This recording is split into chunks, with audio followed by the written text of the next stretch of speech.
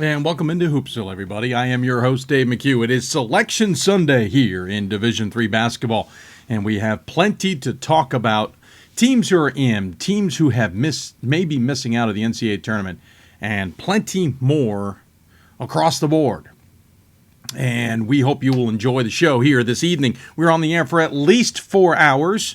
Make sure you follow us via Twitter at D3Hoopsville or hashtag Hoopsville. Don't forget also to join us on Facebook at facebook.com/Hoopsville. You can also join us via email or ask us questions via email, hoopsville at d3hoops.com. That's how you interact with us. We certainly look forward and hope you will join us along the way. There's lots to talk about. Teams who are in. We have 84 teams into the NCAA tournaments. 42 on both the men's and women's sides. We have 20 men's teams to select, 1 in Pool B, 19 in Pool C, and we have 22 on the women's side, 1 in Pool B, and 21 in Pool C. There's a 62-team tournament on the men's side, 64-team tournament on the women's side, and we certainly hope you will jump on in and ask us questions about who may be in, who may be out. Of course, we know who is in. To be honest, we flat out know who's in. There could be at-large teams. I have a whiteboard over here that I have got the last regional rankings up, and everybody who is then available at large to get in, and then some of the pertinent data. I have not filled in all the data now that I look up at the board. But what I can tell you is the Great Lakes is a Pool C filled region on the men's side. Worcester is the only team that got in at large out of the regionally ranked opponents.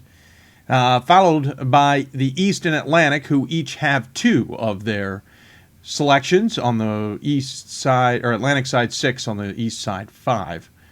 6 on the east as well. The West, I suspect, will only get 1 at-large bid, believe it or not.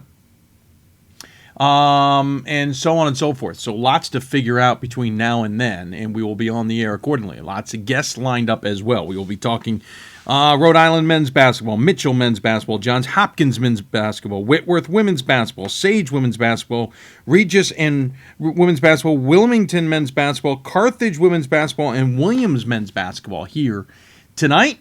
Pat Coleman will also join us as well as we try and figure out who's in, who's out, where they could be going, and all the questions that you may have in between here on the show. So lots to cover, to say the least, and we hope you will enjoy the show and stay tuned throughout.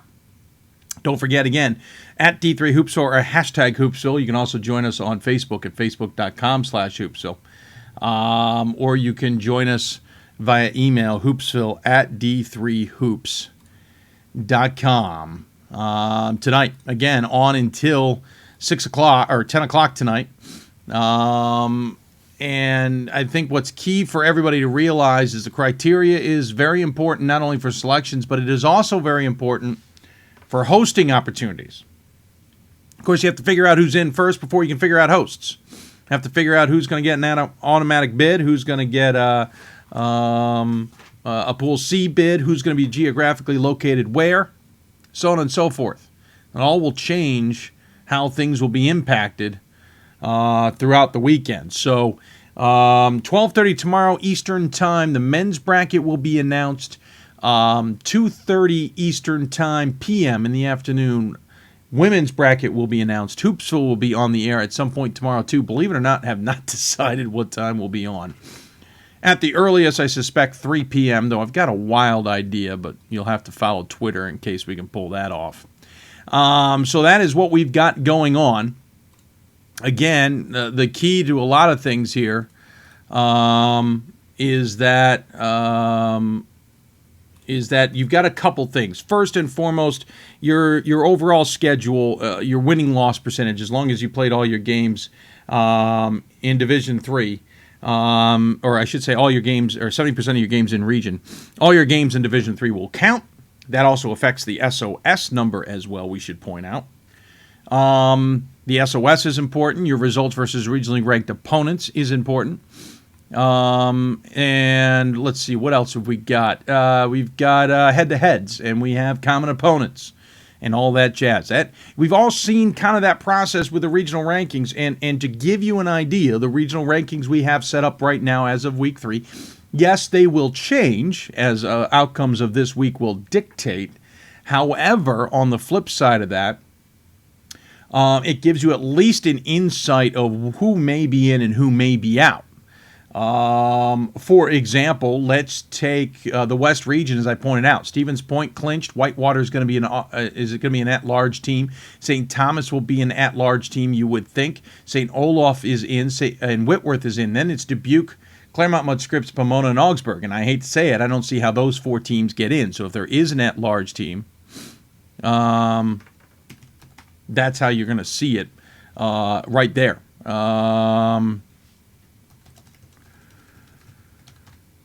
So if you're looking at the West, St. Thomas is probably in. You look at the Atlantic, for example, Purchase and Richard Stockton are in. Then it's Staten Island, William Patterson, Rutgers, Newark, and Mount St. Mary's. Staten Island and William Patterson, one of those is getting in, probably not both. All depends on which order they get in.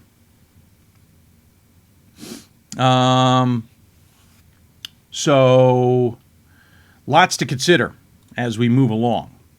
I know some of you are watching. Forgive me a little bit of a delay here in my thinking. Apparently, we screwed up a little bit on our page, as it were, and so I want to go fix something while I'm talking to you. So please forgive me for doing that. It's just going to maybe distract me. But if you have questions for us on Twitter at D3Hoopsville or hashtag Hoopsville, you can also join us on Facebook at facebook.com/Hoopsville. And, of course, join us via email as well, hoopsville at d3hoops.com. That's how you can interact with us. So on and so forth. It's something else, too. I got a great opportunity to go down to ODAC land. It was a wonderful experience.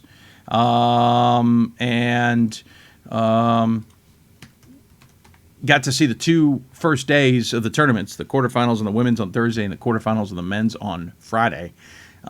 Great atmosphere down at the Salem Civic Center. The setup is slightly different, but pretty much the same for both of them. So it was fun to see all that and how it transpired, to say the least. And I really appreciate everybody who got a chance to host me, as it were, and certainly be nice to me. It was a wonderful time. Got to see a lot of coaches I don't normally get to see. Got to see an arena in a different environment, as it were. It was fun. It was definitely fun.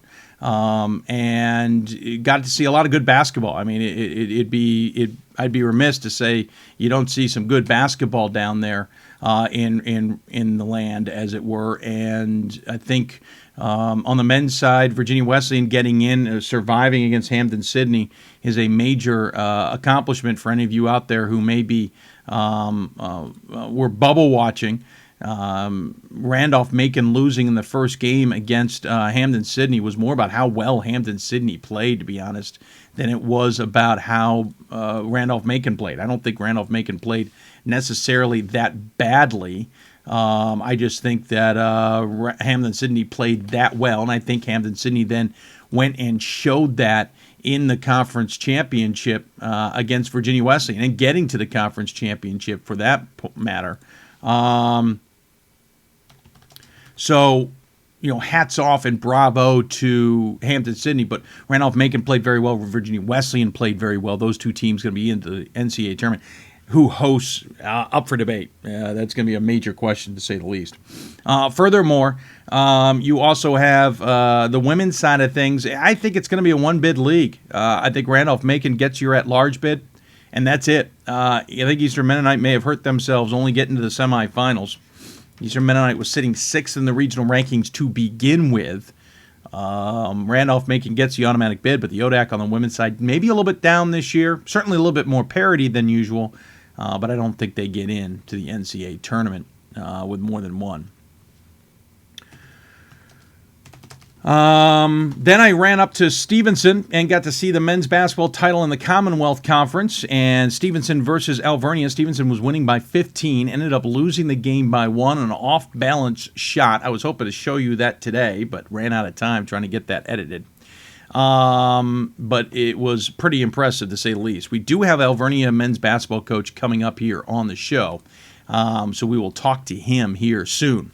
And we will talk to him about what he thinks. The interviews from yesterday, why they were delayed, what he thinks the outcome was, et cetera, et cetera. So I got a chance to see that. Almost ran off to Carlisle, Pennsylvania after that to try and get the Centennial game in, but that was nuts. I wasn't going to make it, so I came home instead. Though I did work yesterday for about 4 hours on the pool C's, trying to figure out who may be in and may be out.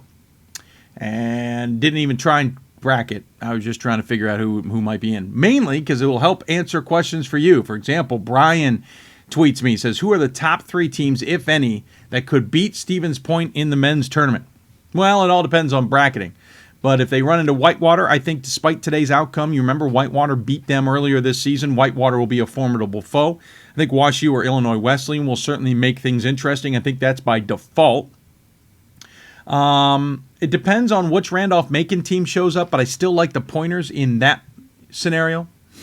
Outside of that, right now, I think Cabrini may give them fits in 10 if Cabrini is healthy and in terms of matchups. But without looking at the bracket, would probably unofficially pencil in Stevens Point to the championship weekend at this point in time. But I want to see what the bracket looks like. But Stevens Point, certainly a very, very good team. Will the University of Scranton men host the first 2 rounds of the NCAA tournament now that they've won the Landmark Conference? Yes, Charlie, I think Scranton will be host on the men's side. Women will go on the road, despite them winning the conference title as well. But I don't see any reason why the Scranton men won't be at host. They are also in a great position geographically to bring in a SUNYAC team, to be sure.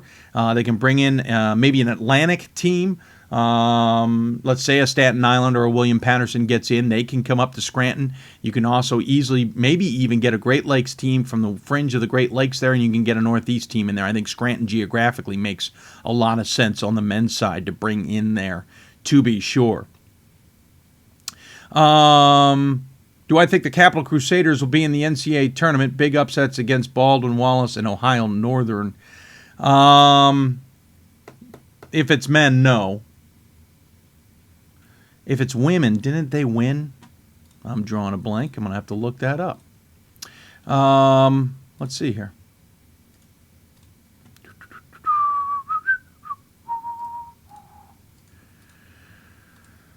All right. So on the men's side, the OAC.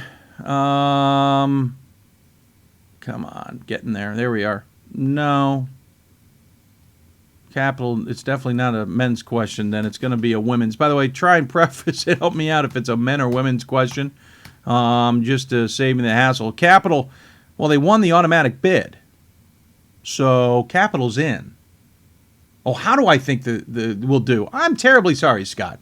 Terribly sorry. How do I think the Capital women will do? I think it's tough. They're in a tough region. They're probably going to get lined up, I suspect, against a Thomas More, a Hope, or a DePaul early on, and that's going to be the deciding factor. They might be lucky and shipped elsewhere. It depends on the matchup, but I'd be pretty surprised if Capital got through the first weekend. Yes, that hopefully answers your question. Hartwick out of the Empire 8, who will they draw? Hartwick, I think, is shippable. Easily shippable to the Northeast, down into the Mid-Atlantic. I wonder if they're inside of a mileage range that can get them to the Great Lakes. If they are, I would send them to Worcester. That's where I would send them. I mean, you could even not have a SUNYAC go to Scranton, but have Hartwick go to Scranton. But Hartwick's a shippable team that's low on the regional rankings, if at all regionally ranked, gives the committee an excuse to match them up against a really formidable foe who is hosting in the Northeast, Mid-Atlantic, and Great Lakes. That's where I think. I don't think they stay in region because I know the committee likes to try and have the first weekend, the 4 teams be from all 4 different regions if at all possible. So I think Hartwick will be on the road. I wouldn't mind seeing them maybe go to the Great Lakes just to help the Great Lakes get an East team in there. Any chance WashU men getting a bye? There's always a chance. I don't think it'll happen. The only way WashU men will probably get a bye is, let's say the 2 Texas teams, Trinity and Texas Dallas, are ended up putting in a Thursday game, and then they'll probably ship them to WashU. Otherwise, I think the buys are going to go maybe to a Stevens Point. If not to those teams, you're going to see a buy maybe in the Northeast somewhere, possibly. So I really don't think WashU's going to get a buy. Will the Wittenberg's men's basketball team make the tournament? Wittenberg's in a situation in the Great Lakes, and I think it's dicey. And I say that because let's just say it holds true. Worcester, Hope, Bethany, Mount Union, DePaul, Wittenberg, Ohio Wesleyan was last week's regional rankings. Everybody lost. Does Wittenberg have the criteria, thanks to their championship game against Worcester and thus winning to get there, to jump ahead of Bethany and Mount Union? Sure, but will they jump ahead of DePaul? If DePaul is ahead of Wittenberg, I don't think Wittenberg gets in. DePaul also has a 2-1 record, if I'm not mistaken, on Wittenberg. Am I completely wrong? I can't be right there. That's got to be wrong. It's a 1-2 record. No, it's 2-1. I'm sorry. If Wittenberg moves ahead of DePaul, I think Wittenberg's got a chance, but I think Wittenberg's in trouble because they might get blocked by either Bethany, Mount Union, or DePaul. So I don't see Wittenberg getting into the tournament. Texas-Dallas looking far as travel or host. Texas-Dallas could potentially host. What I would see is the Northwest team in Whitworth and then the Skyac team in Chapman coming to Dallas to play in that tournament with Trinity on the other side. That could certainly happen. The other way I see it happening is that it's a Thursday game against Trinity, and then they're going someplace. Those are the only two scenarios I see. Now, a third scenario is Dallas is on the road, maybe to Whitworth, but I think the criteria gives Dallas the edge there, and they're going to have to fly anyway, and Trinity's a bus trip, so I think it's two scenarios. Dallas is hosting a pot of games from a lot of traveling foes, or they are going to be sitting in a Thursday game traveling on the road. Does Virginia Wesleyan host? Dwan Tucker, I think there's a chance Virginia Wesleyan can host. What's interesting is them getting to the championship game and then lining up and having Randolph-Macon lose in the quarterfinals lines their data up pretty nicely with Randolph-Macon. The question is, do they jump Randolph-Macon from third to one, or maybe, probably one. I think Emory falls to third. If that's the case, sure, they could host. They have been known to host. The problem with them is geographically you get a little isolated, only because you can pull a Mid-Atlantic and an Atlantic team down there, but you're going to have to double up somewhere. I wouldn't mind seeing Randolph-Macon host because you can maybe get a Great Lakes team to them. But I think Virginia Wesleyan winning the conference title is in very good position to do so. Will Center men's host? Yes, David Jones. I have predicted, Cajun Dave, that Center will host because you have Emory potentially making the NCAA tournament. If Emory doesn't make it, I don't think the reason for Center is as strong. But if Emory makes it, they don't want to send Emory on a flight, and Emory can get to Center with no flight. They can bus there. So my argument would be that, yes, Center can actually host, and I think Emory would be in the pod, and that'd be the reason to do it. Let's see here. What do I think Scranton will land in the tournament? Men will be at home. Women will be on the road. Stockton. Yeah, Stockton men could potentially host. They are kind of close to Cabrini. I don't know if that'll play a factor in the sense of how many games are in the area, though that didn't play a factor last year necessarily with the Northeast. But I think Richard Stockton is in good shape to try and host. It all depends on how many teams in geography and all that stuff. Let's see here. Does Wittenberg's men's conference tournament win over DePaul outweigh DePaul's 2 regular seasons over Wittenberg? Not necessarily, Jay, because it's a region. It's still a head-to-head of 2-1. Certainly, it was more recent. They'll certainly look at those results, as it were, but the head-to-head is still in DePaul's favor, 2-1. Any chance Wilmington can host? I doubt it.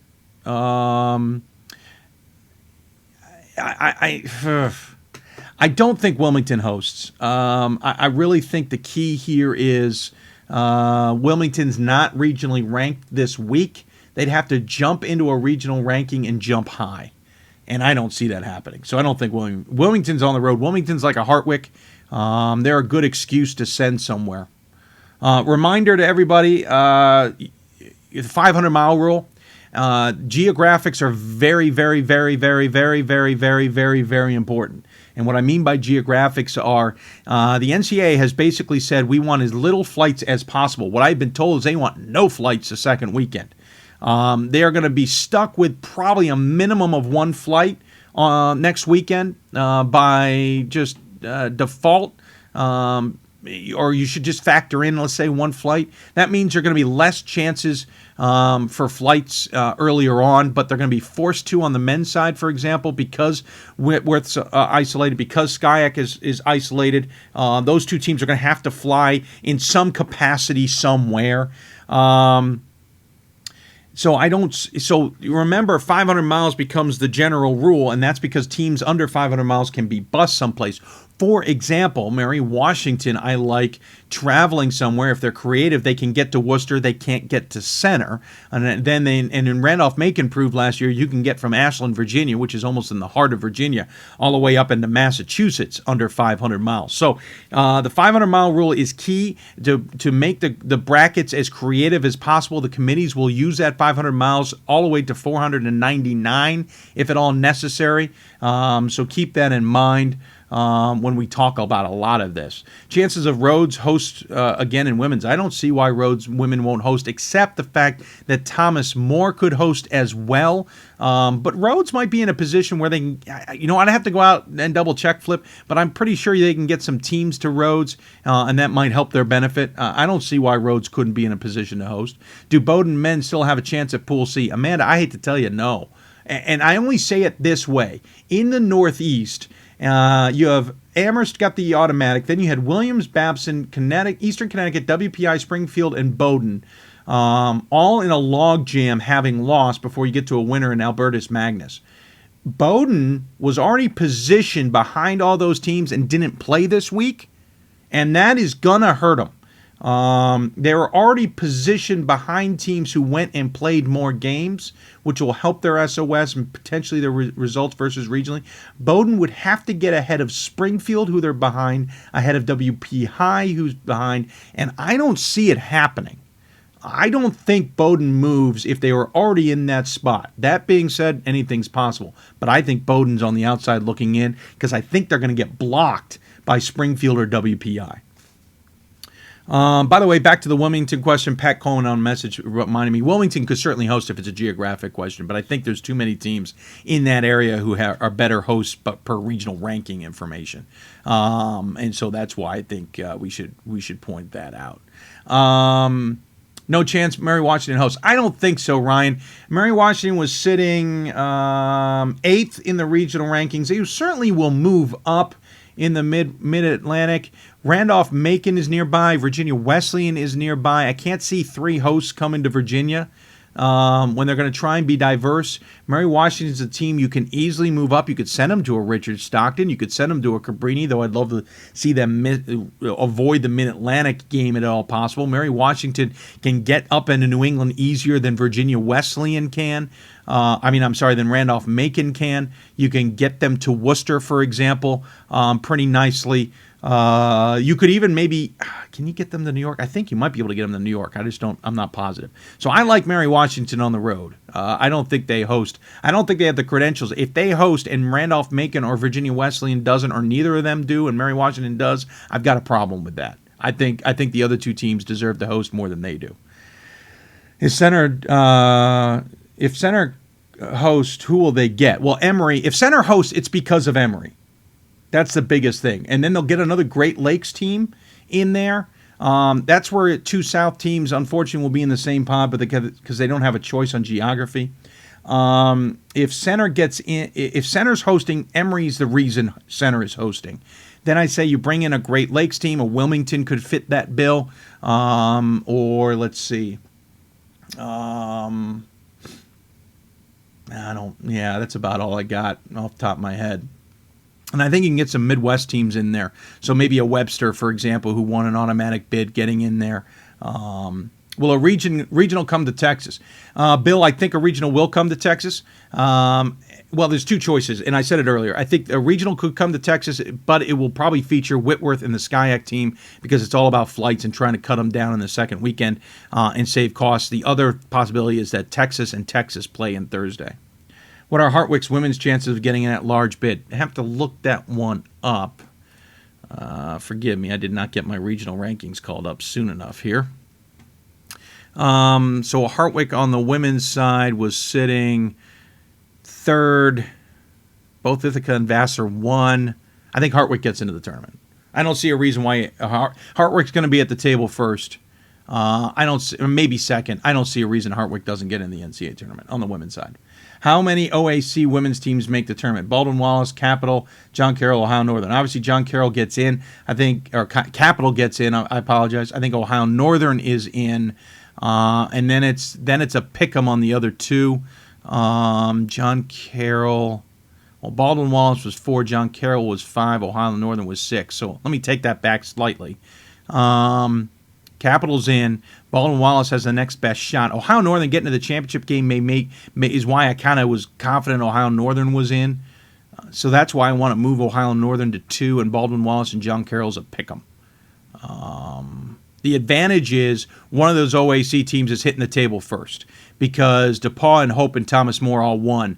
So there's no reason that Baldwin-Wallace or John Carroll or Ohio Northern, whoever that at-large team is first, will get there first, and then one of the OACs is going to be up there second. So that's where that stands in the Great Lakes. Dickinson getting in at large. Dickinson's in trouble. And I looked at this yesterday. I thought Dickinson was in better shape, but here's why I say Dickinson's in trouble. First and foremost, on the they got to the conference title game and played nobody regionally ranked. Whereas, for example, Stevenson got to the title game and played 2 teams who were regionally ranked. Messiah lost in the semifinals, but played a team who's regionally ranked. I see Stevenson moving ahead of Dickinson because their SOS numbers are about equal. Stevenson will have stronger results versus regionally ranked. Their record, though, is not as good as Dickinson, but I see Stevenson moving ahead of Dickinson. Then the question is, does Messiah move ahead of Dickinson? If Messiah moves ahead of Dickinson, Dickinson's out. If Dickinson stays ahead of Messiah, whoever that second team on the table is, or third team really, because Wesley's going first, then it's a pick'em. If Wesley gets in, where do you think they play? Wesley will end up being the top seed, potentially, at another location. By the way, Wesley is getting in.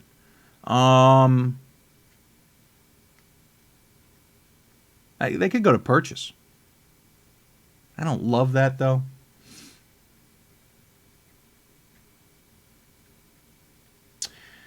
They could also go to Virginia Wesleyan, maybe. Yeah, I don't love that either.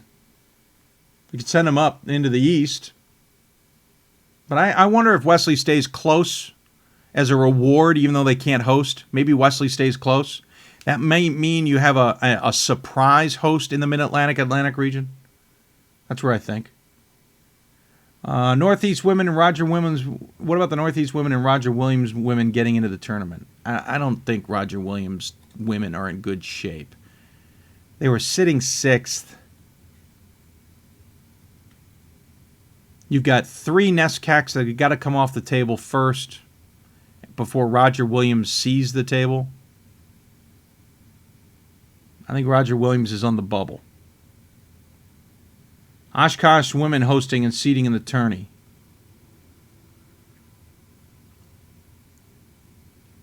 I think Oshkosh or Whitewater hosts and the other one travels in women's basketball. Hartwick's women's getting a chance at an at-large bid. I answered that. I'm sorry, David. They're very good. Very good. How many men's teams from the Little East dance? 1 more. Rhode Island College is in. Eastern Connecticut will get in. That's it. That is it. Any idea of where Penn State, Barron, Geneseo, and Hobart will be placed in the first round of the NCAA tournaments? Hobart could host. There's always a chance Hobart hosts. Penn State, Barron will probably get shipped to the Mid-Atlantic. Geneseo probably gets shipped to the Northeast. Just a guess. You can flip those around and send someone else. I mean, Penn State, Barron could go to center. That's just my thought. We're going to have to take a break. When we come back, we're going to actually talk to some other guests on the show, but please continue to bring in your questions. We'll try and get them answered here on the show while we're talking to guests and at other times as well. Coming up, we're going to talk to Rhode Island men's basketball coach Bob Walsh about his team getting in and what he sees shaping up in the Northeast region. You're listening to Hoopsville, presented by D3Hoops.com and the National Association of Basketball Coaches. If you have questions for us, tweet us at D3Hoopsville or hashtag Hoopsville. Email us at Hoopsville@D3Hoops.com or on Facebook at Facebook.com/Hoopsville. More Hoopsville right after this. Something I discovered in myself is that if I have a goal, then I can accomplish it. It's a well-rounded experience. At a Division III school, you primarily a student athlete, so the school is really shaped around you developing yourself as a complete individual. It helps a lot that you have a family with your team that can guide you.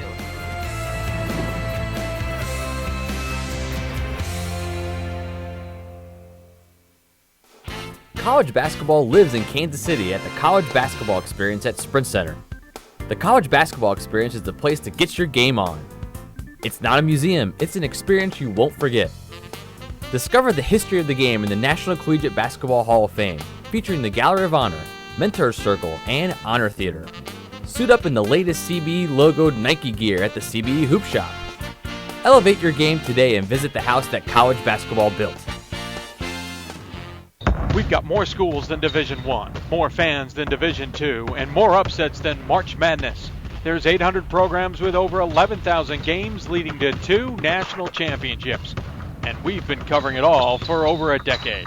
From Eastern to Occidental, from Puget Sound to Piedmont, from Southwestern to the University of New England, and from Hope to Calvin. Nobody covers Division III basketball like we do. We're at d3hoops.com at www.d3hoops.com.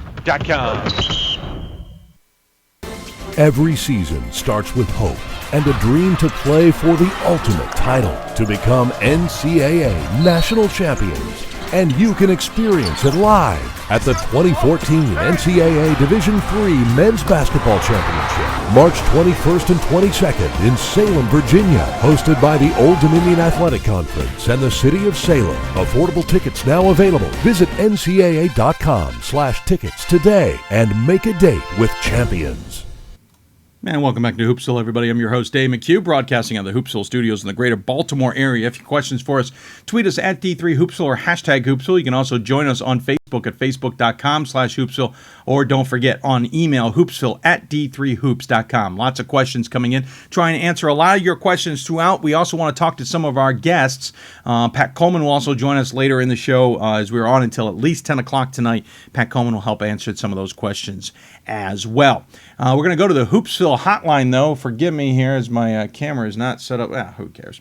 And joining us out of the Northeast region is Bob Walsh, the head coach for Rhode Island College, who are champs of their conference, maybe in some surprising fashion, but nonetheless, they're into the NCAA tournament once again. And Coach Bob Walsh joins us on the Hoopsville hotline, presented by the Division III Men's Basketball Championship Weekend in the city of Salem. Coach, welcome to Hoopsville, sir.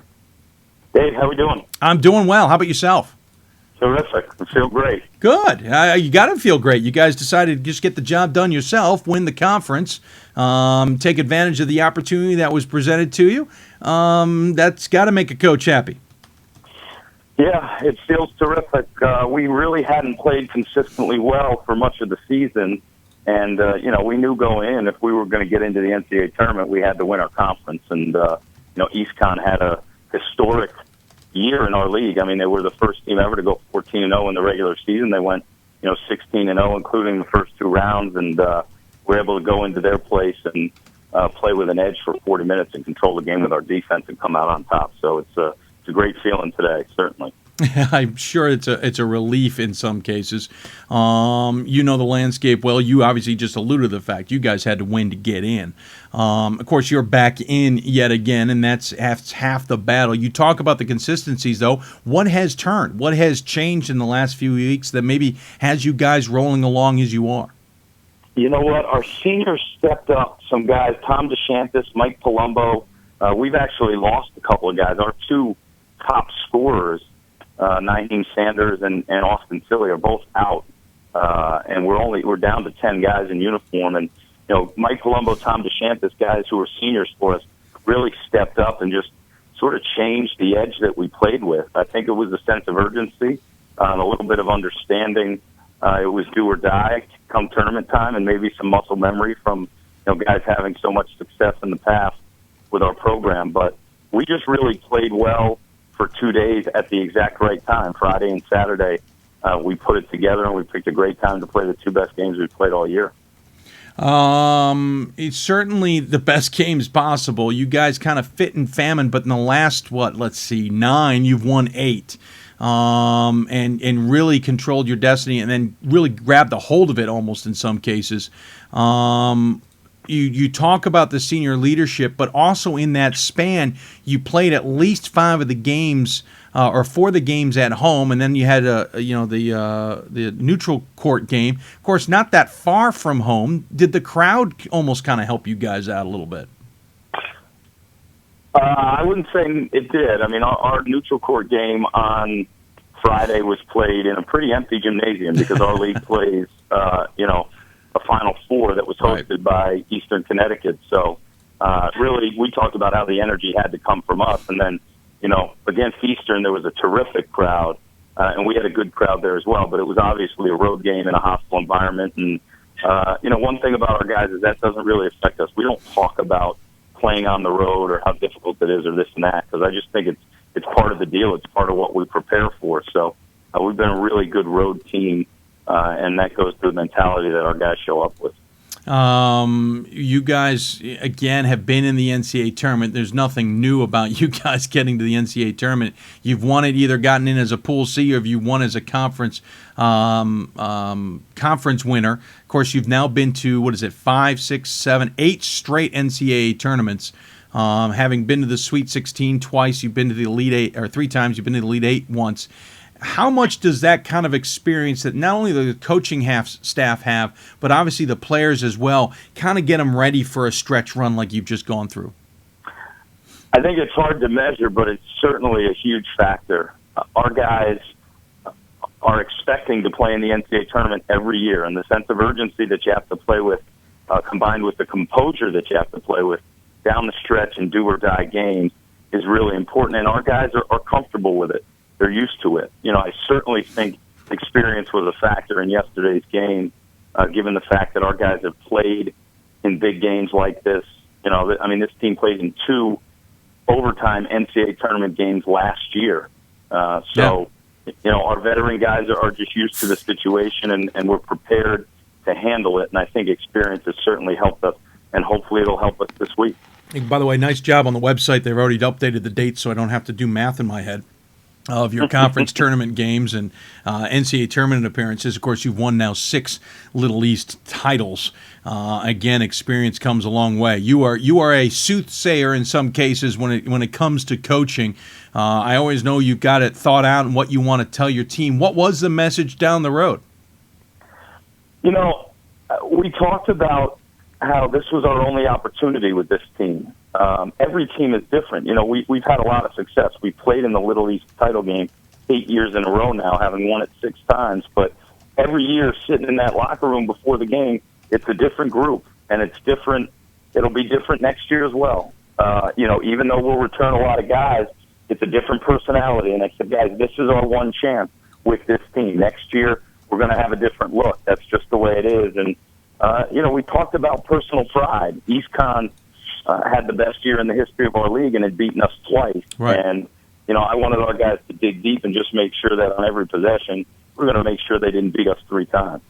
When you look at the landscape of the Northeast, obviously you guys getting in with an at-large bid, being deep in the Northeast regional rankings, you're probably hitting the road. We could see how creative the tournament, the committee gets on where you'll head. I'm not going to have you guess that necessarily, but when you look at the Northeast, how do you see the rest of it shaping up? How many teams do you see an extra couple of bids to the NUMAC? Do you see maybe Bowdoin pulling off a miracle to get in the tournament? Have you even taken a look that deep? Yeah, I've taken a look at it, certainly, and a lot of people, coaches talk about it all the time.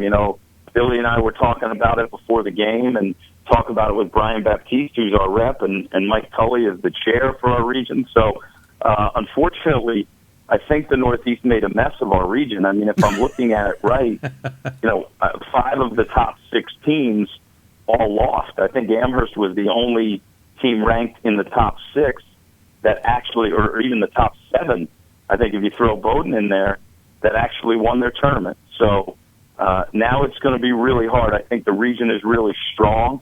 I don't know what happens to, Babson and WPI, who both lost semifinal games. I think it'll be strong. I think our region will be well represented. Do I think you'll get down to Bowdoin? Probably not. You know, it's a really, really interesting dynamic. You look at teams like the College of Staten Island, you know, who has 25 wins. I mean, if 25-3 isn't good enough to get you into the tournament, I'm not sure they should have the tournament. So, you know, there's a lot to go on, and I do think East Con in our league is safe. I think they'll get in. I think WPI probably has a really good shot. When you get down below that, I think it's time to get nervous. Yeah, well, I'm pretty much in the same area you are. Pat Coleman does say, should we just pencil you into the second round? You've only been out in the first round once in your 7 trips. You know, it's interesting. The team that we lost in the first round to MIT a few years ago, I think was the best team that I've ever had, quite honestly. And we had what we thought was a really good setup. We played at home. And had we won, we were going to go to Richard Stockton, which is where we had been the year before, and we felt like we could win there too. I mean, we really thought that was a Final Four caliber team, and we ended up losing in the first round. So, you know, we've been able to get our guys playing the best basketball at the right time of year. You know, I think the way we prepare from day one sets us up for that, and we've got some really tough kids. So, you know, I told our guys yesterday the same thing I tell them every year when we know we're in is go home and think about winning the national championship. But when we come back on Monday and we have practice, we'll have one opponent and we'll have 40 minutes, and that's all we're going to think about. So, you know, they don't let any bad teams into this tournament, but we'll be ready to go when we get a chance in the first round, and hopefully we can keep it dancing. Very good. Well, hey, I appreciate you coming on the show. It's always fun to see you guys continue to march along. It's almost one of those you just can't count you guys out, no matter the scenario. So congratulations on winning the Little East. Congratulations on making the NCAA tournament. I'm just going to put in my bracket now, whoever you play, whether it's the number 1 team in the country or not, I'm going to put you into the second round. As always, we give the guests the final word. Any final thoughts you want to share with those who may be tuning in? No, thanks. I appreciate the kind words, and I'm just, you know, proud of our guys and the resiliency that we've shown. And look, we look forward to being in the mix to play for a national championship. It's a great time of year. Absolutely. Well, congratulations, definitely, to be sure, and good luck in the tournament. And we'll talk to you soon, I'm sure. Thanks a lot, Dave. I appreciate it. Yep. Bob Walsh joining us here on the Hoopsville Hotline. Appreciate him taking the time to do so. Going to answer a couple quick questions before we get to the break. Another break. Let's see here. Where do you think Gordon College will be in rankings? I don't think Gordon College will end up being ranked, though they could be. It doesn't matter. They're into the NCAA tournament. They will be on the road nonetheless. Let's see here. What else? These are all via email. Chances for Dickinson men ranked 4th. Losing close one to upstart Johns Hopkins. By the way, Johns Hopkins is not an upstart. I'm sorry. But I think Dickinson, as I said earlier, is in trouble. Cabrini's chances, if they are healthy in the tournament, I think Cabrini can get to the Final Four. If they are healthy, Aaron Walton-Moss is one of the best players, if not the best player in Division III, and he's got a couple weapons along with him, including a good point guard and Rafferty on the wing. I got Cabrini to the Final Four if Walton-Moss is healthy. Where do you see Johns Hopkins heading? Johns Hopkins can go to the Great Lakes very nicely. They can send down to the south nicely. Virginia Wesleyan or Randolph-Macon, I suspect, would be where that destination would go. Do you see any chance of Southern Maine's women making the tournament? I don't think so. Believe it or not, I don't think Southern Maine's women make the tournament, but I could be wrong. Any chance WashU men get a bye, or so WashU men and women can host as number 1 seeds? Chris, there's always a chance. I think WashU men have an argument. It all depends on how they decide to do what they do with the bye and who's playing. So let's take that one down the road. Where will they be seated? Shoot, I deleted a message that is related to. Give me a minute, folks.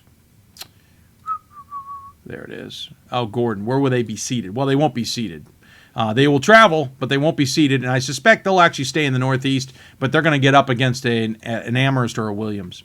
Does Amherst or assistant coach hold on. Never mind. Forget it. Ha! Email unrelated. Another couple quick questions. By the way, keep in mind, everybody, when we also look at the pods, we talk about the 500 miles. I know the committee would like to be as diverse as they can in their selections for a pod. They aren't going to put 3 teams from the same region together unless they absolutely have no choice. They're even going to avoid 2 unless they don't have any choice.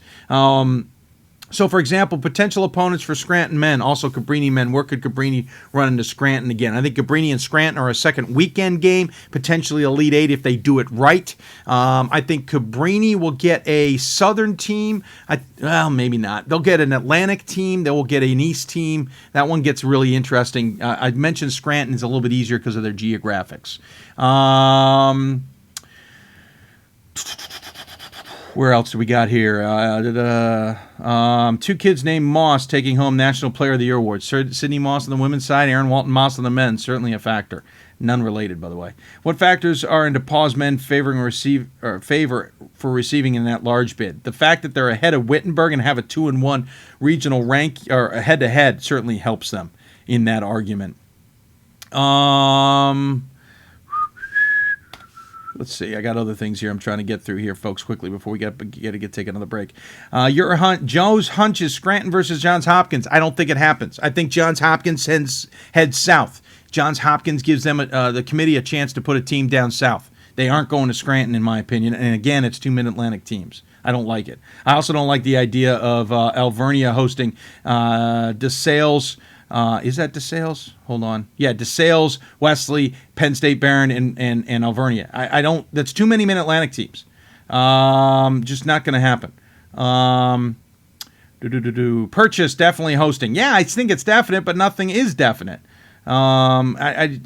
It's too. Don't ever say definite. Staten Island's chances and where they'd be ending up.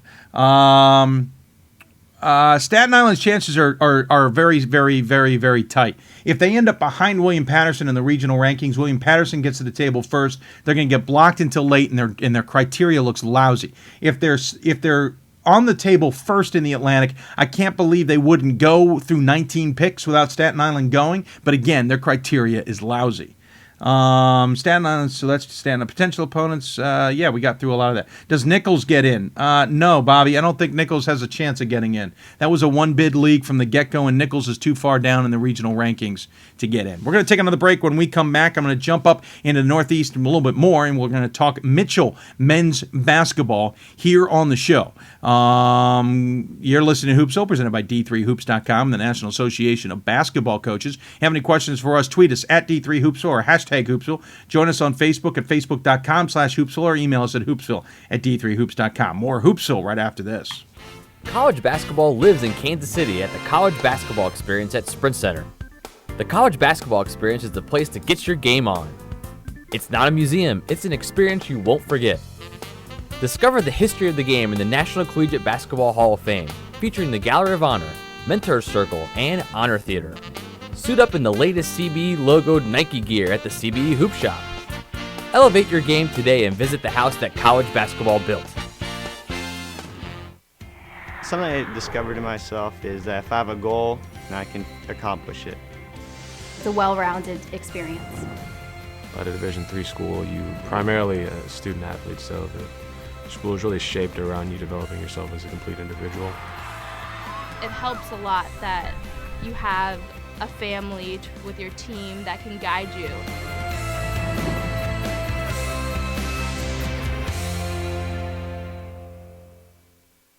We've got more schools than Division I, more fans than Division II, and more upsets than March Madness. There's 800 programs with over 11,000 games leading to 2 national championships. And we've been covering it all for over a decade. From Eastern to Occidental, from Puget Sound to Piedmont, from Southwestern to the University of New England, and from Hope to Calvin. Nobody covers Division III basketball like we do. We're at D3Hoops.com at www.D3Hoops.com. Every season starts with a hope and a dream to play for the ultimate title, to become NCAA national champions. And you can experience it live at the 2014 NCAA Division III Women's Basketball Championship, March 21st through 22nd in Stevens Point, Wisconsin, hosted by the University of Wisconsin-Stevens Point. Affordable tickets now available. Visit ncaa.com/tickets today and make a date with champions.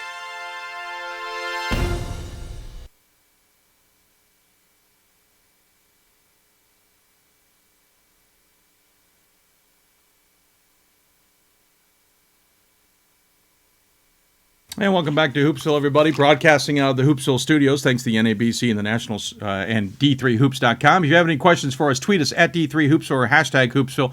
And, of course, join us on Facebook at facebook.com/Hoopsville. That's how you can interact with us. We certainly hope you will take advantage of those opportunities. Keep the questions coming. I know there's a lot out there. Back to the Staten Island thing. Pat and I were actually talking during the break, and I agree. I think Staten Island ends up being behind William Patterson, and I think Staten Island stays on the table. William Patterson's probably the only one in the Atlantic region's got a chance at getting off the table into the NCAA tournament. I don't think Staten Island has a chance just because they needed to win that conference. They really needed to win that conference. Who do I see as possible purchase opponents? Rhode Island College could come down there. You could send another one from the East there, potentially, with no problems. Somebody else from the Northeast could easily end up down there. I don't, maybe even, believe it or not, Albertus Magnus, though they'd love to have Albertus Magnus and Purchase not being playing each other in the first weekend. So just some thoughts. Purchase's opportunities to host, I think, are pretty high just because of their location, most importantly. Another team that made the NCAA tournament, maybe in a little bit of a surprising fashion, considering they ended up finishing first in the region, or in the conference, but behind Elms, and had to go beat Elms on the road, were the Mitchell Mariners. And joining us on the Hoopsville Hotline, presented by the Division III Men's Basketball Championship Tournament in the city of Salem, is Mitchell's head coach, Todd Peretz. And Coach, you got to be thrilled with how your team stepped up at the right time and got the job done.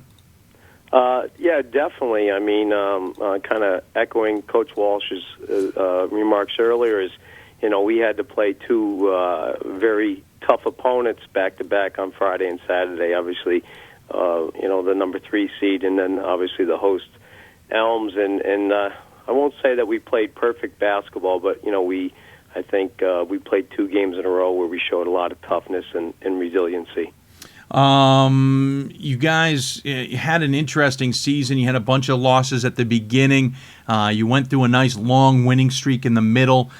Took a couple lumps, though, at the end, losing 3 out of 4 before finally winning the last 3, including the championship, as we pointed out, beating Becker at Elms and then Elms at Elms. What was kind of the message all season? What were you guys dealing with all season that kind of had you in these fits and fams? Well, we're definitely two different teams. For those that obviously haven't followed us, we brought back one of our players, a second-team all-conference player from a year ago who only had 1 semester of eligibility left, in Anthony Epps, and so we didn't have him until the second semester. And then, the beauty of Division III basketball is we added a young man who came in from California. Was a former teammate of one of my current players out of a junior college, young man by the name of Paris Hill out of Stockton, California, who at 6'4", pretty long and athletic, ended up averaging 21 and 11 over the last 15, 16 games. So obviously adding 2/5 of a starting lineup to the program second semester made us a little bit different than the first semester. In addition, I think the first semester, some of the losses we took early, we played some outstanding teams. I know you've made reference to Albertus and SUNY Purchase, and a much improved Western Connecticut team. So, I think our strength of schedule, that part, our non-conference, we had to kind of go out and get them, and schedule those teams.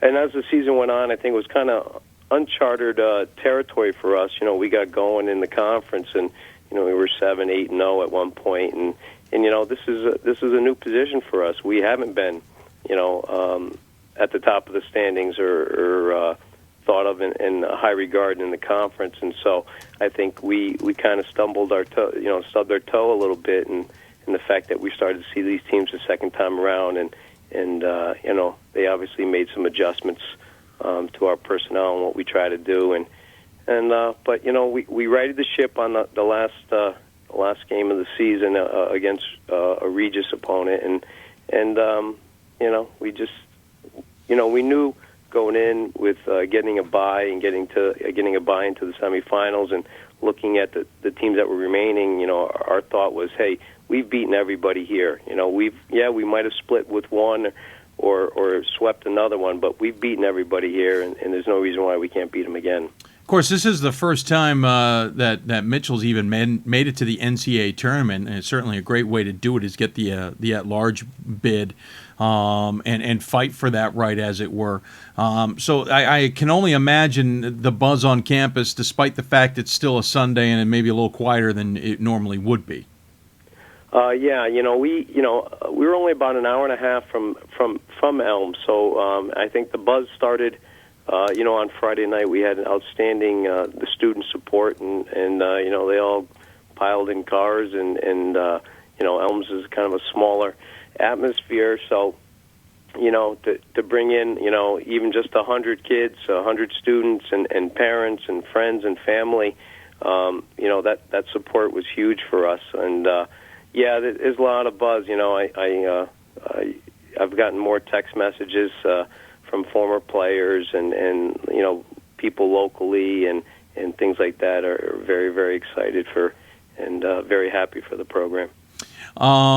You've been there 15 years. What does this mean for a program that certainly, let's not forget, 14-12 last year, 5-8 the year before that, 1-22 back in the end of 2011's campaign. What does this kind of season mean for the program? What does this do in terms of kind of helping the resurrection, as it were? Well, it's I think, like I told our local newspaper, it hasn't been an easy road. Like you made mention, this is 15 years. But, really it's only 7 or 8, that we've been a Division III institution.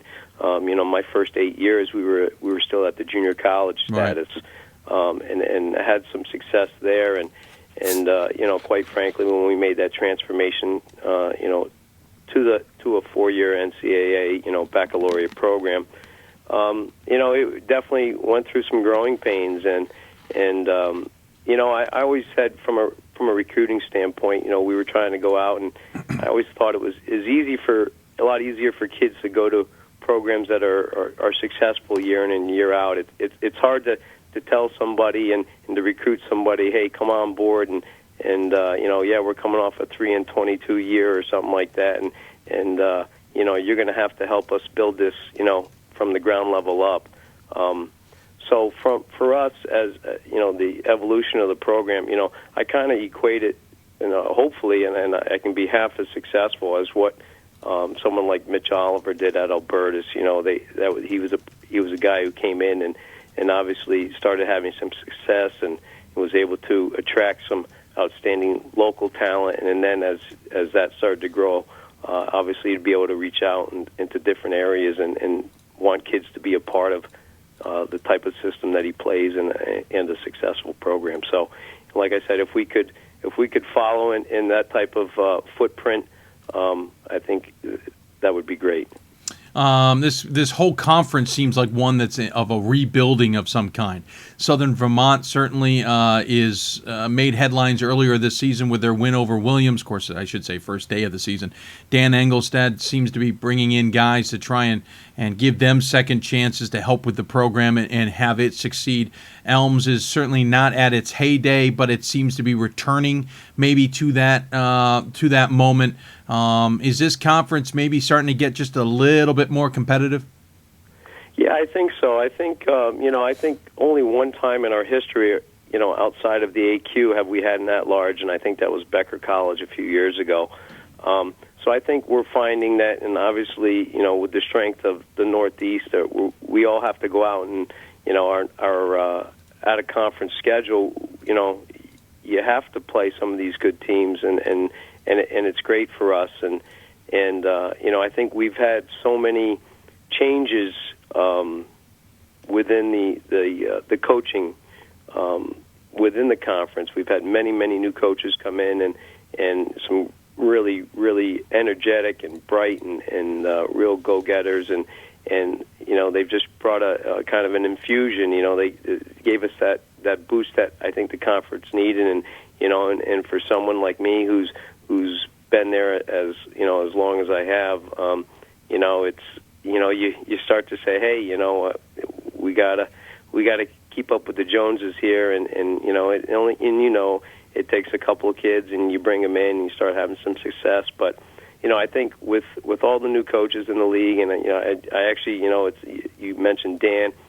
Dan, I was out with my family today, and he sent me a text congratulating me, and so yeah, it's our conference. It's funny. I'm a big D3 hoops guy, and I follow all the time, and I know a lot of guys get on there, and a lot of the conferences might have 600 pages, and the NECC might have 8, and and that's the beauty of conference play. We align ourselves with other schools that are very similar to ourselves, and I think sometimes people forget that. There's a reason why we're not in the Little East, or there's a reason why a Little East team isn't in the NESCAC.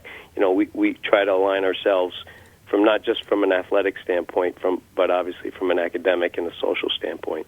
No, it certainly makes sense, and I congratulate you guys on making the NCAA tournament. It would be fun to see where the Mariners end up getting shipped to. And that was no pun intended, believe it or not. And certainly would love to see how you guys end up shaking out in your first NCAA tournament appearance. Looking forward to it, to say the least. As always, we give the guests the final word. Any final thoughts you'd like to share with those who may be tuning in? Well, we're obviously very excited. This is, uncharted waters for us Mariners, no pun intended, as I'll get one back. Well done, sir. Obviously, we know we're going to be on the road. We know we're going to play somebody who's outstanding. We just, ideally, if we can stay in New England, that's great, but, we don't know. But the guys are real excited, and, the administration and everyone's really going to rally behind us, and we're just really, really thankful for the opportunity, and we want to go out and obviously represent the school and represent the conference in a real positive manner. Well, congratulations, to say the least. Good luck with however it shapes out, but no matter what, you guys at least have taken a nice step forward for the program, and I'm sure the campus will appreciate that, and I'm sure the ramifications down the road will be big for you guys as well. Good luck and take care. All right, thank you so much. Yep, Todd Peretz joining us here on the Hoopsville Hotline. Appreciate him taking the time to do so. We're running a little bit behind, but I got a couple questions I wanted to answer. One question was on Lebanon Valley's women. Do I see them getting in? No, I don't. I think they're too far down the pipe, as it were. I certainly think they'll move up the pipeline a little bit, but I think there's too many teams ahead of them. They're going to get in. If Lebanon Valley gets in, it's going to be very last minute, as it were. Let's see. Wisconsin Stevens Point men hosting first round bye. I think Stevens Point is the host at home throughout unless they lose. Do they get a first-round bye? It's certainly possible. It depends on how many other teams and how creative the bracket becomes. It's not an automatic first-round bye because the first-round bye tends to be more geographically based. But we have some excuses on why you can do that without it being geographically based. So certainly Stevens Point is a prime candidate for that. Let's see here. Sorry, trying to get through. There was another question I can't seem to find. You think St. Mary's will get in that large bid with two other teams in the conference in Mary Washington and Wesley? No. Kenny, St. Mary's is gone. They are not going to make the NCAA tournament. They were sitting at the bottom of the Mid-Atlantic regions and lost their only game they played this week. I don't see any reason the St. Mary's men's basketball team from Maryland will be getting into the NCAA tournament. We're going to take another break. When we come back, we're going to talk to another team that surprisingly got in. And I say that because I don't think anybody had Johns Hopkins on their pool of teams that would make the NCAA tournament. So we're going to talk to Bill Nelson coming up after the break. You're listening to Hoopsville, presented by D3Hoops.com and the National Association of Basketball Coaches. Continue to ask us questions. If you've got any questions, tweet us at D3Hoopsville or hashtag Hoopsville. Join us on Facebook at Facebook.com/Hoopsville or email us at Hoopsville@D3Hoops.com. When we come back, Bill Nelson from Johns Hopkins. We've got more schools than Division I, more fans than Division II, and more upsets than March Madness. There's 800 programs with over 11,000 games leading to 2 national championships. And we've been covering it all for over a decade. From Eastern to Occidental, from Puget Sound to Piedmont, from Southwestern to the University of New England, and from Hope to Calvin. Nobody covers Division III basketball like we do. We're at d3hoops.com at www.d3hoops.com. Every season starts with hope and a dream to play for the ultimate title, to become NCAA national champions. And you can experience it live at the 2014 NCAA Division III Men's Basketball Championship, March 21st and 22nd in Salem, Virginia, hosted by the Old Dominion Athletic Conference and the City of Salem. Affordable tickets now available. Visit ncaa.com/tickets today and make a date with champions. College basketball lives in Kansas City at the College Basketball Experience at Sprint Center. The College Basketball Experience is the place to get your game on. It's not a museum, it's an experience you won't forget. Discover the history of the game in the National Collegiate Basketball Hall of Fame, featuring the Gallery of Honor, Mentor Circle, and Honor Theater. Suit up in the latest CBE logoed Nike gear at the CBE Hoop Shop. Elevate your game today and visit the house that college basketball built. I did receive a non-athletic scholarship upon entering school. I got the presidential scholarship, which was huge for me. I think there's more opportunities for academic scholarships in Division III. I did receive academic scholarships. Just being involved on campus, being a leader, all those things combined kind of get me recognized. It's a great experience for me.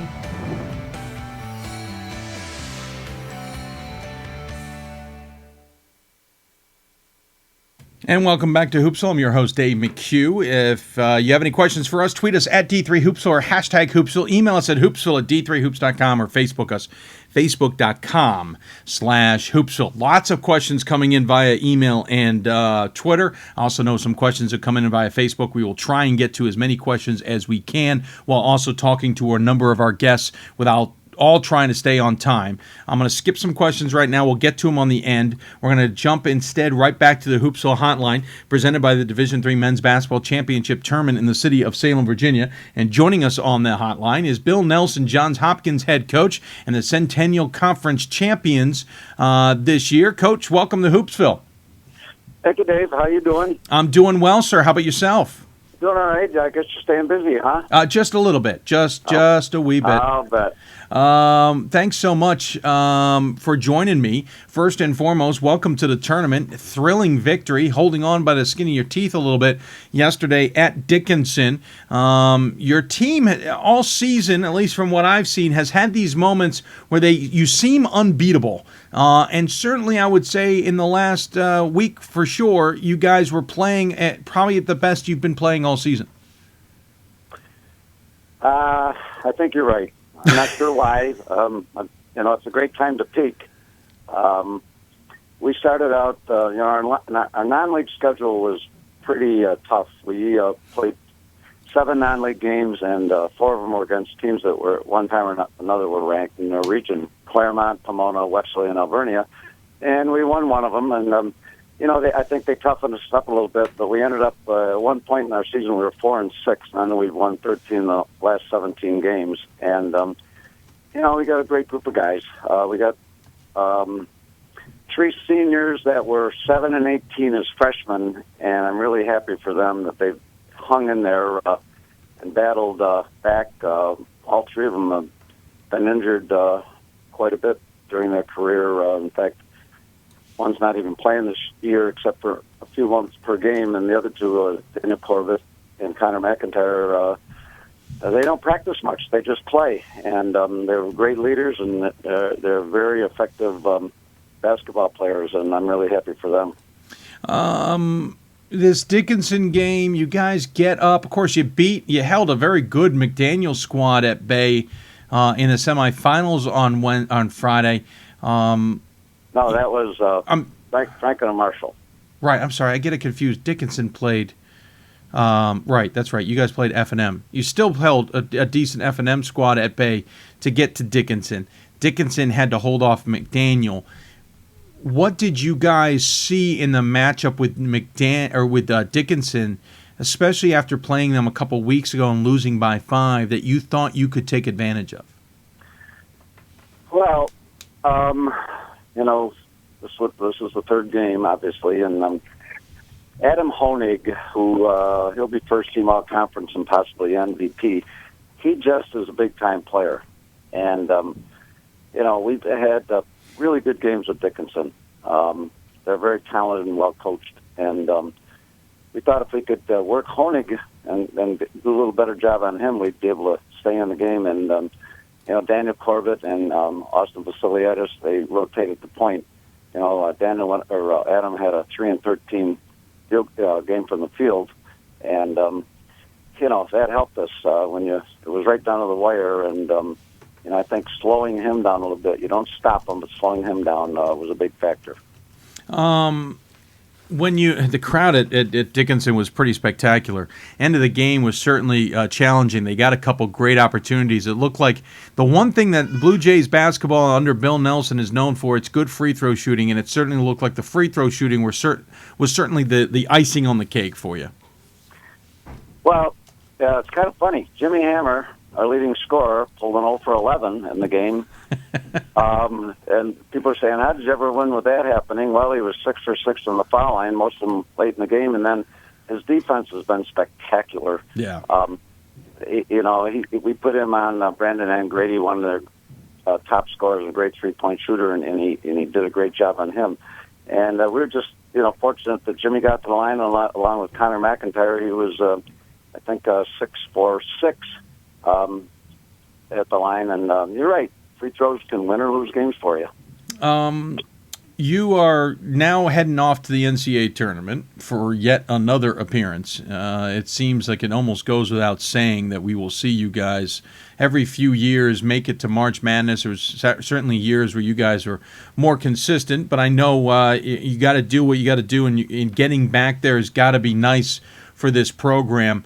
What's been the reaction in the 24 or less than 24 hours since you guys clinched?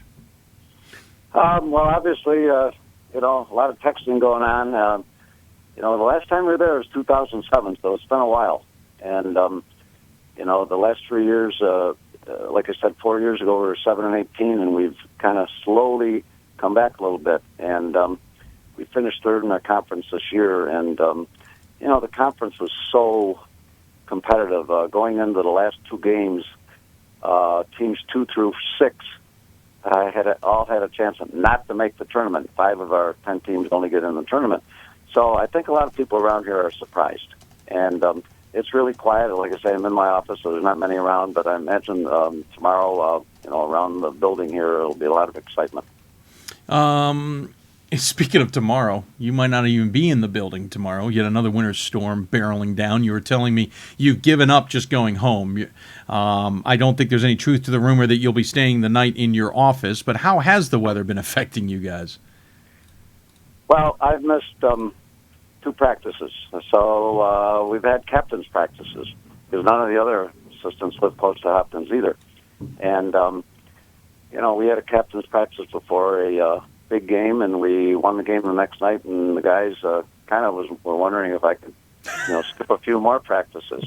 And I had to miss another one because of the weather. So I'm I checked into the Inn at the Colonnade across the street, and I'll be tuning in at 12:30 tomorrow, and then going to work on trying to figure out how to beat whoever we're going to end up playing. Do you have any idea who it might be? No, I think you could be headed south, maybe to Randolph-Macon or Virginia Wesley, and I don't mean that's who you'll face, obviously, but that's who I could see that being a good reason and place to send you guys. Of course, Great Lakes isn't out of the question either. My question is, do you really want to risk the jinx, as it were? If you want a big game with a captain's practice, maybe the whole week should be captain's practices.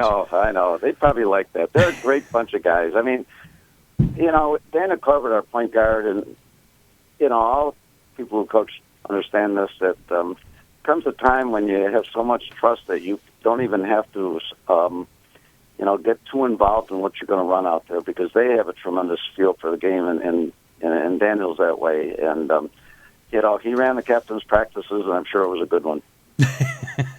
Well, Coach, I appreciate you coming on the air. I'm glad you decided to appear.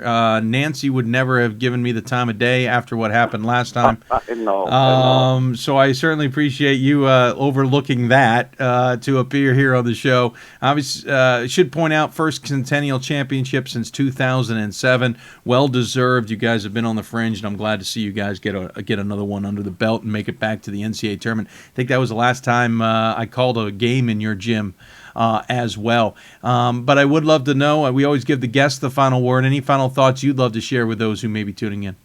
No, this was a great time of year, this March Madness, and Andy Enfield was my first recruit at Hopkins, and last year was a exciting year for he and Florida Gulf Coast, and I hope we can pull up Florida Gulf Coast at the D3 level. Well, I'm sure there are a lot of other coaches out there that feel the same way. I was going to say, call them in for some pointers. Maybe you never know. You certainly learned from you. Maybe you can get a couple tricks coming back the other direction. It would be nice, huh? Yeah, it would be. Well, Coach, congratulations yet again. Thanks for coming on the show. Good luck with the weather. Good luck to getting into practice. And then again, good luck coming up on the tournament here this weekend. Thanks, Dave. Thanks so much. Take care. Bill Nelson joining us Bye-bye. from Johns Hopkins. We appreciate him taking the time to do so.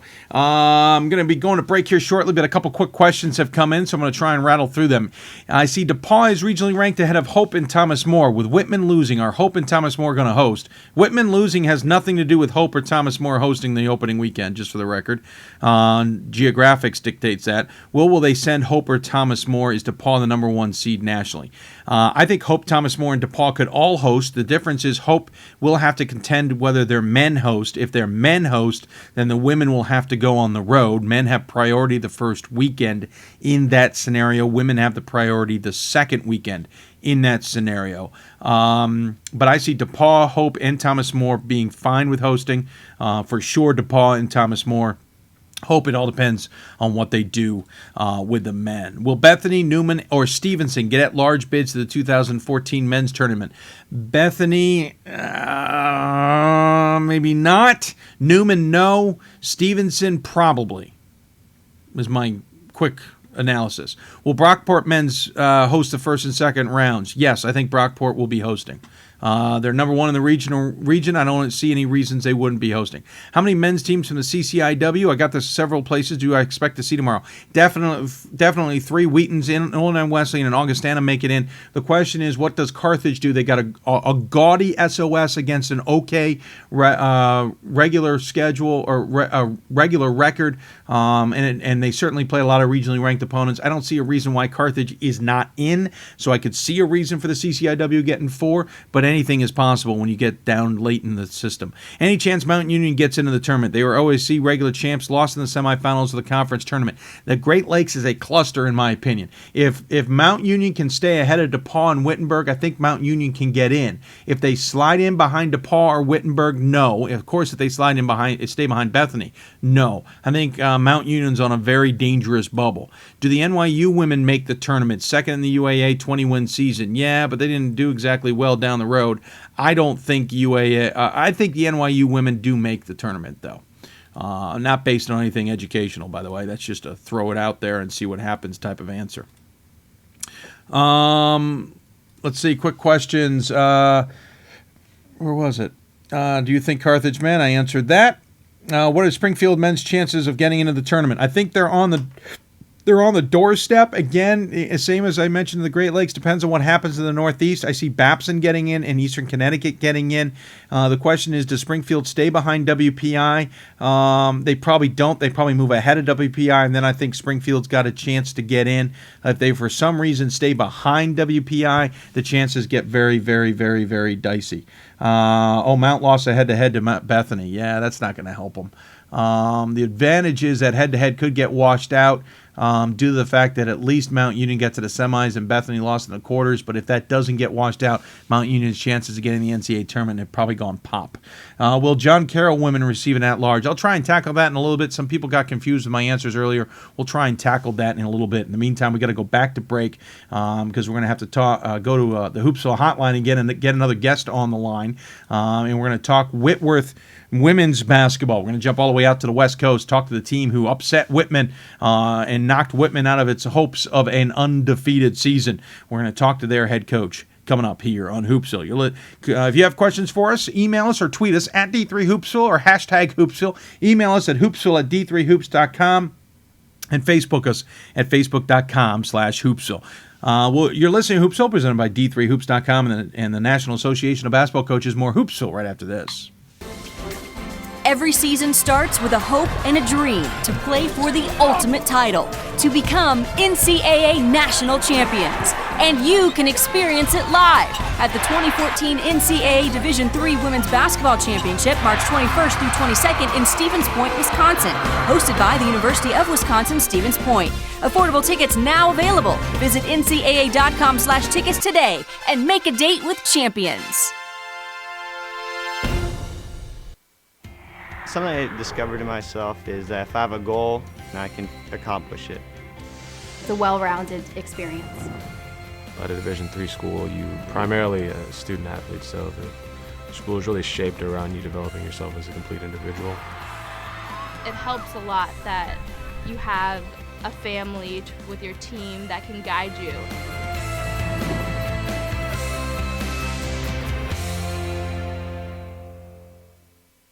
We've got more schools than Division I, more fans than Division II, and more upsets than March Madness. There's 800 programs with over 11,000 games leading to 2 national championships. And we've been covering it all for over a decade. From Eastern to Occidental, from Puget Sound to Piedmont, from Southwestern to the University of New England, and from Hope to Calvin. Nobody covers Division III basketball like we do. We're at D3Hoops.com at www.d3hoops.com. College basketball lives in Kansas City at the College Basketball Experience at Sprint Center. The College Basketball Experience is the place to get your game on. It's not a museum, it's an experience you won't forget. Discover the history of the game in the National Collegiate Basketball Hall of Fame, featuring the Gallery of Honor, Mentor's Circle, and Honor Theater. Suit up in the latest CBE logoed Nike gear at the CBE Hoop Shop. Elevate your game today and visit the house that college basketball built.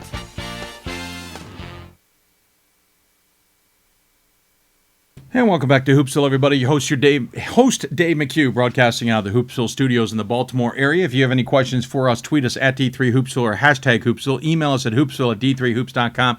Facebook us at facebook.com/Hoopsville. How many men's NCAC teams will make the tournament? Depending on how the Great Lakes region shakes out, I see one more making it, and then probably it.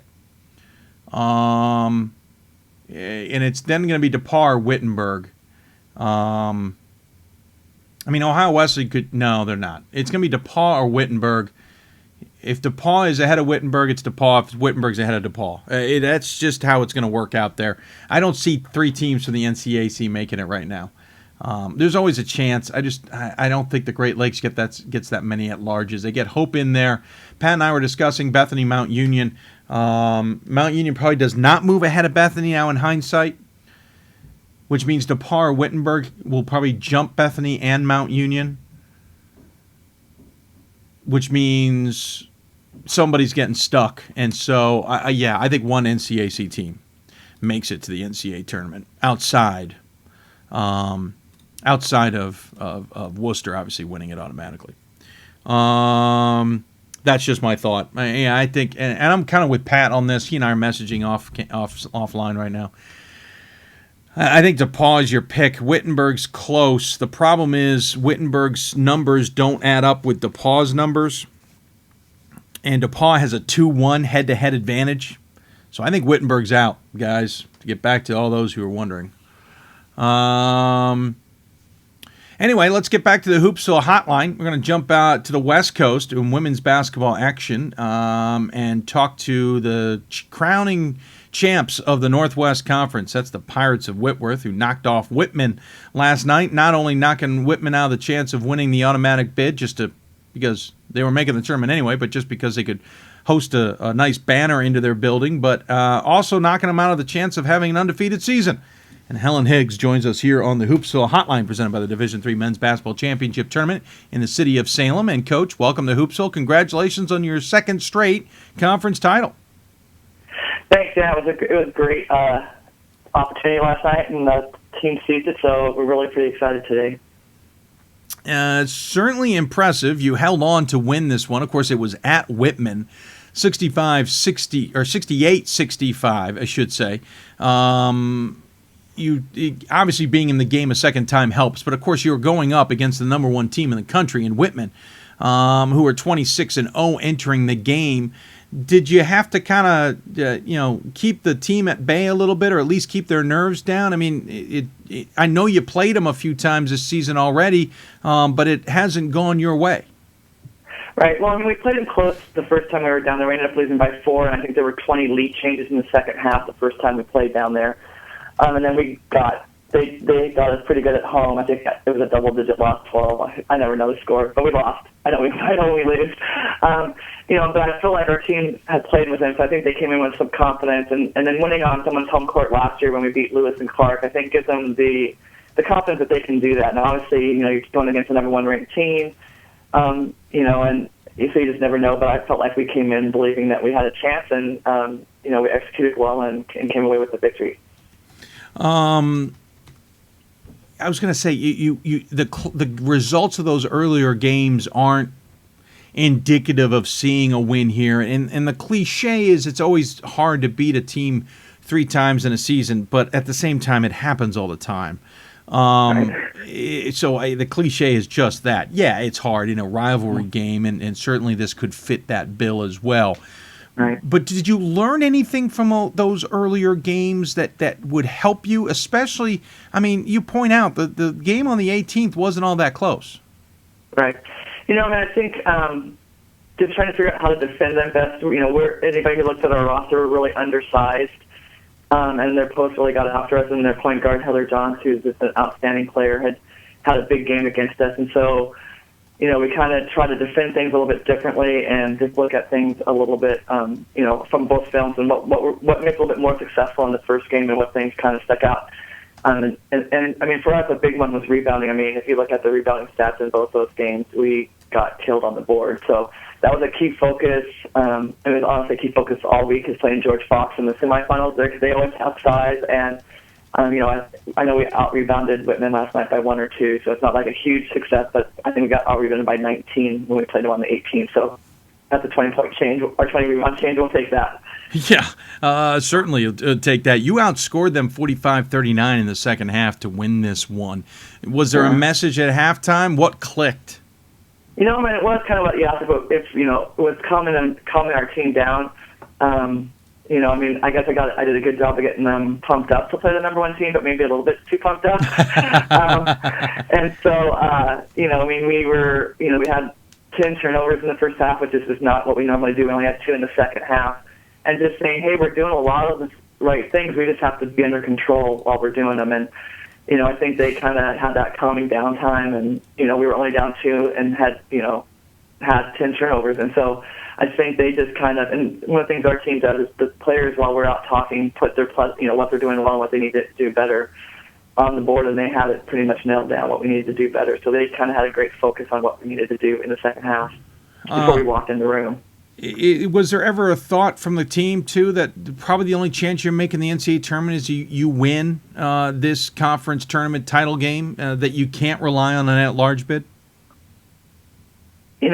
I don't really talk to it. I always tell them, hey, take care of your own destiny. I would go back to our 2005 team. I think it was our 2004. I can't remember what year. But, we're 22-3, played great, a really strong schedule, and we didn't get in. We didn't have a conference tournament that year, and we lost one game right at the end of the season that caused us to lose a tiebreaker. So I'm always like, take care of your own, just do what you can do to put yourself in a position that you're going to get in. So I don't talk to them a whole lot about it and say, hey, we for sure have to win these 2, but I'm just like, hey, we're all going to sleep a lot easier and not be stressing out, watching if our name's going to come up on a computer screen on Monday. We know it's going to be there. Yeah, I was going to say, at least on Monday you can sit back and just find out who you're playing. The interesting thing could be that 3 teams from the Northwest Conference are into the tournament, and knowing geography and all, are you a little afraid that you might have to see one of your own conference opponents coming up here to start the tournament? Yeah, I kind of hope we don't just because it's, and not because we don't want, we won't play whoever they send us to play, but, you just that happens, it's kind of probably going to be all three of us in one region and kind of a replay of our conference tournament, and that just doesn't feel a whole lot different. So just for the experience that my players get out of it, we got shipped out to Atlanta last year to play Emory, and it was a tough road for us, but I feel like that was a great experience just because we weren't getting back on the bus and going to some place we'd already been 2 or 3 times in the year. So, I'm old school. Played a lot of pickup basketball or the slogan with any place, anytime, anywhere. So whatever we get, and then we just go forward. What's interesting is you guys had such success and celebrated so well that we couldn't miss on Twitter the fact that you guys almost left the championship trophy on the bus after you got off. A, who was responsible for the trophy in the first place, and B, was it just one of those gut instincts that you got to check the bus just one more time? Well, it was maybe me not communicating well that my player that was in charge of the trophy was in charge of getting it off the bus as well as onto the bus. I'll take responsibility for it. I always go through and check the bus. Their cell phones and credit cards and stuff are falling out of pockets all the time, although kids very rarely leave their cell phones anymore. But, and then thank the bus driver one more time and make sure that we left it clean. So it's kind of a habit anyway. And then when I saw the cardboard box still there, I was like, oh, yeah, we should probably take one. You'd like to put that into the trophy case, I would assume. Exactly, yeah. At least prove that you did win it. Not that we don't believe you, but it's a nice recruiting tool. Yeah, it's kind of nice to have them sitting up there and have people see them. And pictures are nice, but the real thing's nicer. Yeah, and of course, both teams have won. Both men and women have won the title yet again this year for the conference. Both will be on to the NCAA tournament. I'm assuming the buzz on campus is a good one. Yeah, it was really fun too. A lot of our game was about 5 minutes behind the men's game, so they put our game, the audio of our game on PA, and pretty much hung out and listened to the end of our game. And some people had their phones and computers and whatever little iPads up, and were watching it. So I think that from what I heard, most people stuck around and followed the end of our game. So it sounds like there was a pretty good time in the field house last night. So you had that trip to Emory. That probably won't happen again, my gut tells me. What do you now tell the team as you prepare for wherever you end up going to play on Friday? I just tell them that we'll give them the things they need to do well, and they just need to take that in, and we try to do as much the same as we can, and then just tweak things based on what people's strengths or weaknesses are. And so we'll just pretty much approach it the same way. The biggest part will just be the travel and school, and it's midterms time, and so these private school academic kids stress a lot more about that than I did in college. I was like, oh yeah, we'll get taken care of. So they tend to stress out a little bit more like that on that, and then just trust us to tell them what we're doing and where they're going to be. So, we kind of just approach it like everything else, and this is who we are, and this is what we're going to try to do, and this is what we think we can do to be successful against whoever we play. Interestingly enough, 21-7 last season, 20-7 this season, identical marks in the Northwest Conference. I know you'd love to improve on that, but that's after a number of 500 seasons. I know you'd love to keep this rolling along. What's the potential of seeing you guys with 21 seasons for the near future, at least? Matt, we have 3 seniors, and obviously, whenever you graduate anybody, you're gonna have to retool what you're doing. And Kayla Johnson, a senior from Colfax, Washington, had a great season, averaging over 18 points a game, and first team all conference. And that's not going to be easy to replace, but we start 2 sophomore guards, and everybody that comes off the bench are sophomores and juniors.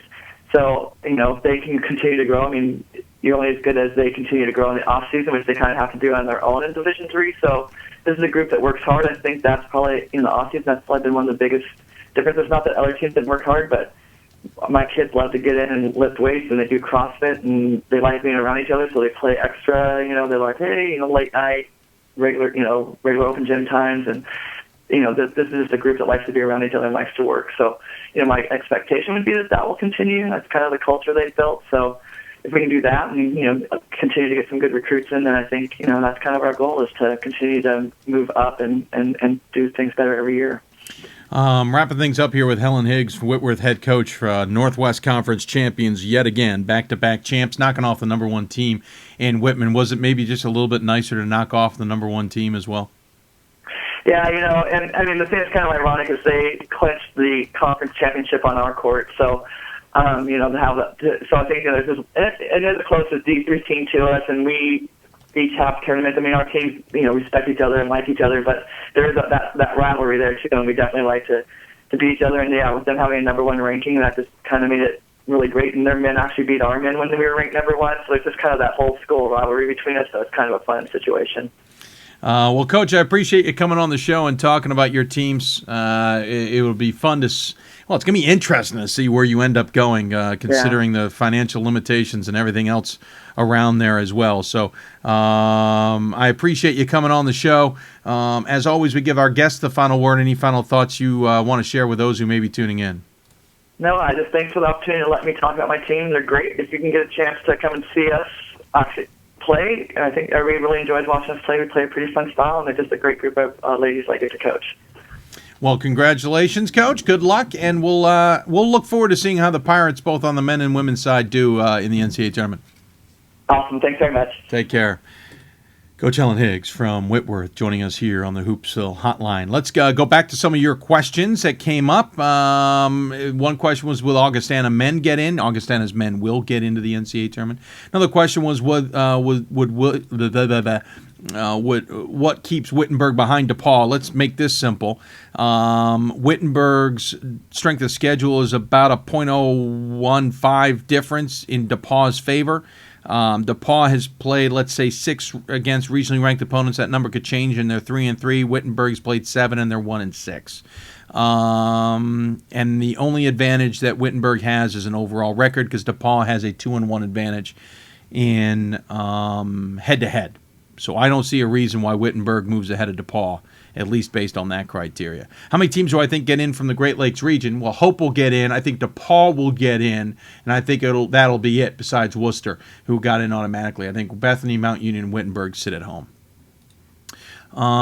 Let's see. I got another question. I know. Scranton's women. A surprise host, likely because you're not hosting Scranton. So I mentioned earlier that it might be a surprise host in the Mid-Atlantic region. That's because Wesley, who's high enough regionally ranked, will not host, and they've got to go somewhere, and so that's where you could have a surprise host based on geography and red tape. I think that's where you're going to see somebody, and this question is based around Scranton's women. Scranton's women will not host the opening weekend unless something crazy happens. It's not going to happen because the Scranton men are going to get the rights to host there. I'd just be shocked, absolutely shocked if that helped otherwise. Will Mount St. Mary's College get in? No, Rich. Mount St. Mary's College will not get in the NCAA tournament. DePaul, Thomas More, and Hope all come out of the same regional. Do you think they'll play before the Final Four? I think 2 of them are potentially going to play before the Final Four, yes. If they're good, they can keep them separated as much as they can. But DePaul, Thomas More, and Hope, at least 2 of them are going to play before the Final Four. You hope not all. There isn't a double set there where 2 of them play and then another one plays. Geographics could get in the way of that. Hope and DePaul being kind of close to the Midwest really kind of maybe puts the committee in a corner. Thomas More, they can maybe push a little bit away, but I'm not sure. Remember, they also the regional is the opening weekend. Sectionals are the second weekend for anybody who's curious on the wording in Division III. A little confused on your response earlier to the OAC Women's Conference. How do you foresee BW or potentially Ohio Northern getting a bid over John Carroll? John Carroll's been ranked all year and has no bad losses, as do these 2 teams. John Carroll beat Capital twice in the regular season and beat Ithaca on the road, who won their conference. They also have Reality only lost in 2 teams, Baldwin Wallace and Ohio Northern, which lost to Capital over John Carroll, beat handily. Well, you kind of answered your question there. John Carroll did lose to Baldwin Wallace and Ohio Northern. And here's where I'm also looking at it, regionally ranked. Right now, it's Baldwin Wallace, John Carroll, Ohio Northern. Okay, Ohio Northern got to the title game, which meant they beat one of those to get there, right? So that means Ohio Northern is probably going to move ahead. The winner is Capital, who beat one of those two teams as well. So I can see Ohio Northern moving up a little bit here and maybe over both teams. Maybe not. Maybe it's just over one team. But you've got wins in there this week which allow Ohio Northern to move up. And so that's why I can see Ohio Northern being in a different position. If you look at at their data, at least for this week, Ohio Northern's data is a 580 strength of schedule, which is ridiculous, and 5-2 against regionally ranked opponents. Baldwin Wallace is a 572. That's pretty good too, with a 3-2 against regionally ranked opponents. John Carroll is a 551. That's lower than all three. And a 2-3 against a regionally ranked opponent. However, I point out again that Ohio Northern got to the title game, which means John Carroll probably goes behind Ohio Northern, and there's a chance Baldwin Wallace will go behind Ohio Northern. That's how I read in to that question about the OAC Women's Conference. Remember, it's not cut and dry on just games that you play. There's other factors. Huge Albertus Magnus supporter here. I'm sure this will get a lot of tonight. What will happen today if Springfield losing and MIT winning the NUMAC, not to mention WPI and Babson falling as well as Eastern Connecticut? Does that improve Albertus' chances of hosting the first weekend? Here's the problem with Albertus Magnus. They were already sitting 8th in the regional rankings. They're not moving up to 2 ahead of Williams. They're not moving up to 3 ahead of Babson, in my opinion. They will move ahead of Bowdoin. They may move ahead of Springfield. The problem is Albertus Magnus' SOS is horrific. They also only have, one game against a regionally ranked opponent, whereas Springfield has 8. WPI has 5 at this time. Eastern Connecticut has 6. I don't see Albertus Magnus hosting. I just don't. I think the committee's saying right there they're not a hosting team. That does not mean something doesn't happen and they don't end up hosting. But I think Albertus Magnus hits the road. They could go to Brockport State very nicely. They could end up at Scranton pretty nicely. They could head down to Richard Stockton or Cabrini. That's where I could see Albertus Magnus making a run. Oh, yeah, good point. Pat points out their gym's pretty small. They've hosted in the past. But when you've got other gyms that are going to be bigger, Albertus Magnus probably out the door. So that's why I don't think Albertus Magnus is going to host. Any other questions for us? Let's look here. Oh, I'm way behind schedule. We got to get to break here. Got to get to break and get to our next guest. So we're going to do that first, and we'll get back to more questions. But if you do have questions for us, email us hoopsville at d3hoops.com. That's hoopsville at d3hoops.com. You can also join us on Facebook, facebook.com/hoopsville, or join us via email, hoopsville at d3hoops.com. Dan Picard, men get the preference in the first weekend. Men get preference in the first weekend. Women get preference in the second weekend. You're listening to Hoopsville, presented by D3Hoops.com and the National Association of Basketball Coaches. Up next, Sage, women's basketball coach, will talk to us from the Atlantic region. The Gators heading to the NCAA tournament. Right, coming up next on Hoopsville. Division III allows you to give yourself to other things.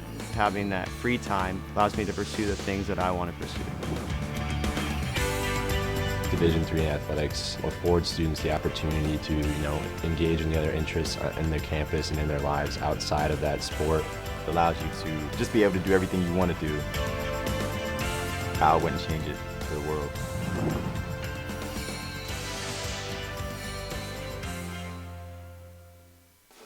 College basketball lives in Kansas City at the College Basketball Experience at Sprint Center. The College Basketball Experience is the place to get your game on. It's not a museum, it's an experience you won't forget. Discover the history of the game in the National Collegiate Basketball Hall of Fame, featuring the Gallery of Honor, Mentor's Circle, and Honor Theater. Suit up in the latest CBE logoed Nike gear at the CBE Hoop Shop. Elevate your game today and visit the house that college basketball built. Every season starts with hope and a dream to play for the ultimate title to become NCAA national champions. And you can experience it live at the 2014 NCAA Division III Men's Basketball Championship, March 21st and 22nd in Salem, Virginia, hosted by the Old Dominion Athletic Conference and the City of Salem. Affordable tickets now available. Visit ncaa.com/tickets today and make a date with champions. We've got more schools than Division I, more fans than Division II, and more upsets than March Madness. There's 800 programs with over 11,000 games leading to 2 national championships. And we've been covering it all for over a decade. From Eastern to Occidental, from Puget Sound to Piedmont, from Southwestern to the University of New England, and from Hope to Calvin.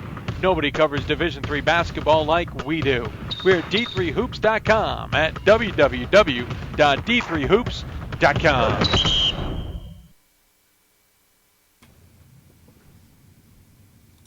And welcome back to Hoopsville, everybody. I hope you are enjoying the show. We have lots of you tuning in, and we certainly appreciate the support. Make sure you tweet us any questions you may have, email us or Facebook us, Twitter at D3Hoopsville or hashtag Hoopsville. You can also email us, hoopsville at d3hoops.com, or on Facebook at facebook.com/Hoopsville.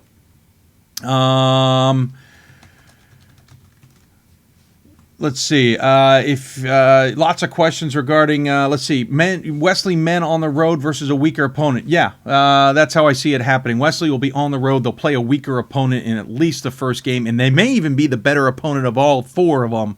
That has happened in the past, but we'll see what happens. I know I got another question about Albertus Magnus hosting. They beat Purchase, and so people in Albertus Magnus may be angry that Purchase could get a chance to host. Here's the deal, though. Purchase has better numbers. They've got a better SOS, and they're in the Atlantic region. That all helps.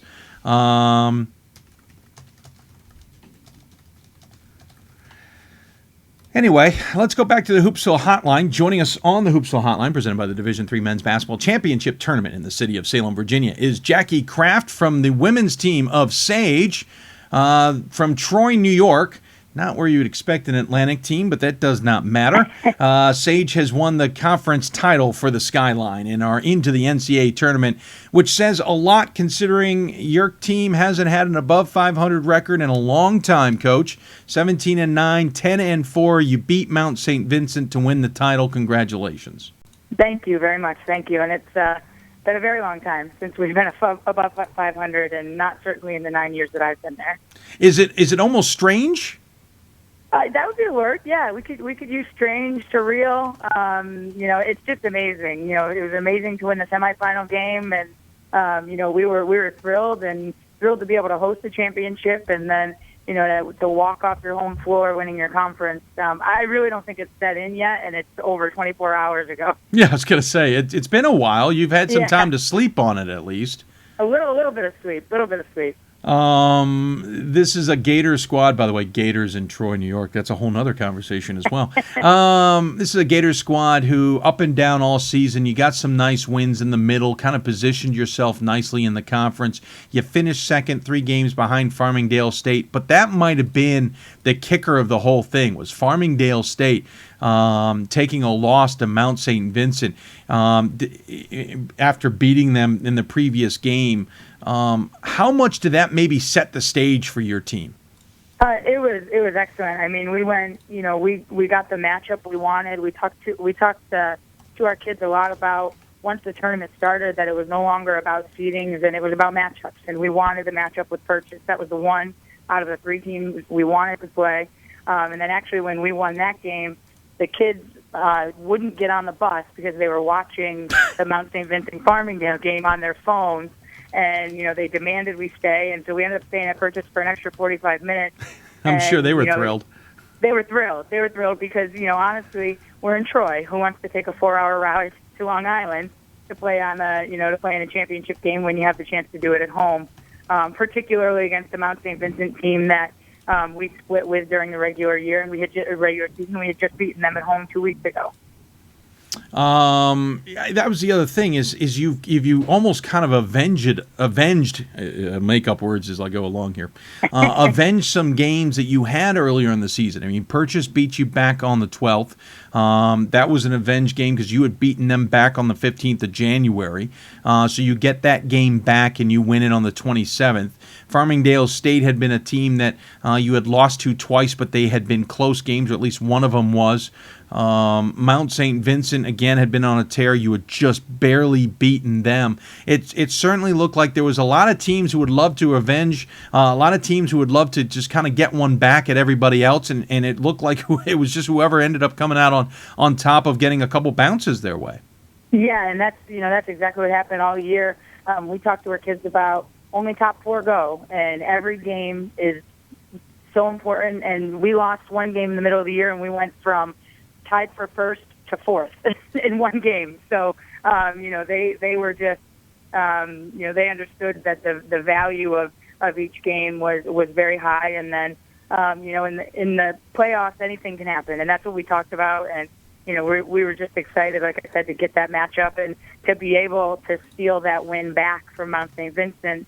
Credit to them. They were a team that won one game in the conference last year, and Kevin down at Mount St. Vincent has done a phenomenal job.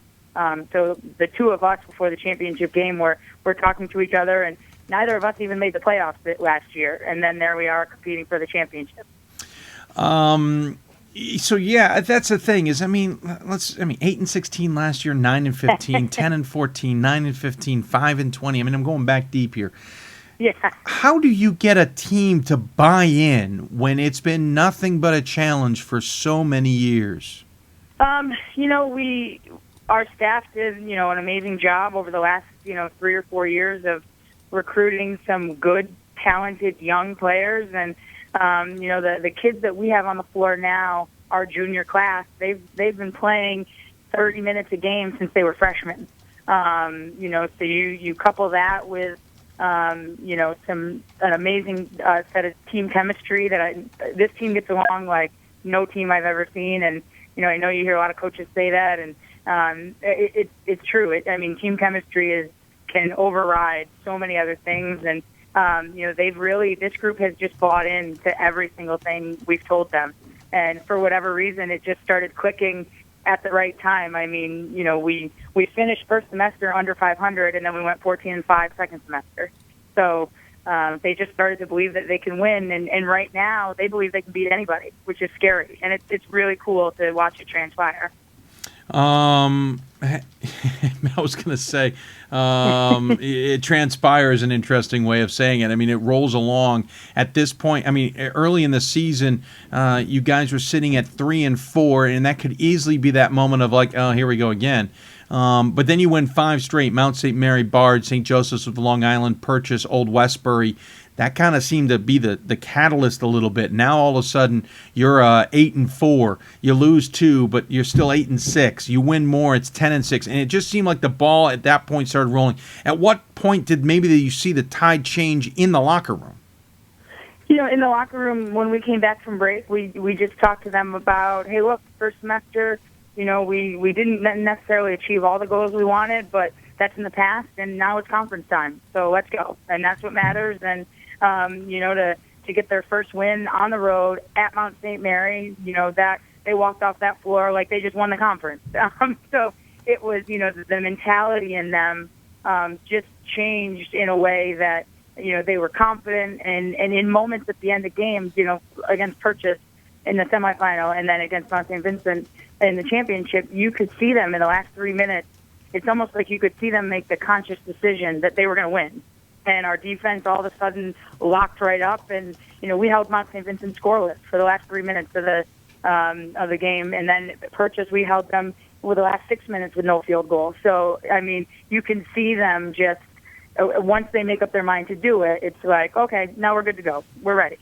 You guys, where you're located, this conference is anything but an easy trip, and so our friend Frank asks the question: how do you keep from getting fatigued? Are you fatigued at this point in the season? And will that have any effect on the NCAA tournament where maybe it's another long trip for you? Well, let me tell you about our trip to the semifinal game. We first, the day before the semifinal for practice, I had them meet me in the lobby at 2:45, and I said, just in your sweat, no phones, no bags, nothing, and I threw them all in a van, one 12-passenger van, and we drove around Albany for an hour and a half, and then we got out of the van, we went right torture. into film. There's a method. Yeah, We but get you were out of the driving van, around we go- Albany. Yeah, I know. It's beautiful this time of year. It's 5 Okay. degrees. I mean, come Yeah. on. So, and then we went right into film, and we talked to them about how you've got to be able to get off the bus and play. So, they think we're nuts anyway. So they were just like, okay, this is just another day at the office. So we get on the bus to go to our semifinal game. Our bus breaks down. We're on the side of the thruway right before the Tappan Z. Completely, we had to. Another bus was driven to us. So a 2.5-hour trip turned into a 4-hour trip. Jeez. So we get to purchase, and we get off the bus. They didn't get a chance to stretch. All they got was their 20-minute warm up. And Hold on. Purchase wouldn't even give you guys more time? No, purchase did move the tip from 5:30 to 6 for us. So, but we got there at 5:10. So by the time they got their stuff, and let's be honest, they're young college women, so they need their time to prep, and you don't want to mess with that too much. And honestly, I think it helped us mentality-wise. They didn't have time to sit around and think about it. So we're used to those long trips, and it's just something that we kind of don't pay a lot of attention to it, because if you start paying attention to things like that, they become issues. And right now, it's they're tired, but everybody's tired. Yeah, You're tired. Yeah. Wow.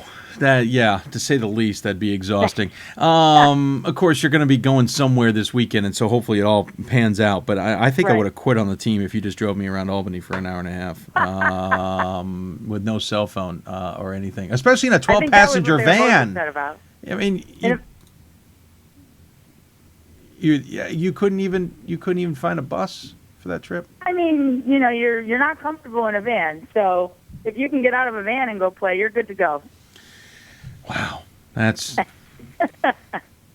God bless you. Skyline Champs, I know the buzz on campus has got to be pretty big. Of course, you're up there with a lot of good schools as well, but what's been the reaction? The reaction was just amazing. I mean, the amount of outreach that my kids have gotten and our staff has gotten from VIPs on campus, and trustees that live all around the Northeast, and the student athletes that were at our games, and I think our whole athletic department was at the championship game, and more than half of our student athletes. I mean, our gym was packed, and for a Saturday afternoon when it's 5 degrees outside, that's a pretty impressive feat in and of itself. Yeah, to say the least. Well, congratulations on winning the Skyline Championship. Thank you. Especially, as we mentioned, after all those difficult years, it's nice to see you guys get a big title like that. As always, we give our guests the final word. Any final thoughts you'd like to share with those who may be watching? We're just we're happy to be here. I mean, I'm going to tell our kids to enjoy every moment, because that's what it's about. And we're going to be happy wherever we go, and hopefully wherever that is, we're able to compete and put stage out there a little bit more. Well, I just love to know how the Gators travel. Just saying, it will be fun to watch. Good luck in the NCAA tournament, Coach. Congratulations again, and we'll talk to you soon. Thank you. Coach Jackie Kraft joining us here on Hoopsville. I got confused over here with a tweet about Helen. Appreciate her coming on the show to join us here. We still got 2 more hours left in the show. If you've got questions for us, tweet us at D3Hoopsville or hashtag Hoopsville. Email us, hoopsville at D3Hoops.com, or on Facebook at Facebook.com/Hoopsville. Pat, I know our good friend Pat Coleman is listening in. He'll be joining us later. Pat, I got a great question for you, my friend. If you're planning on attending the Women's Final Four, what's the best airport to fly into Stevens Point at? I could guess. I think the answer... Would the answer be Chicago or Milwaukee, is my question to Pat, depending on where you're coming from. Pat would know better, because that's his region. I guarantee you he'll be back to me shortly on that.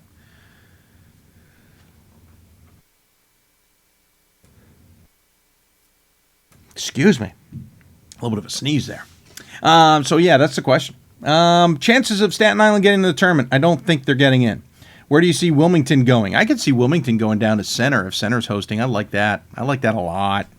One of the brackets going to be posted. Everybody knows 12:30 p.m. Eastern Time on Monday. The men will be announced by the NCAA. Women will be announced at 2:30 Eastern Time. Go to d3hoops.com for links and all that information. Of course, Hoops will be on the air. I want to say around 3, but it could be at another time. We will see. Stay with our Twitter account to find out exactly when we will hit the air regarding that.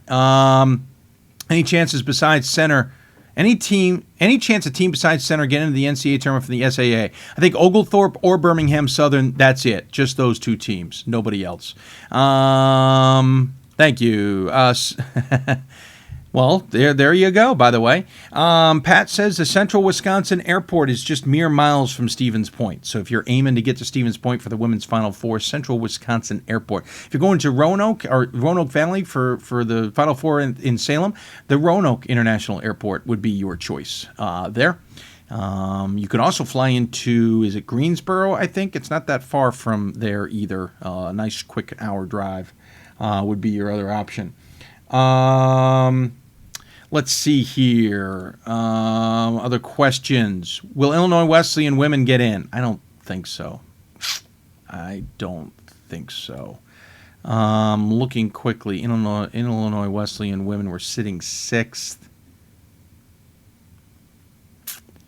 I don't think so. I don't think they might. Gosh darn it. Central Region women. Trying to look them up. Sorry, folks. Central Region Illinois Wesleyan women have a 6'11" SOS. Yeah, maybe they do get in. Maybe they get in after all. Let's see. Another question. Wausau, Wisconsin Airport through Minneapolis is another chance if you're interested. Otherwise, Minneapolis is 3 hours. O'Hare, Rockford, Midway, Milwaukee, all options. Greensboro, 65 miles from Salem. So there you go. So if you're going to Salem, you have Roanoke or Greensboro. Those are your best choices. You could go to D.C., but that's going to be about a 3-hour drive, 2.5, 3-hour drive. If you're going to Stevens Point, Minneapolis is 3 hours away. You could go through Wausau through Minneapolis, or O'Hare, Rockford, Midway, and Milwaukee, all choices for you if you don't hit the Central Wisconsin Airport as well. I know I'm getting distracted here. We have another guest to get on the show, but I'm going to see if I can fire off a couple more questions here. Scranton women had a fantastic year. Since the Scranton men will be hosting the first weekend, where do you see the Lady Royals going? P.S. Since Scranton women have been in the NCAA Regional 2 seed the entire time, where do you finally rank them in your top 25? Well, Jack, I don't vote on the women's side.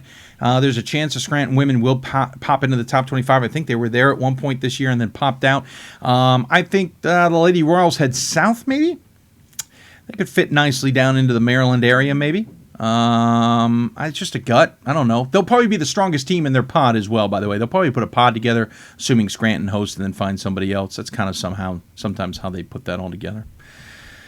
Let's see. I'm trying to get more questions before I got to go back to the Hoopsville hotline. Do you have 5 finalists for National Coach of the Year and 5 for Player of the Year? It's always that the Coach and Player of the Year champ gets the award. Is it always that the Coach and Player of the Year national champ gets the awards? No, Emily, it's not always that the national champs have the Coach of the Year and Player of the Year. It certainly has happened a lot, and at least on the coaching side, not the player side. I mean, Ben Strong won it. They lost in the first round of the tournament. We've had other examples where the Player of the Year has not been in the national championship game or even in the Final Four. Wow. I'm going to just stick to the men really quickly just because this will make it easier for me to answer. My 5 finalists for Player of the Year, honestly, I only have 2 right now, Aaron Toomey and Aaron Walton Moss. You could probably throw in Tillema if you want to put him in the top 5, Tyler Tillema from Stevens Point. I know I'm missing some other guys, but that would be it off the top of my head. Coaches of the Year, I would probably lean towards... Ooh, I don't know. I'd have to think about that. I'll get back to you on that one. We're going to take another break. Why did a 6'11" SOS always get me giddy? Because anytime you are close to 600 or you are over a 600 SOS, that is outstanding.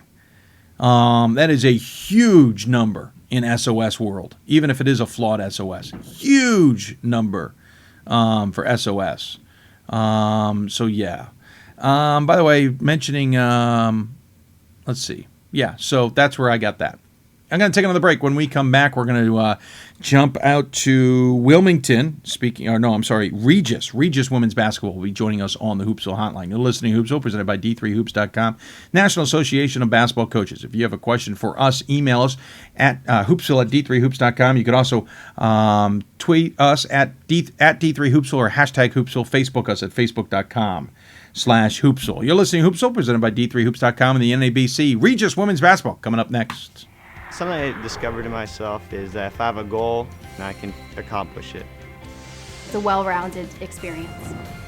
At a Division III school, you primarily a student athlete, so the school is really shaped around you developing yourself as a complete individual.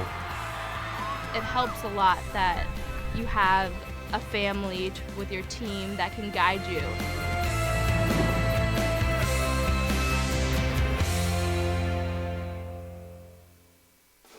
College basketball lives in Kansas City at the College Basketball Experience at Sprint Center. The College Basketball Experience is the place to get your game on. It's not a museum, it's an experience you won't forget.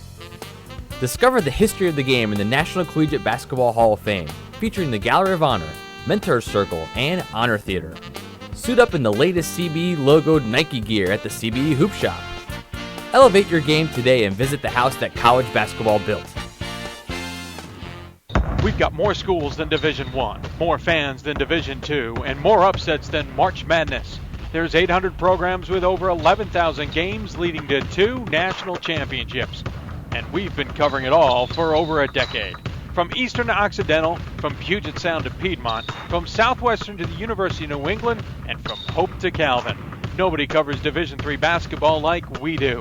We're at D3Hoops.com at www.d3hoops.com. Every season starts with hope and a dream to play for the ultimate title, to become NCAA national champions. And you can experience it live at the 2014 NCAA Division III Men's Basketball Championship, March 21st and 22nd in Salem, Virginia, hosted by the Old Dominion Athletic Conference and the City of Salem. Affordable tickets now available. Visit NCAA. And welcome back to Hoopsville, everybody. Hit the button a little early there on our break. Doesn't matter. We're back on the show. Hope you're enjoying it. If you have questions for us, tweet us at D3Hoopsville or use the hashtag Hoopsville. Email us at Hoopsville@D3Hoops.com or Facebook us at Facebook.com/Hoopsville. Will Hartwick women get in?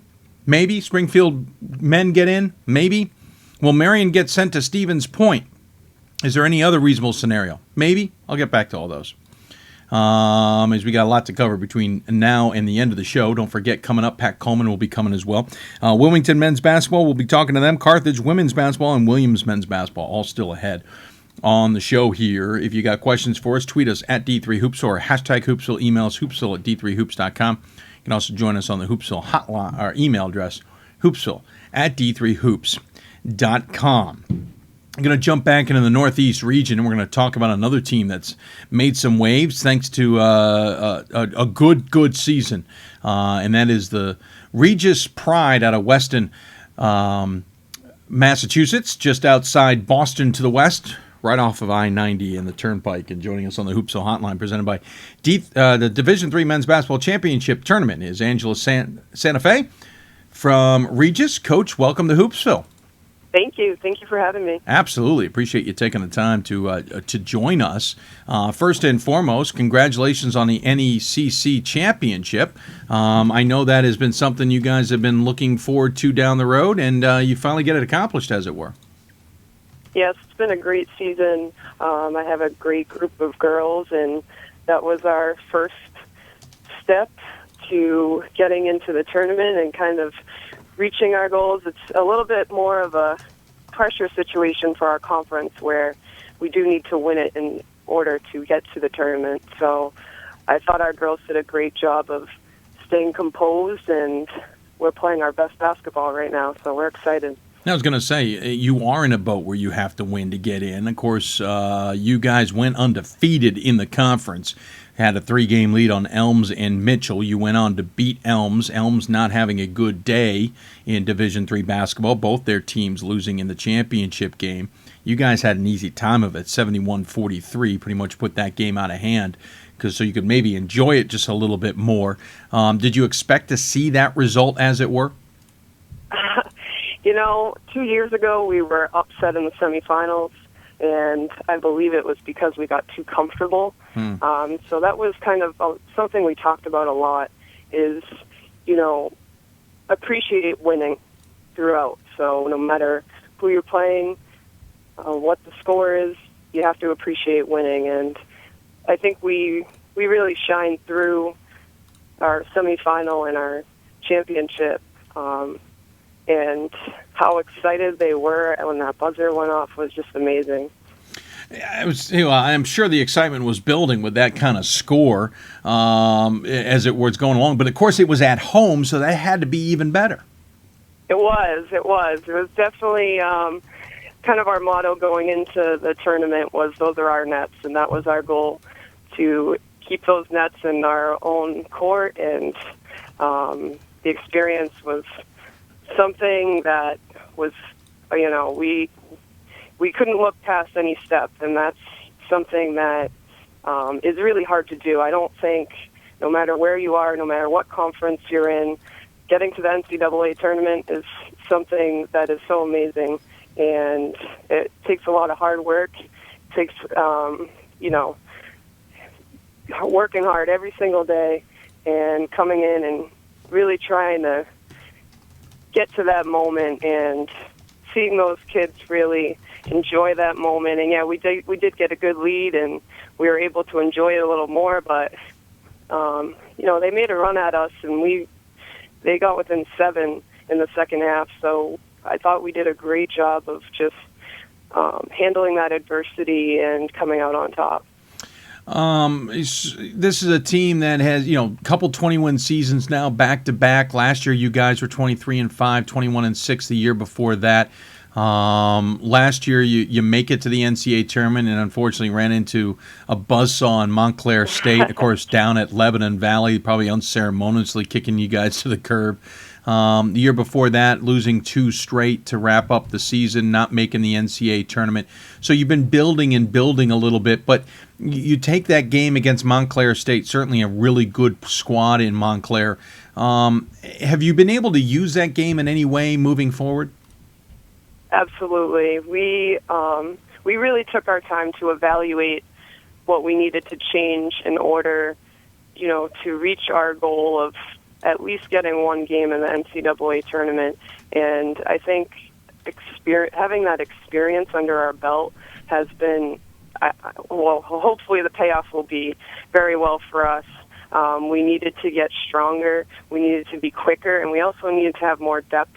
We have 4 players right now on our roster and our starting lineup that are averaging double digits, and I think, that's going to be a blessing for us going into the first and, giving someone our best shot, and the opportunity to do that and make history we're very appreciative of it.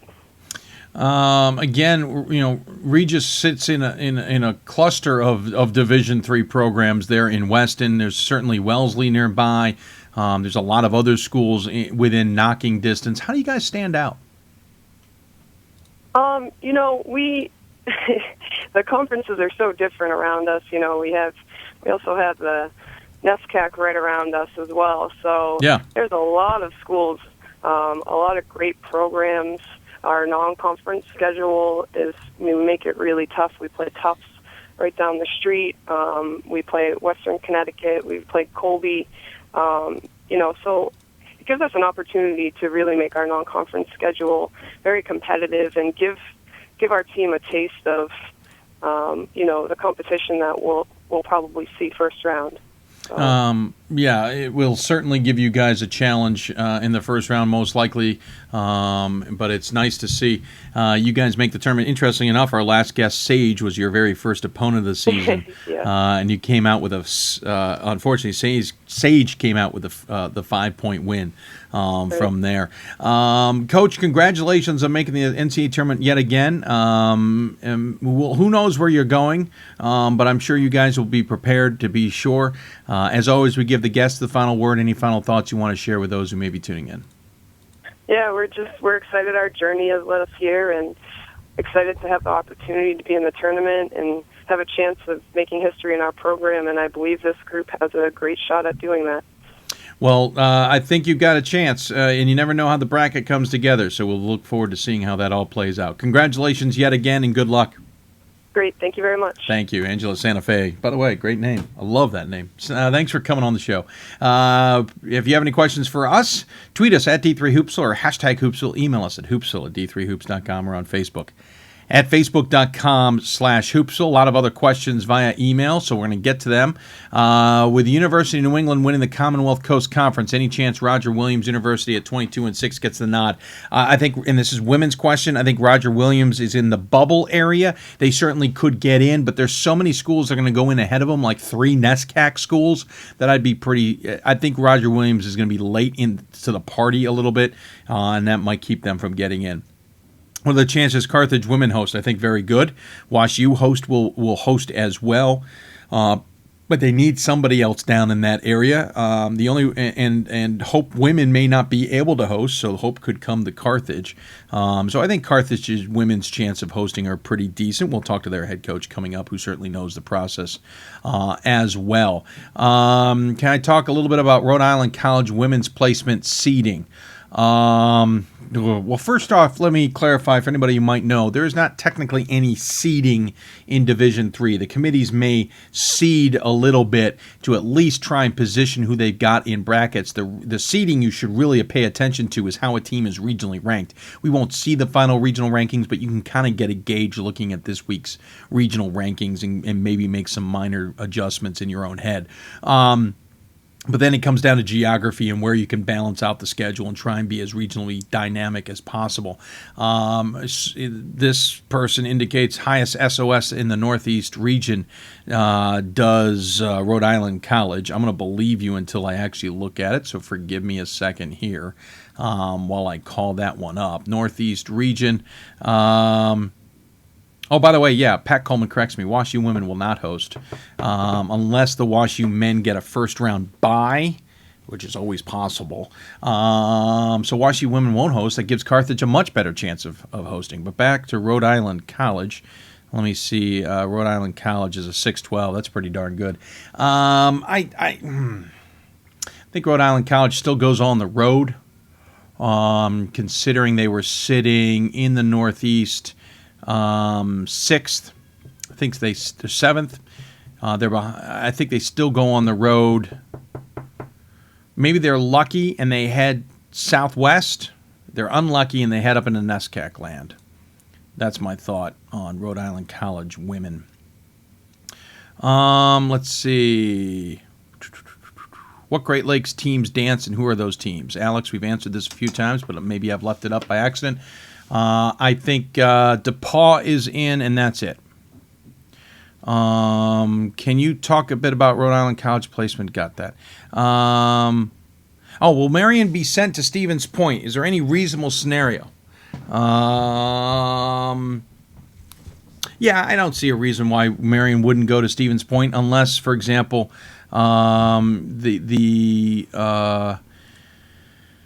Stevens Point gets a bye, then Marion's going to head somewhere else. But Marion's one of those teams that's going to get sent to a really good team, unfortunately, and that's just how it's going to play out. There's just no other way to do that. Marion's just that kind of team. On Twitter, Alex, we've answered the question about how many teams are getting in. Got to hand it to Rhodes in the way they won the women's SAA championship today, hitting 14 of 32 from beyond the arc and beating center by 19. Yeah, that's pretty impressive. McDaniel Green Terran women's basketball could use a shout-out. Let's see them in the tournament. Hold on. Let's see something here.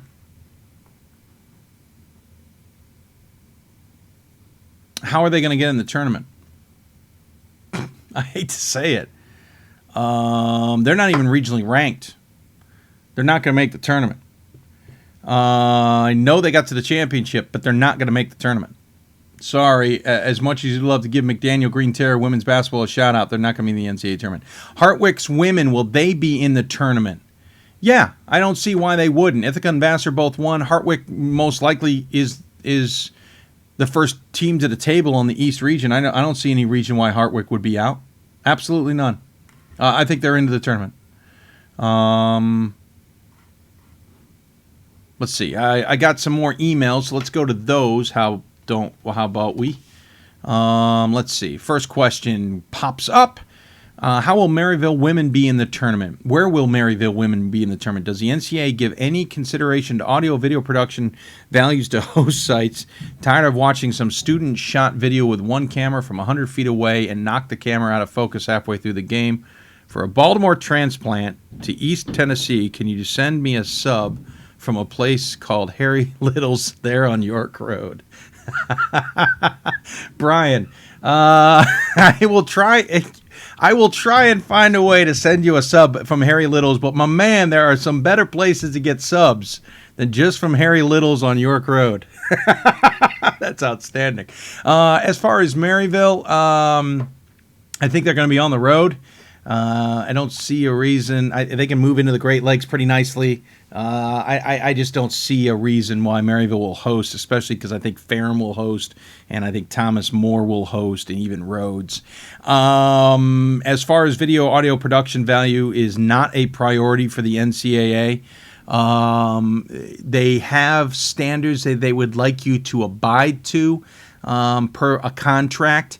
But that isn't a make or break. They'd love HD, they'd love replay, they'd love multiple angles, all that kind of stuff. But even we at D3 Sports can't even provide that kind of stuff at every game that we produce. So I would tell you at this point in time, no, it's not a production value thing. I will tell you from my own shameless point of view, one of the things I do for the opening weekend, which I will be available for, and not the second weekend, but I'll be available for the opening weekend, I target or look at schools who may be hosting, who may be interested in assistance in their production. And in those cases, I'll reach out to them to see if they are interested.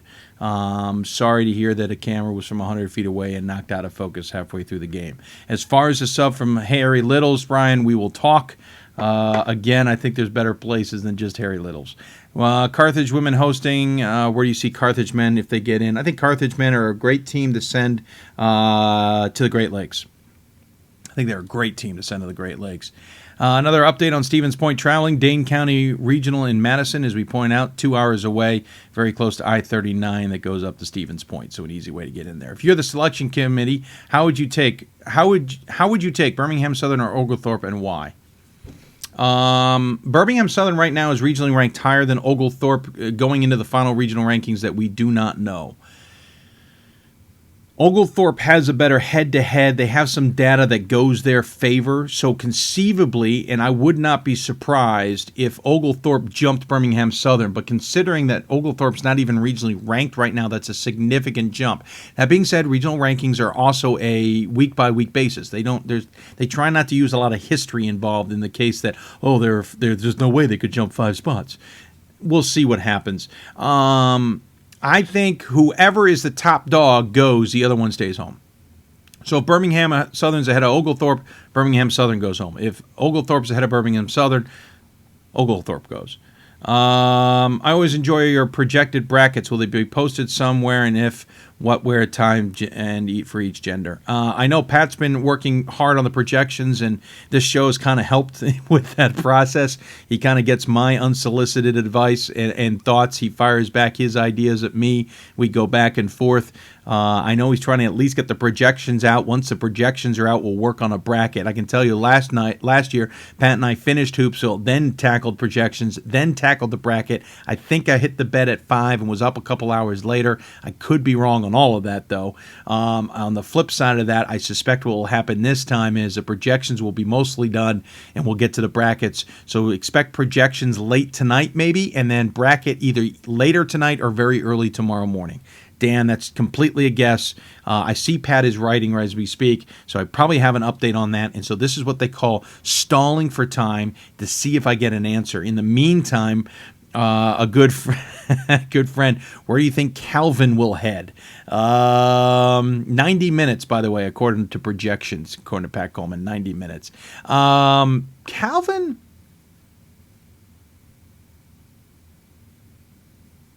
How about you send Calvin to the...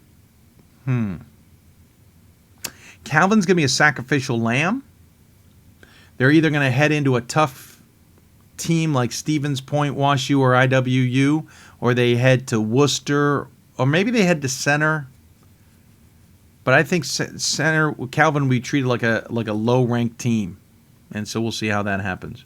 Appleton, Wisconsin Airport brought up as an idea for Stevens Point, just 1 hour east of Stevens Point. Running behind, I got to get to another break. I'm trying to double check if there's any other questions. Not as of yet, so we'll take another break. You're listening to Hoopsville, presented by D3Hoops.com and the National Association of Basketball Coaches. When we come back, we will jump into the Great Lakes and talk to a team we brought up many times, and that's Wilmington.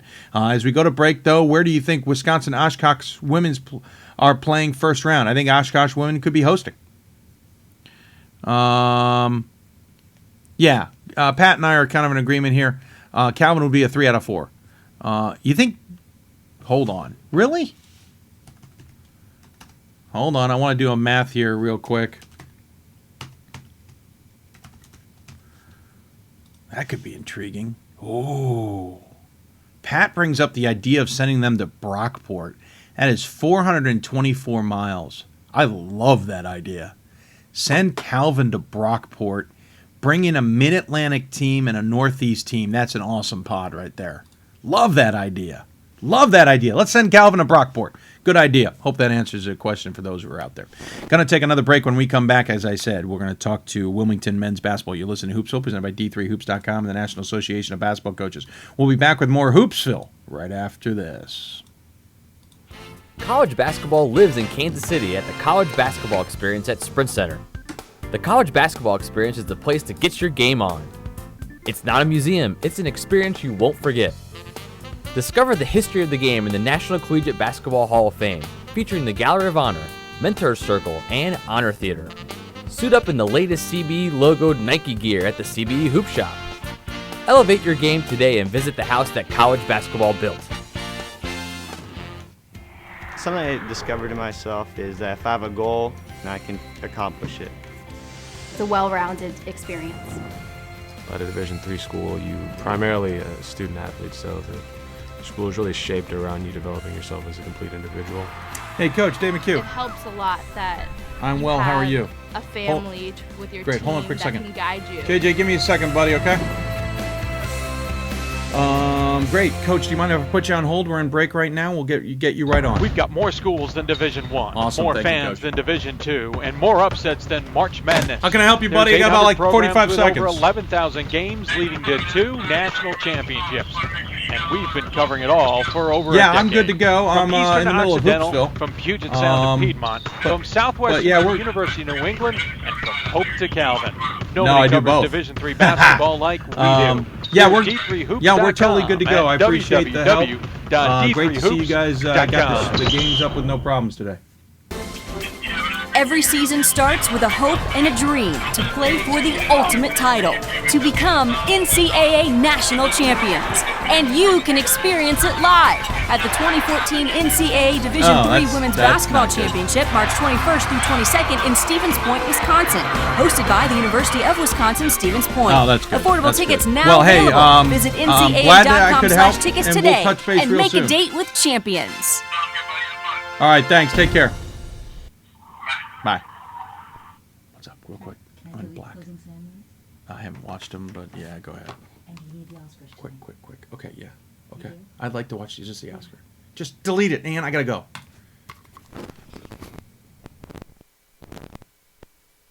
Whoa. Welcome back to Hoopsville. Hope you're all enjoying your shot. Whoa, come on. My microphones and everything are screwed up right now. You got any questions for us? Tweet us at D3Hoopsville or hashtag Hoopsville. Email us at hoopsville@d3hoops.com. Join us on Facebook at facebook.com. Mic was open. Hi, everybody. You got to hear me talk to many people. I'm sorry about that. Well, that was fun. Every once in a while, you forget something important. If you got any questions for us, tweet us at D3Hoopsville or hashtag Hoopsville. Email us at hoopsville at d3hoops.com or Facebook us at facebook.com/Hoopsville. Yeah. Russell, you're not going to get one of those, my friend. You're not going to get the F. I'm smarter than that. But you may have heard me here talking to J.J. Nekoloff at the ODAC and getting our next guest on the line. And speaking of our next guest, we will jump there. Wilmington men's basketball coach K.C. Hunt joins us. They are the winners of the OAC, and he joins us on the Hoopsville Hotline presented by the City of Salem, host of the Division III Men's Basketball Championship Tournament. Coach, welcome to Hoopsville, sir. Thanks for having me. Appreciate it. Sorry, I'm getting a kick out of this because Pat Coleman is having fun now with my inadvertent mic open moment in the middle of the commercial break. Well, let's get it together here, man. Yeah, I know. I'm clearly slacking, am I not? It's unbelievable. I do a 12-and-a-half-hour show earlier this season, and I think I never forgot to hit the mute button, but apparently tonight I forgot to hit the mute button. Well, it's tournament time, man. You need to step up your game. Let's go. I was going to say, speaking of upping their game, you guys are into the NCAA tournament thanks to a nice little run there in the OAC and getting to the championship game and making are taking advantage of every opportunity possible to get the win over John Carroll 69-63. So welcome to the NCAA tournament. You guys have got to be thrilled. Yeah, this is obviously an exciting time. The senior class has been fantastic. This is their second trip to the OAC championship game. The first time they didn't quite get it done. We were thankful. We were fortunate enough to pull it off this year with another great run. You know, this has been our third OAC championship game in the last 5 years, and we've won 2 of them. So we've been fortunate, and we've got good kids and good players, and we're excited to be in the NCAA tournament. You guys made waves earlier in the season when you got the nice big win over Miami of Ohio 65-63 in game number 2. After that, you guys just kind of went along. Didn't make any headlines, didn't make any waves. The OAC got a lot of headlines thanks to Mount Union and such like that. The nice win there at the beginning, was it almost one of those where, okay, that was nice, but we got to get back to business? Well, I think early on we were trying to find our way. We were playing, our second 5 off the bench was, comprised of basically freshmen and sophomores or a transfer who hadn't played. We were just trying to figure it out. We knew we had a really, really quality 6 or 7 up front. We were trying to figure out those last 3 or 4 spots, and as the season wore on, after kind of a slow start, we started 5-4. We ended up 19 and 8. So you can kind of do the math where we played really good basketball for the last couple months of the season. You got the win over John Carroll. That's the 4 games in a row, 6 of 7 games. You've beaten them 3 times this season. Now that you've won that one, did you go into that conference championship game maybe with a lot of confidence as a result? Well, I think we almost went in with too much confidence. We beat them by 25 at their place 2 weeks ago, and as a coach, I knew it was going to be a grind because they have really good players. They're just young and kind of figuring it out, but they kind of figured out a little plan and had a good formula for this OAC tournament. And they just played so much harder than they did during the regular season. I knew it was going to be a grind, and as well as the teams know each other. We were fortunate to come away with that win. Let's be quite honest, it wasn't a very pretty game, but both teams were kind of exhausted, and after 4 games for them in 6 days and 3 games for us in 5 days, it was quite a battle. And hats off to them for the run that they made. I'm just glad we were able to pull it out. This is a squad that has been a 500 squad for a few years. It's been a little while since we saw you at 22-8 back in 2010. Now you're 19-8. You guys finished the conference 13-5. You were pretty much in the fray for a while, though maybe lurking more than anything because Mount Union and Marietta were getting all the attention. How did you then prepare the team for the conference tournament? I mean, you're going to have to take on Marietta in that first one with Mount Union potentially looming, though John Carroll took care of that. So how did you guys kind of get focused there? And how much did that win over Mount Union back on the 22nd help? I think that was huge. Beating Mount in the last game of the regular season, obviously a 20-win team who was, it doesn't look like projection-wise they're going to make the tournament, unfortunately, but they deserve to. They are a really good basketball team. And that win for us, I think, gave us a shot in the arm from a confidence standpoint. I was telling the guys all year, if we played our A game and everybody played their A game, we were the best team. And quite honestly, we have the ultimate difference maker. We've got an All-American, in my mind, who should be a first-team All-American. He was the Player of the Year in the conference in Malcolm Hurd, and he's as good a Division III basketball player that's played in the OAC since Torrey Davis and Gibbs from Jeff Gibbs from Otterbein many years ago. So this guy is a difference maker, and I knew if we could find ways to get stops and figure out how to get him the ball in right spots, we had a really good chance to win this thing. And thankfully, we did just that. We really guarded in the tournament. We gave up 58 points in the first game to BW, who was picked to win our league and was averaging 82 points a game. In the second game, we gave up 73 in regulation to Marietta, who was averaging 85 points a game. And last night we gave up 63 to a team that was averaging close to 90 a game. Yeah. So we figured out how to guard, and obviously in tournament time and in this kind of atmosphere, if you can defend, you got a really good chance. Wellman, is the only player with NCAA tournament playing experience. That's certainly something you can tap into him, maybe for some, guidance, as it were. But really, this is a fresh start for a lot of these players. How do you now get them prepared for next week? The thing about this group is, with Taylor's experience, Taylor has played in 3 OAC championship games, been to the NCAA tournament, and the guy's just got unbelievable savvy and leadership qualities. I'm not worried about us being nervous or scared. We're going to be ready to go, whoever we get the opportunity to play, and wherever we have to go. I think it's going to be more about matchups, as the NCAA tournament always is.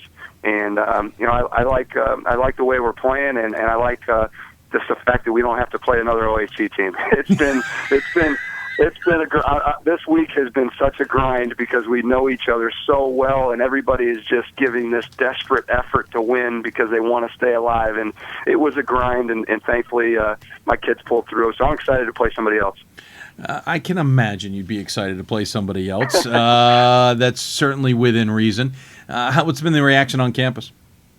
To host the OAC tournament championship was phenomenal. We actually thought we had the opportunity to do that last year, losing in 3 overtimes to Marietta in the semis last year in a really crazy game that we had won several different times. And to actually have the same scenario play out and us pull out a victory. The campus has just been unbelievable. We had over 2,000 people at the game last night, and the atmosphere was electric. So we're really looking forward to next week. I think we'll have a good following with us. Do you have any gut telling you where you might end up? Do you think you guys are going to take a long road trip? Do you think you might be one of those quick little jaunts up to Worcester? Last time we got sent south down to Eastern Mennonite, which was quite an experience. We were able to win our first game and ran into a really fantastic Eastern Mennonite team that year. I really don't know. I tell you what, I'd ask you, what are your thoughts? I think you're the perfect team to send elsewhere, maybe down to a Thomas More or something. Or not Thomas More, that's the women's side. To center, to center or somebody like that. I had thought about that as well, and it's going to be an interesting day tomorrow. I know the one thing that's going to be really fun is watching our name come up across that screen. Sometime tomorrow. I was going to say, at least you know it's coming up. Yeah, that's a beautiful thing, as opposed to sitting on that bubble and sweating it out. I know it's exciting that we were able to take care of business, and fortunate to have the opportunity to play in the NCAA tournament. Absolutely. Well, congratulations on making the NCAA tournament. Congratulations on winning the OAC title. Well-deserved and good job fighting it out, especially after the nice big win against Miami, Ohio, all of those days back. As always, we give our guests the final word. Any final thoughts you'd like to share with those who may be tuning in? Well, I tell you, we've got a really veteran, tough, gritty ball club. I think who's going to be a tough out in this tournament. We battled Illinois Wesleyan to to an 8-point game, but it was a heck of a lot closer than that. I think Coach Rose will tell you that. I think we're going to be a tough out in this tournament. I really like my team, and as I told you, I think we've got one of the best players in the country. So come check them out. We will check him out. Remind everybody who he is. Malcolm Hurd. There he you was go. He was a player of the year in our league, and we've got other pieces to go with him, and it's going to be a fun time just to have an opportunity to compete against the best teams in the country. I just wanted to make sure you got a chance to say his name one more time for those at home. Casey, thanks so much, and we'll talk to you soon. I appreciate it. Thanks for having me. Take care. Casey Hunt joining Bye-bye. us here on Hoopsville. Appreciate him taking the time to do so. Some of you tuning in are having fun with the open mic moment I had during the commercial break. A new hashtag has been designed. Just delete it and I gotta go. Funny people out there. One person says a new hot segment on Hoopsville should be what's on Dave's DVR. We don't have time for that. That DVR is jam-packed. But I can tell you there's stuff like The Tonight Show, Late Night with Seth Meyers, Nightly News, let's see, Chicago Fire, that kind of stuff. Lots of stuff in there. It'll keep you guessing as to what we are doing. Let's see, got a couple questions before we'll take another break. Where do you see Plattsburgh's men's basketball playing and versus who? I don't know about versus who. Plattsburgh's a nice team to maybe send to Scranton. They're a nice team to maybe send to Cabrini. They could go all the way down to Randolph-Macon. And then you could always send them into the Great Lakes or the Northwest. I think Plattsburgh's nice and flexible there. Actually, no, maybe they can't get all the way down to Randolph-Macon. That's a little far. They could get to Richard Stockton should Stockton be host. They could get to Purchase. They got a couple choices there. I like Plattsburgh. Love seeing the Hoopsville logo. It's actually the Hoopsville Classic logo, and we're hopefully going to let you know who's in the Hoopsville Classic later time. Vassar, where could they be sent? I could see Vassar going to the Northeast. They also could be sent down to the Mid-Atlantic very nicely. Will Wittenberg at least make the NIT tournaments? What NIT tournament? The only postseason tournament in Division III that's not the NCAA, is the ECACs, and I'm pretty sure Wittenberg's not a member of the ECAC. So Wittenberg's season is over. Any other questions? Yeah, got a couple more. Which will be a bigger deal for the committee? Birmingham Southern swept Oglethorpe in the regular season, or that Oglethorpe beat them yesterday in the SAA semifinals. Also, who do you see either team playing in the tournament? Well, Birmingham Southern now has a 2-1 edge on Oglethorpe, so it's hard to see Oglethorpe jumping in because of that, though there is some arguments to that point. Yesterday's game means something, but so do the other two equally. Who do I see either team playing in the tournament? Birmingham Southern would probably... I hate sending them to center. I'm not sure what you do with Birmingham Southern. They got to Transylvania one year, okay. Maybe Pat Coleman can give me his insight on that one. Oglethorpe, very flexible because of where they're located. We could send them in a lot of different places. Birmingham Southern, that's an interesting, tricky one. How many schools have both their men and women in the tournament so far? First time from Northwestern Minnesota. Well, let's see. Let's go off the top of our head. Wisconsin Whitewater has both teams in. Amherst has both teams in. Williams will have both teams in. Cabrini has both teams in. Scranton both teams in.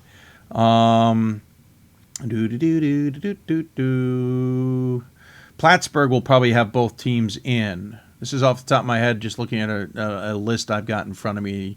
Hope will have both teams in. DePaul may have both teams in. WashU has both teams in. Illinois Wesleyan may have both teams in. St. Norbert, I believe, has both teams in. St. Thomas will probably have both teams in. Whitworth has both teams in. Randolph-Macon, both teams will be in. Emory, there's a potential.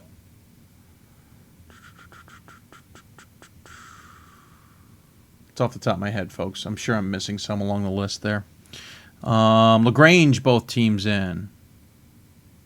No, not LaGrange, both teams in. I'm sorry, just the men.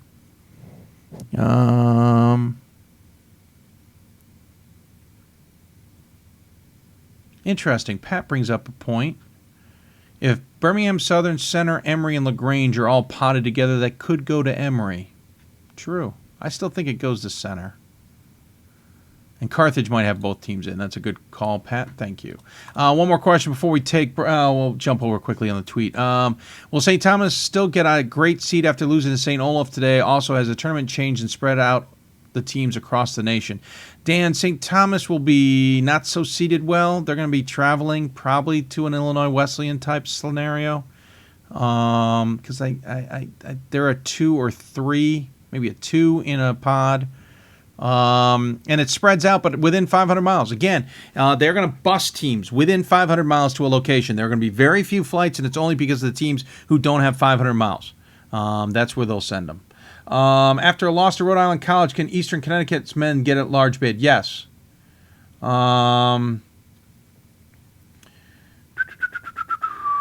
Yes, my wife does own the remote right now. How will the Scranton men go? How deep will they go? Second weekend, Rich, and that's about it. I'm not sold on Scranton. They're going to get exposed in the NCAA tournament. They're a good team, but they're going to get exposed. Second weekend, maybe third round, that's it. Maybe the Elite Eight, but yeah. Depends on the matchups. Beavers, Turney, chance, and Babson. Babson's getting in. Depends on the matchups and whether they will do well. Seriously, this tweet, just delete it and I gotta go, I think is gaining traction. This is rather interesting. All right, we're going to take a break. When we come back, we're going to talk to Carthage's women's basketball coach here on Hoopsville. You listen to Hoopsville, presented by D3Hoops.com and the National Association of Basketball Coaches. If you have any questions for us, tweet us at D3Hoopsville or hashtag Hoopsville. Email us, hoopsville at D3Hoops.com, or join us on Facebook at Facebook.com/Hoopsville. Speaking of Facebook, I believe some people have actually messaged us there, and I apologize. I had not gotten to that. Let me do those real quick, just to be fair. Chances St. Mary's gets an at-large bid. We already said no. Well, where do the CUNY winners go in the NCAA tournament? Where do the NCAA New York U teams go? NYU's men team isn't getting there. NYU's women probably getting into the NCAAs. CUNY teams, I think, who are my CUNY teams? Staten Island's going on the road. Staten Island may not even get in. New York of New York going on the road. Hope that probably didn't answer the questions he was looking at.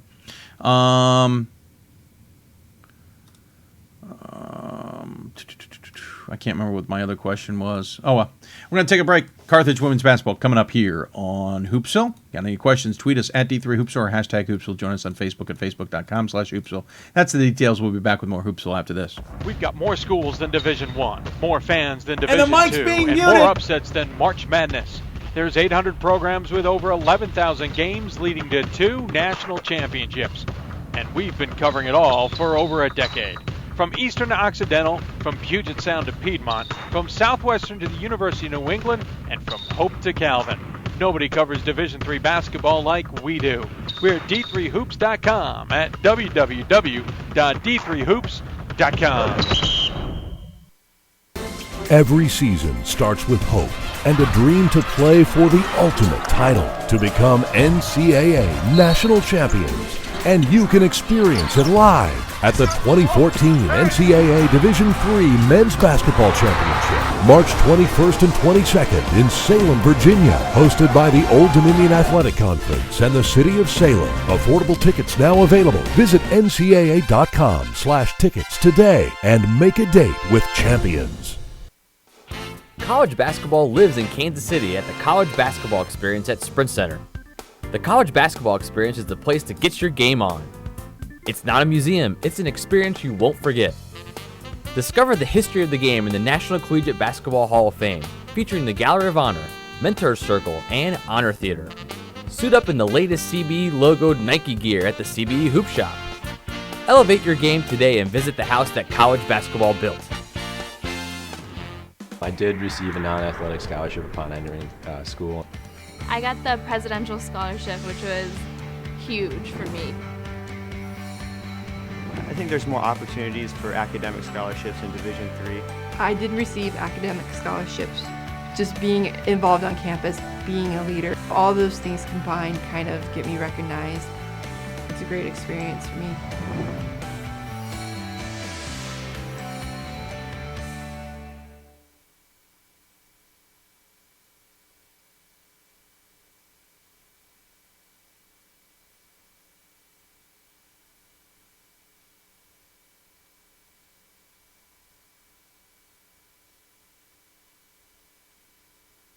Division III schools offer academic scholarships instead of athletic scholarships. This really puts the focus that the student athlete needs to maintain that GPA. I did receive a non-athletic scholarship upon entering school.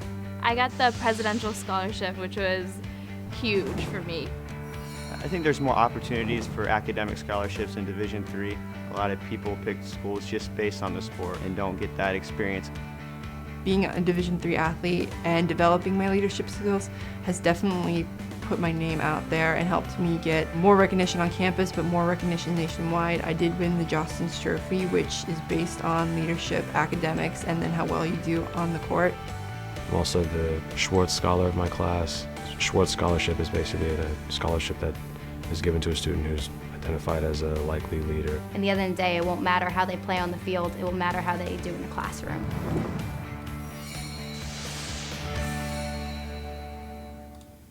And welcome back to Hoopsville, everybody. Sorry for the delay, a little bit of black there. I was rushing around trying to find my shirt. Here it is. Thank you. For all you having fun out there, Ann is both thrilled that she has her own hashtag. Thank you, Pat. But she's also helped out get my Lady Reds Carthage basketball shirt on. Thank you. Because the next segment is from Carthage. And joining us on the Hoopsville hotline from Carthage is their women's basketball coach, Tim Bernero, who joins us on the Hoopsville hotline. Coach, welcome to Hoopsville. I am proudly wearing one of the couple shirts you sent us. That was awfully kind of you, sir. Well, like I said, I emptied the prize closet for you, Dave. Yeah. You know, we were glad to see you guys out in Vegas, and I was sending some stuff out your way, and you know, I wish we were back there. It seems like a long time ago. It was, and that 40 or 50 degrees was a lot better than what we've dealt with for the last couple of months, that's for sure. Well, and I should also point out, you sent us some paraphernalia. We got the Go Redmonds.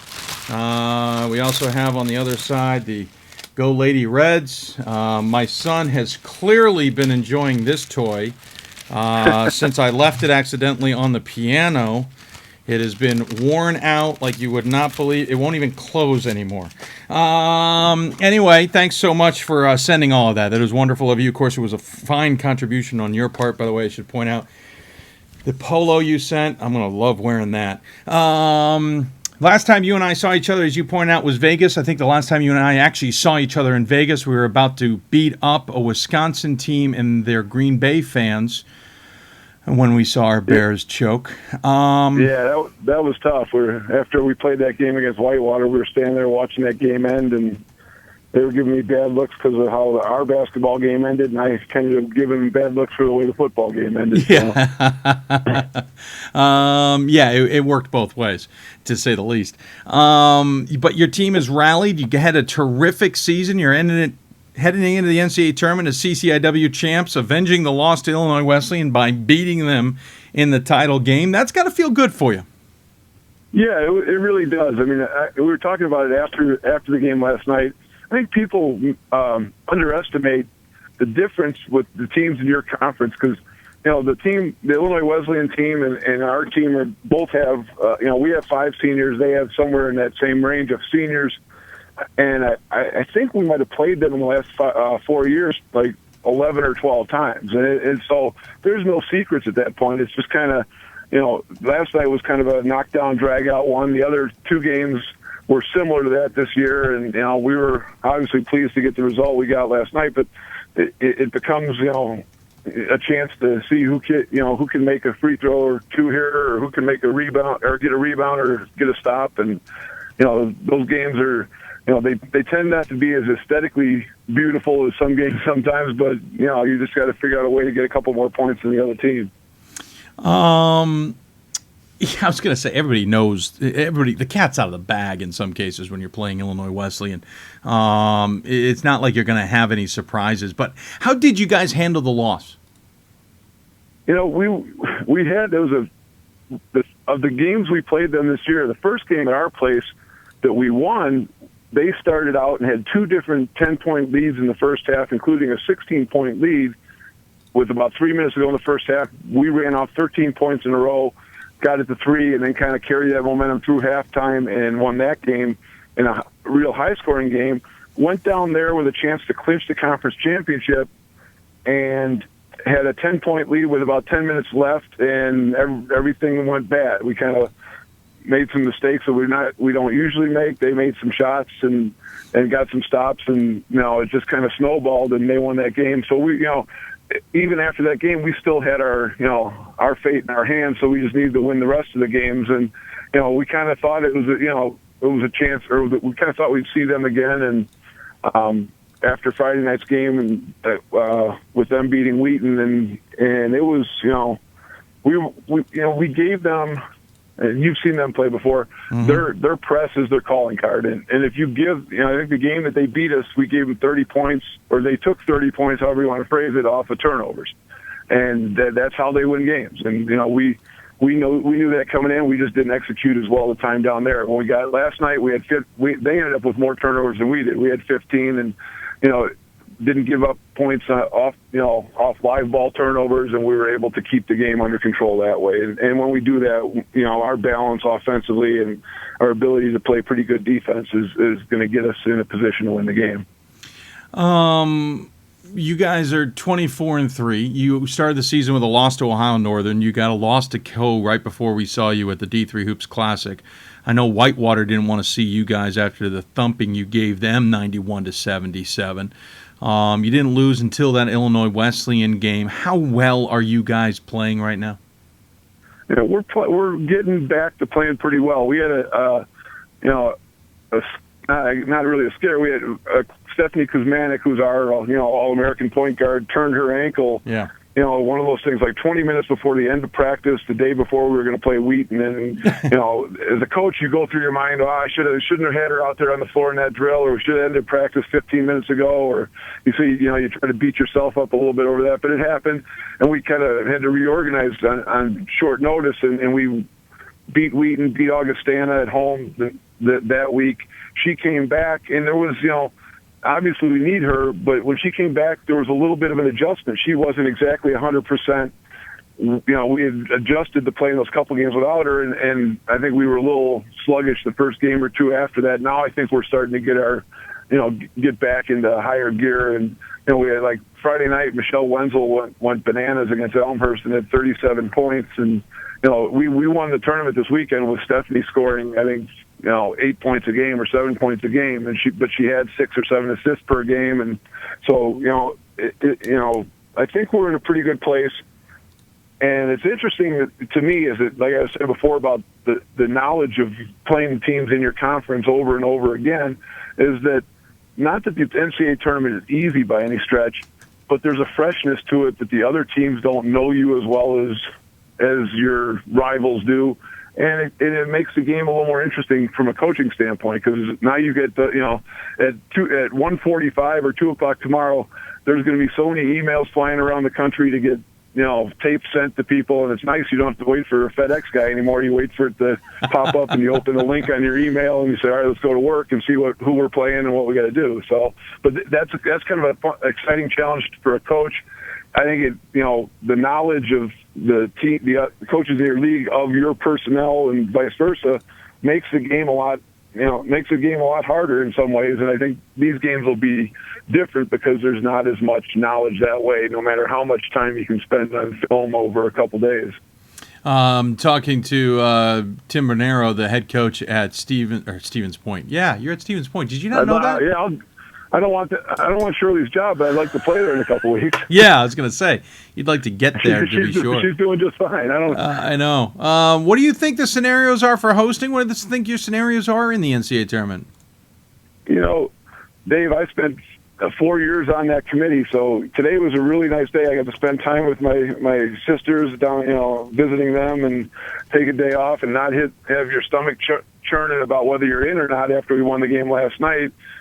but I didn't have to be on a conference call for 12 hours either, trying to figure out who should be in. And it's, we're so centrally located here, because we're right between Milwaukee and Chicago. And if you throw that 500-mile net around, we could be involved with anybody from Minneapolis through Iowa down to the Wash U's area to Kentucky and Ohio and Michigan. So there's so many teams in there, and my bias tells me there's so many good teams in that area that I just named off that if you look at it, it's a little scary that way because you don't know what you're going to get. Now you know you're going to get somebody good, but you don't. There's to guess at it. You guys do a good job trying to figure that stuff out, but I've been in on the inside of it, and it's still hard to figure out because you don't know how the committee is trying to, if they can really do a good job and make the tournament seeded, then you think, you think you've got a better chance in some areas than you might normally, but if they do it by all geography, you're going to have, I think a couple of years ago, some of those brackets of death, as you guys call them, where you could have some really good teams going at it in that first round, second round game. Wrapping things up here with Coach Tim Bonero, and as I wear a Lady Red shirt, I actually really like this shirt. It's nice and comfy, a nice long I'm sleeve one. I'm going to have to watch the podcast. Yeah, the nice long sleeve one. I like this one. Okay. It's very comfortable. Might just wear this the rest of the show if it weren't awkward. Again, you're into the tournament. What do you think the chances? You know this well. What do you think the chances Illinois Wesleyan can get in? They got a gaudy SOS, but they've struggled with their overall record. I think they probably have a good chance. You have to go across and try to find 20 teams, I guess. I mean, there's a lot of good teams in different regions, and I think I have some knowledge of the quality of the teams in different parts of the country just from the time spent on the national committee. But I think they've got enough quality wins. They played a lot of games against ranked teams, and it's always interesting to me the way it's set up now that those once ranked, always ranked is not there anymore. So from week to week, you don't, all of a sudden your record against the ranked teams looks really good. And next week, if they drop one of those teams that you beat twice, all of a sudden they kind of take the air out of your balloon. But I would think they're in a pretty good spot that way. I believe Wheaton's good enough to be in there too, and I don't know how that's going to play out. But I think our league, the top three of our league, were very good across the board this year, and but. We'll see what happens tomorrow night or tomorrow afternoon, I guess. And, I hope they're both in for our sake because our conference is pretty good. Well, Coach, I appreciate you coming on the show. I appreciate the very kind contribution to the Hoopsville fundraising project that you did earlier. A public shout out to you for that. Thus the reason I'm wearing one of your shirts. Thus the reason you're on the show, though being a CCIW champ kind of helps there too. And as always, we give the coach the final word. Any final thoughts you'd like to share with those who may be tuning in?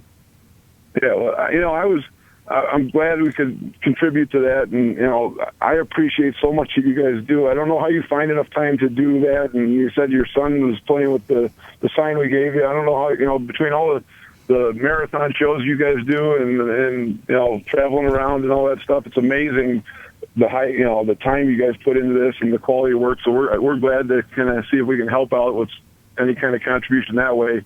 And the other thing is I think it's kind of funny because you see it around that there's like this underground of people that read those chat boards and stuff like that. And I just, as a coach, I'm going to tell it straight out. I read those things just to see what people say, not that it influences what you do or not.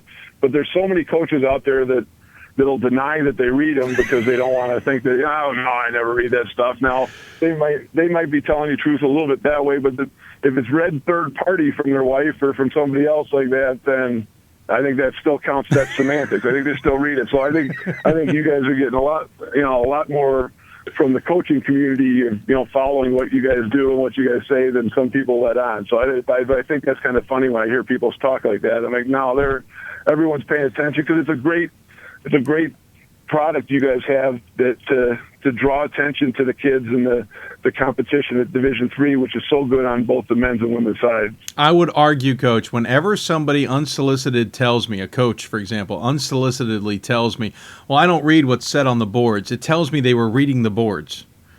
If I didn't lead them down that road, they went there themselves. It's just a natural reaction to say, "Oh no, I don't." Then you've been reading the boards, right? If somebody comes up to you and says, "I don't mean to be a jerk," but that means they're about to be a jerk. So that's, I don't mean to disrespect. Like that, I don't know the next word coming out is going to be something. Listen, I don't mean this disrespectfully, but yeah, exactly. We all seen that one. Exactly.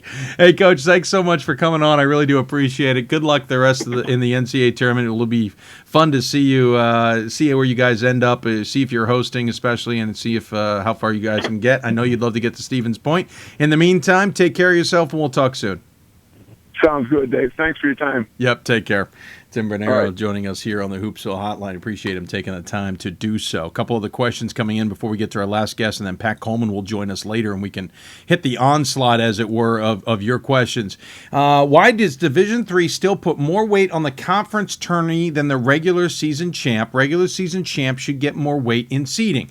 Dan, I'm going to do this two things for you and answer it first off. First, if you're talking regional ranking versus seeding, the conference tournament does not have any extra weight except that the conference tournament allows more games.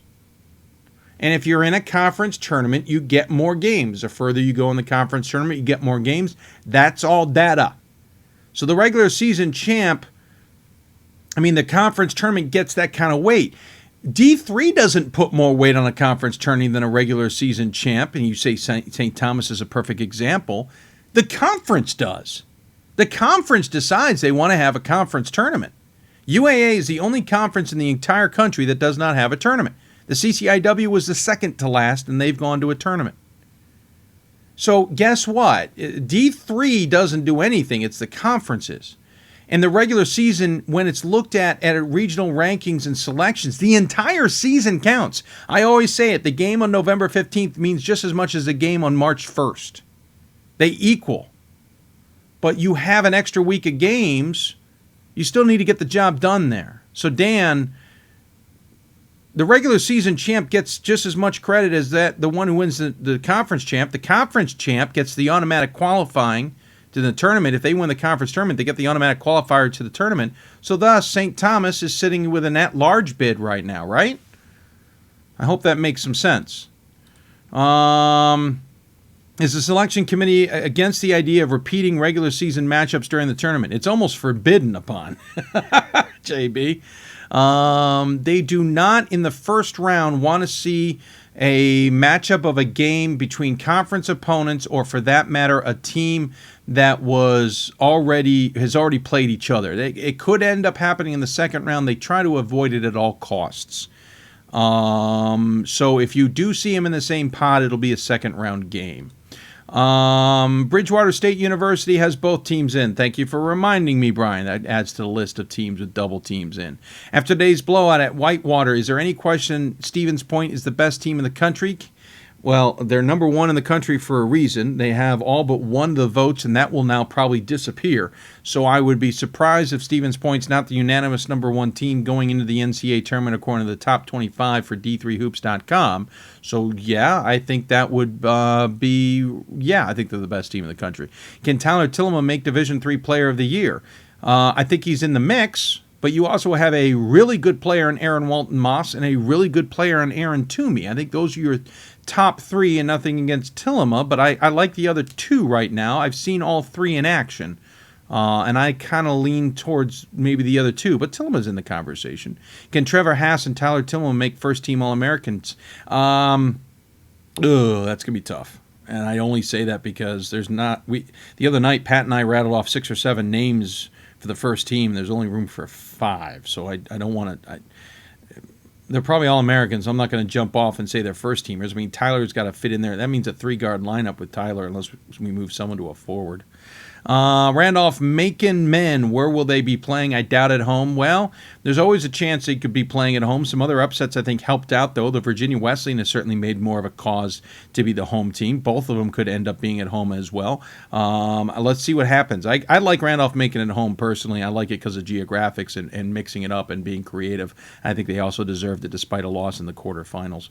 Where will Northwestern men and women be sent? They're going to be that sacrificial lamb. They're going to be sent to the tough team. teams. Like women could go to Carthage, men could go to Stevens Point. That's just off the top of my head. I think that's it. Got some other questions on Twitter. I don't see any right off the top of my head. Oh, my wife. She has now jumped into Twitter with both feet. Pat Coleman, I blame you. Oh, I don't know what to say. We're going to have to take a break on that. If you have any questions for us, tweet us at D3Hoopsville or hashtag Hoopsville. Email us at hoopsville@d3hoops.com or Facebook us at facebook.com/hoopsville. You can also join us on, well, that's how you join us. We're going to next talk to Williams men's basketball coach Mike Maker about being in an at-large team into the NCAA tournament, and then Pat Coleman on the other end. You're listening to Hoopsville, presented by D3Hoops.com and the National Association of Basketball Coaches. More Hoopsville right after this. Every season starts with a hope and a dream to play for the ultimate title, to become NCAA national champions. And you can experience it live at the 2014 NCAA Division III Women's Basketball Championship, March 21st through 22nd in Stevens Point, Wisconsin, hosted by the University of Wisconsin-Stevens Point. Affordable tickets now available. Visit ncaa.com/tickets today and make a date with champions.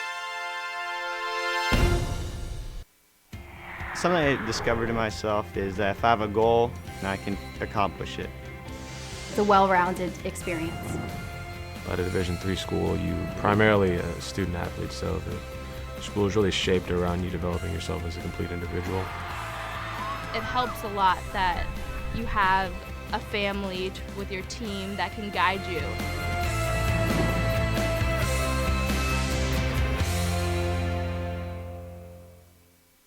We've got more schools than Division I, more fans than Division II, and more upsets than March Madness. There's 800 programs with over 11,000 games leading to 2 national championships. And we've been covering it all for over a decade. From Eastern to Occidental, from Puget Sound to Piedmont, from Southwestern to the University of New England, and from Hope to Calvin. Nobody covers Division III basketball like we do. We're at D3Hoops.com at www.d3hoops.com. College basketball lives in Kansas City at the College Basketball Experience at Sprint Center. The College Basketball Experience is the place to get your game on. It's not a museum, it's an experience you won't forget. Discover the history of the game in the National Collegiate Basketball Hall of Fame, featuring the Gallery of Honor, Mentor's Circle, and Honor Theater. Suit up in the latest CBE logoed Nike gear at the CBE Hoop Shop. Elevate your game today and visit the house that college basketball built.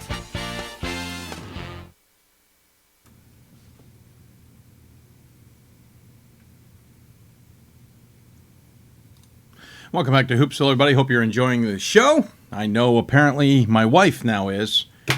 She is fully involved in Twitter, and now all my friends are having fun with that. Oh, my life is over. If you have any questions for us, tweet us at D3Hoopsville or hashtag Hoopsville. You can also join us on Facebook at facebook.com/Hoopsville or email us at Hoopsville. At D3Hoops.com, we will answer your questions. One open mic moment during a commercial break has created a firestorm. Unbelievable. I hope you have any questions for us. Please let us know. Certainly would look forward to hearing from you. We'll answer your questions. One more guest on the line. We'll throw in another interview, and then Pat Coleman will come on. We're supposed to go on until 10, but if you know hoops so well, especially on a night like tonight, we will probably be going later than that. So if you have questions for us, tweet us at D3Hoopsville or hashtag Hoopsville. Also, Facebook us, facebook.com/Hoopsville, and email us, hoopsville at D3Hoops.com. This is absolutely always the biggest show of the year. It is a big show as we speak, and I certainly appreciate all your support for that, and we hope we are answering your questions and helping you out along the way.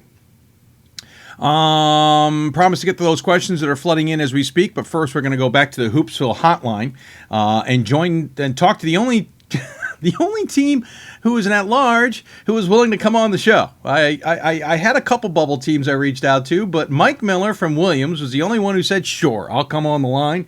And joining us on the Hoopsville hotline, presented by the Division III Men's Basketball Championship Tournament in the city of Salem, Virginia, is Mike Maker from Williams. The Eafs lost to Amherst today in what was a pretty good game for about 35 of the 40 minutes, Coach? Well, I thought it was a good game for all 40, Dave, to be honest with you. I'm very proud of our guys. We gave everything we had and showed a lot of heart. And determination. But at the end of the day, right, they're awfully good, and we think we have a good product as well. And all you can ask for as a coach is for your team to give everything they had. And our team certainly did that today.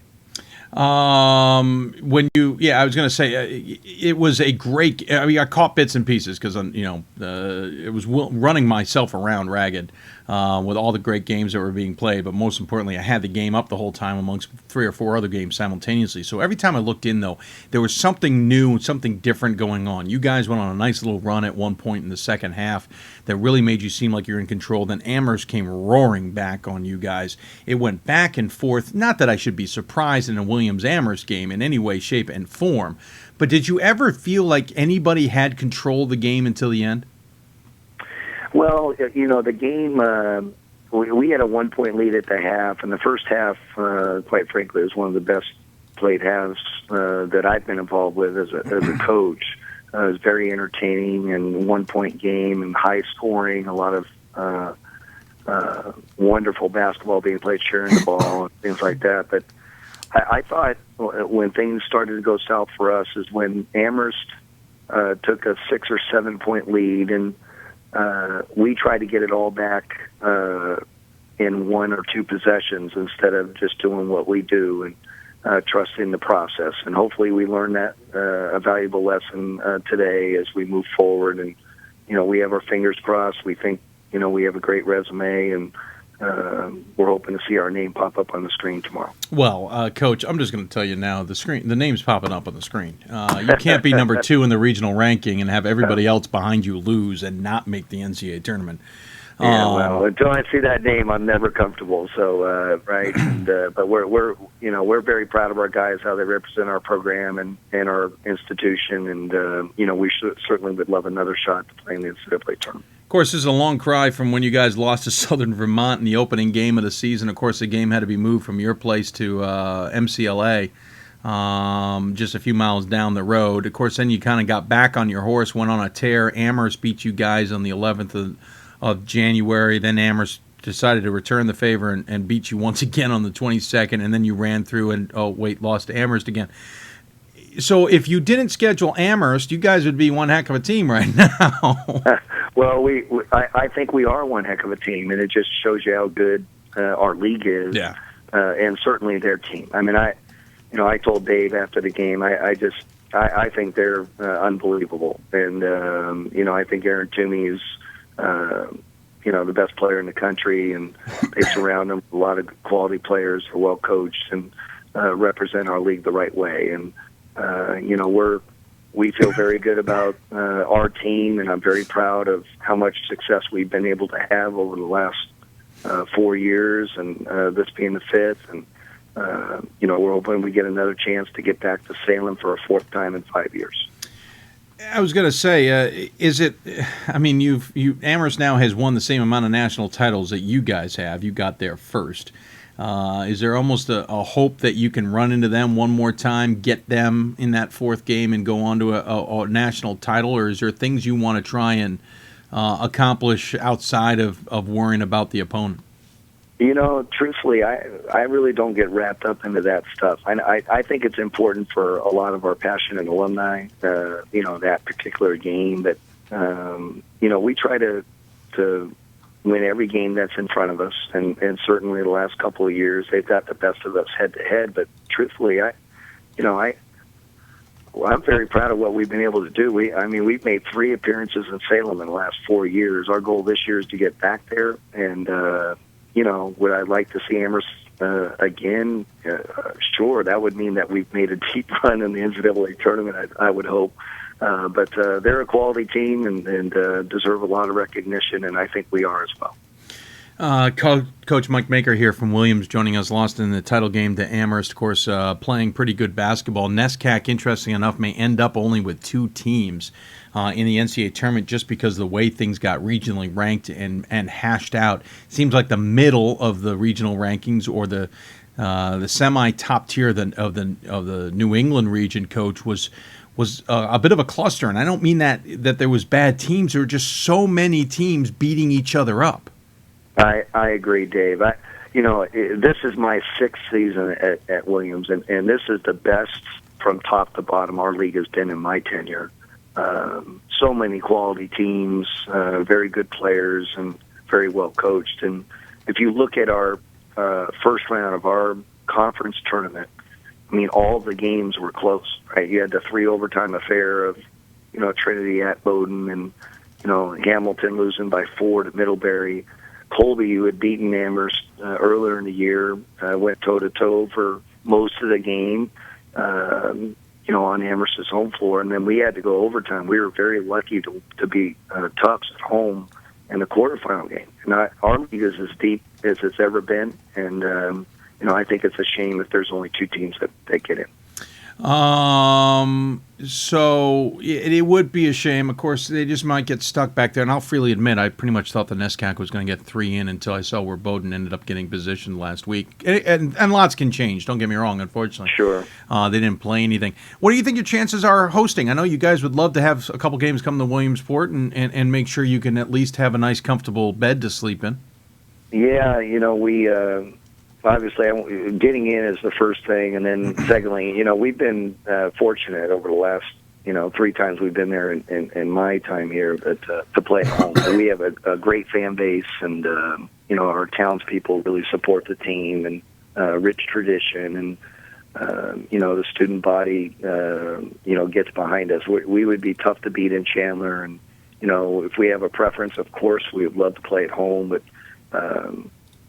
I just think having the opportunity to play in the NCAA tournament is a blessing and a great opportunity. And, we're looking forward to tomorrow, watching the selection show and, starting a new season. And, we're happy with how we've played and being in the position we're in, and have a lot of confidence in how we're playing and the kind of chemistry we have on our roster. I should correct myself. Said Williamsport. It's Williamstown. Williamsport okay. would be That's another okay, location that That's people right. should go to too. That's okay. I know that better than that. I'm sure you'll get a few emails. Don't take it personally. There's a lot of proud people here in Williamstown, and the alumni are great. They love our program and our institution. You do a great job for D3 Hoops. Well, thank you. No doubt about it. I should know better because I did date a girl who went to prep school up there in that town. So, yeah. I should know better. My school was 2 hours away. Anyway, well, before we let you go, how do you think? I mean, last year, it was the 1-rounders, and so maybe not a thoroughly accurate point of view of how you guys did. You beat Catholic in the second round before losing to who did you play third round? I just forgot. Well, we beat Wesley in the first round here. Right. It was very good. We blew them out by 1, and then we were lucky to get by. Yep. We were lucky to get by Catholic in the second round at home, and then the third round we had to beat Virginia Wesleyan once again. And then you got to the Civic just Center. to get to Salem, and then we got to the Civic Center, and we drew the number 1 team in the country, St. Thomas. I thought we played very well. We had a double-digit lead. And we ended up losing a 1-possession game. So, listen, this time of the year, I just want to see our name on the board and play good basketball. And if we're at home, great. And if we're not, we'll accept the challenge and take the show on the road. Well, we're certainly looking forward to seeing how the Eves do. I've got confidence that you guys will be ready. I mean, the NESCAC and playing Amherst certainly gets you guys ready. You guys played the likes of Springfield and Hampton-Sydney this season, along with conference play. So certainly in getting ready for everything. As always, we give the coach the final word. Any final thoughts you want to share with those who may be tuning in? Well, let's say it's been a long season, and we played. It's been a long weekend for us. We had a heart-stopping game against Middlebury. We had to come all the way back from down double digits just to win that game to get an opportunity to play for the title. And we appreciate the fans in the NESCAC overall, and the great conference we have. And I thought it was a great title match today, and hopefully we get more than 2 in. I know everybody's saying that Amherst obviously is the AQ, but and that we're going to get in at large. But I sure would love to see a Bowdoin or a Middlebury get in and show the strength of our league. But we appreciate all the recognition you give to Division III basketball across the country, and certainly to the NESCAC.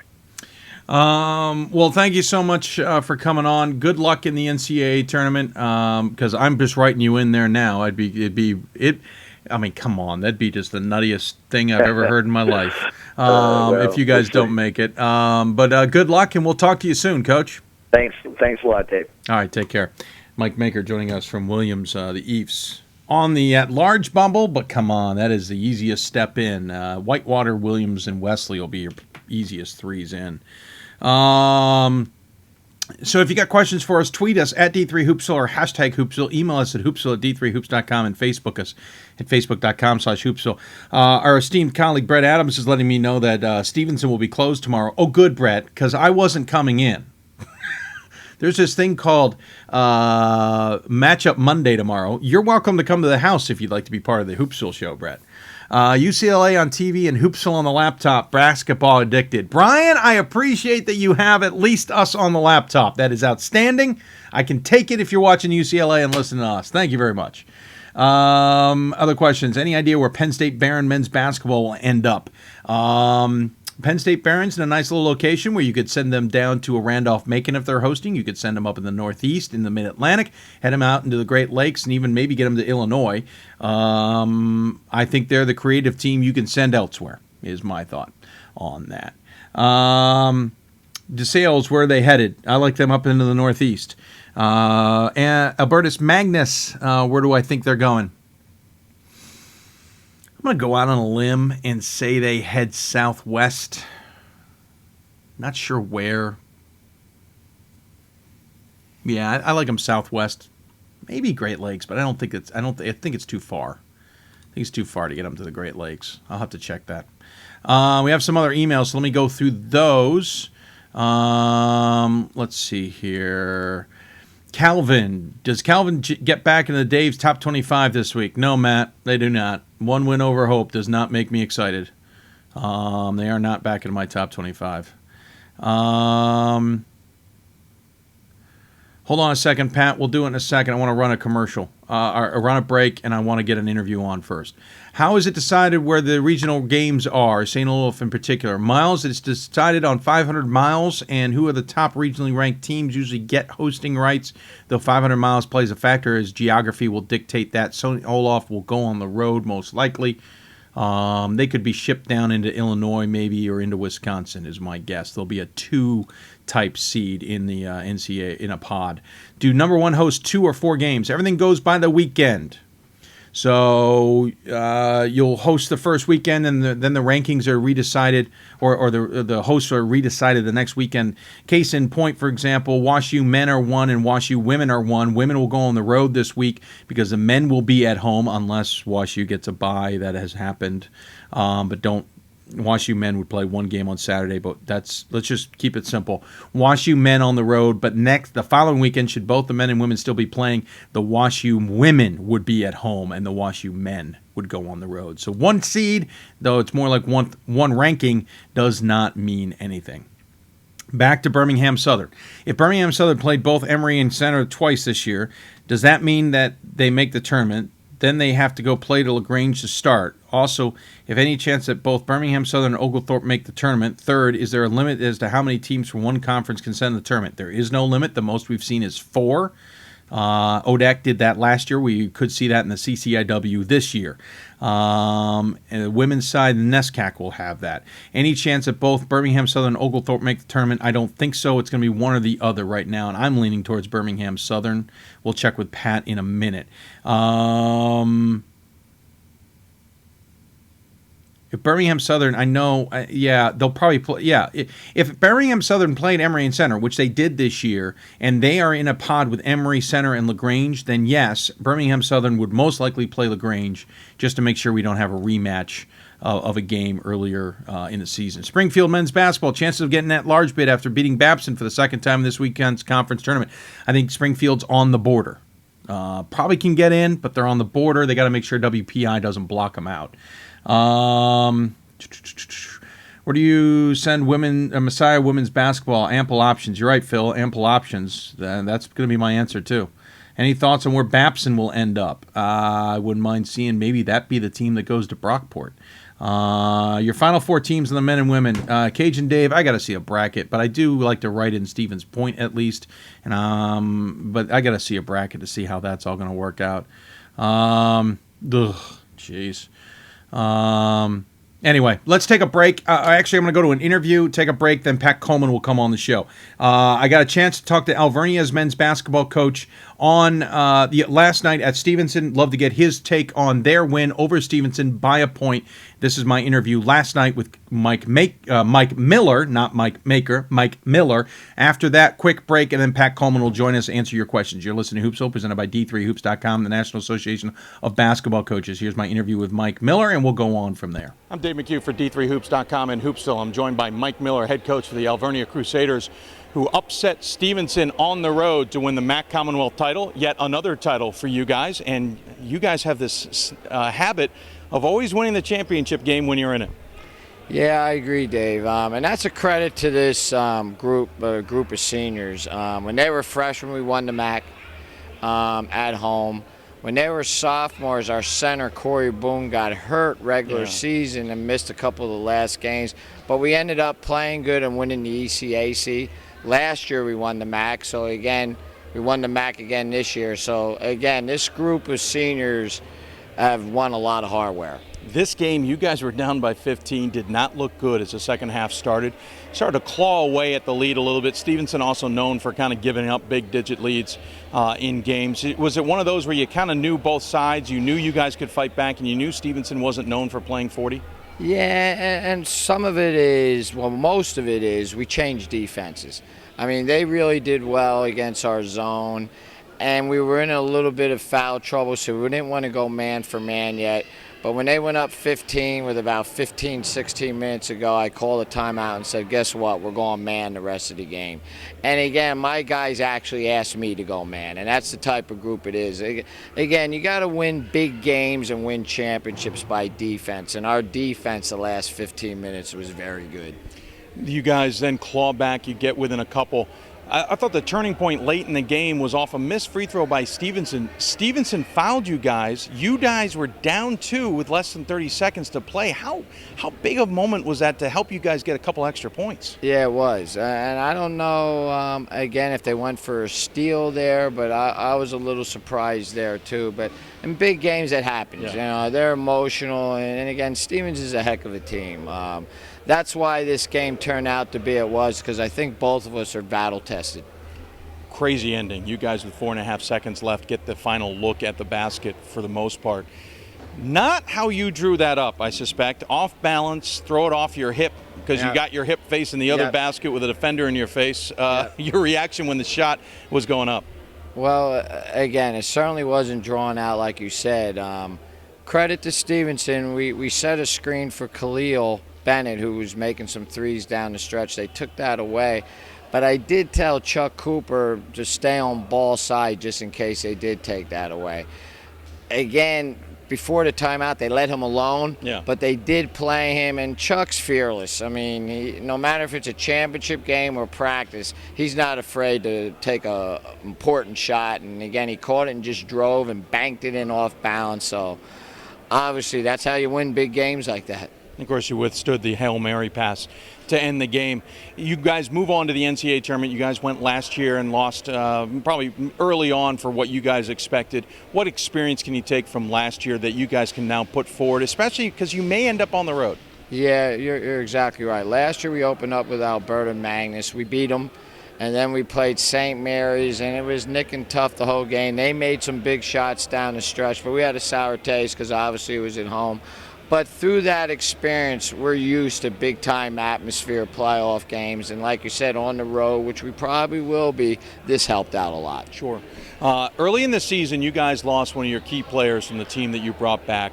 You guys took a couple lumps, including here at Stevenson. You guys lost a few games, kind of seemed to come unraveled. Not unraveled in a bad way. I just mean the schedule came unraveled on you. Yep. What changed? Somewhere in January, it seemed like you guys got your stride back, and you've been riding that ever since. Yeah, well, some of it is we started to change defenses. Again, with the new rule changes, we were getting in foul trouble with our man-for-man. We didn't have much of a bench, like you said, so we really worked on his zone. I think that kept us out of foul trouble. Like also you said, by losing the guy, we did have guys back, but now they were in different positions. So I think we mastered our zone, but obviously we knew in big games we were going to need our man-for-man. So that kind of helped us. The conference is always tough, especially at the top, but even the middle showed its fangs a little bit this year. Tough to get through that. How much, though, does that prepare a team for not only the conference tournament, but maybe and hopefully prepare you for the NCAA tournament? Yeah, like you said, Dave, our league was unbelievably tough this year. Luckily, we did not lose at home, but we lost 4 times on the road. And again, every game on the road especially came down to 1-2 possessions. So obviously that makes you mentally tough, battle tested, and it helps you as a coach. You know, puts you in different situations. And so again, our league definitely helped us, not only with the players but also with the coaching staff. Speaking of distracted and maybe thinking about other things, if nobody knows, this game was delayed by about 40 minutes thanks to, of all things, a sinkhole on the interstate, the one you have to take to get here. I saw the look on your face as the bus was pulling in. I could see you guys. You certainly had that look of absolute frustration and dejection. How do you keep the team focused at the task at hand when now you got to rush through your pregame in some senses? I know they gave you some time, but also because you've been sitting on a bus far longer than you planned to. Yeah, and again, that's what the road does to you. I mean, obviously we had to go to like Coleman, we had to go to Stevenson, we had to go to Hood. Sometimes we go with the girls, so we're getting there for the first game. So again, playing a tough non-league schedule on the road helps us too. So again, like you said, and I'm not too sure if it was a pothole. I'm hearing different stories now that PennDOT had it planned and we didn't know about it. So we made it here, and again, I was thinking there was a booby trap. There was some sort of conspiracy, but a win's a win right now. We'll take it. I don't think they told anybody, which makes me think it's really not planned, but knowing PennDOT, you just never know. He is Mike Miller. The Crusaders move on to the NCAA tournament with a thrilling victory, 70-69 over Stevenson on the road. At least the northbound lanes, Coach, are open. Plenty more to come. He's Mike Miller. I'm Dave McHugh for D3Hoops.com and Hoopsville. Division III schools offer academic scholarships instead of athletic scholarships. This really puts the focus that the student athlete needs to maintain that GPA. I did receive a non-athletic scholarship upon entering school. I got the presidential scholarship, which was huge for me. I think there's more opportunities for academic scholarships in Division III.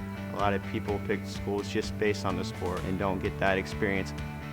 Being a Division III athlete and developing my leadership skills has definitely put my name out there and helped me get more recognition on campus, but more recognition nationwide. I did win the Jostens Trophy, which is based on leadership, academics, and then how well you do on the court.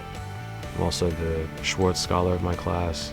Schwartz Scholarship is basically a scholarship that is given to a student who's identified as a likely leader. And the end of the day, it won't matter how they play on the field, it will matter how they do in the classroom.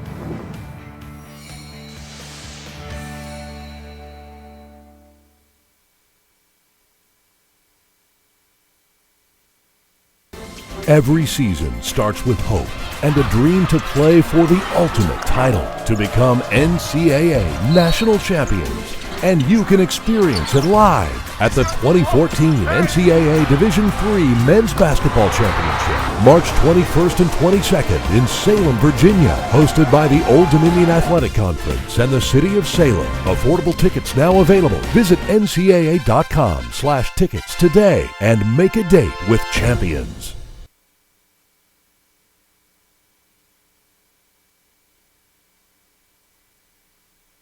And welcome back to Hoopsville, everybody.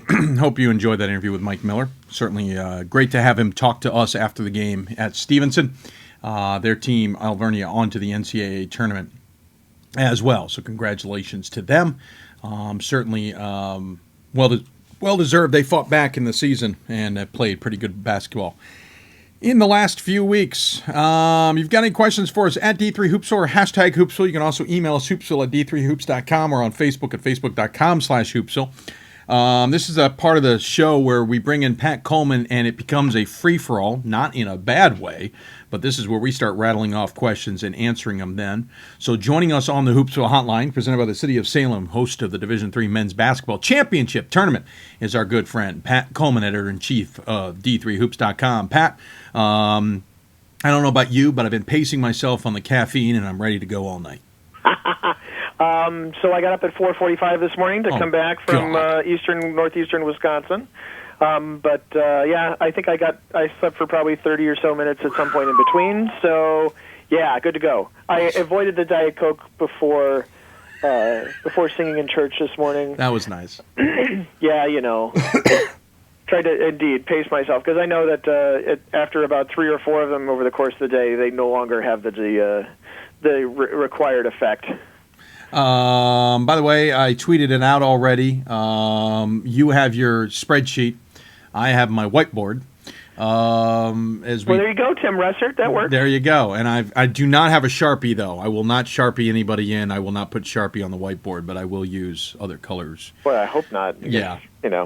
By the way, John King, our good friend at Alvernia, the great PennDOT sinkhole conspiracy of 2014.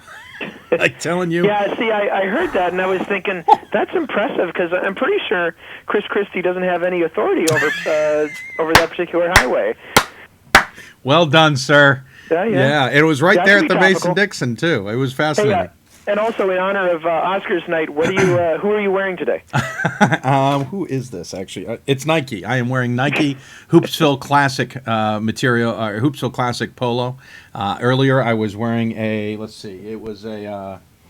who created this? And my earlier outfit for the awards ceremony was Lids Lady Reds basketball attire. So that is my wardrobe of the evening. Yeah, well, we're here on the brown carpet here as we get you the final hour and a half of Hoopsville. Yeah, exactly. Well, we got a ton of questions rolling in. I've been answering many of them. You've been helping chime in, so let's go back through things here. If you don't mind, just a couple up questions. How many teams do you think get in from the SUNYAC men's? I think I got 3. Yeah, I've got 3 too. I didn't love Geneseo until I saw more of their numbers this week, and now I'm fine with Geneseo getting in. Geneseo with the strength of schedule release from the last number I saw, 554, 2-4 against regionally ranked opponents. One thing that got them in for me is they beat Buff State. Carthage lost to Buff State, and Carthage is very deep in this Pool C conversation as well. In fact, I have 4 CCIW teams in. Yeah. I have 3 SUNYAC teams in. I have 3 NUMAC teams in on my board. And if someone has really good eyesight, you can see who my teams are. And if you could find me someone else to play in the Richard Stockton pod and the Hope pod, I'd be greatly appreciative. Yeah, well, I'm not going to help you. Let's see. So do you think Olaf breaks the top 25? Well, hang on a second. I've been voting for a couple of weeks. That's certainly possible. Yeah. They've merited consideration. They haven't gotten a lot of consideration from the voters. Maybe things will change. I'm kind of looking at, it's almost like the last thing I think about on today is the top 25. Thanks for sending it out. Yeah, well, I mean, some years I forget, I'm sure. I just saw it and went, oh, yeah, that's right. Yeah, I got to do that tonight, too. So there's a chance they make the top 25. I mean, they were they only had 18 votes. And to be honest with you, I'm sure, probably 6 or 7 of those came from me. So there's probably only 5 or 6 people voting for him last week. Long story short, they would be on my ballot. Hopefully some other voters vote for them, too. I think they're certainly worthy of top 25 or one of the first couple of teams on the other side. A great question here, and it's just fun. So let me answer it first, and then you can have fun with it as well. Let's be real. It's always awesome to have the NCAA game at the birthplace of basketball. Chances that Springfield College makes a tournament and hosts a game, and if they do, are you in attendance? I love the email. First and foremost... Wow, you're asking a lot there. I know. First and foremost, I have Springfield knocking on the door. It just depends on whether Springfield or WPI is regionally ranked ahead of whoever. I don't know if I can move Springfield ahead of WPI necessarily, though it gets tight. If Springfield moves ahead of WPI, I've got them in. If they stay behind WPI, I have them out. And they wouldn't host a game anyway, so we don't have to worry about me being in attendance. Well, so interestingly enough, there's two things here. One, I don't think Springfield hops WPI either. WPI has the 2-0 head-to-head, as we've mentioned earlier.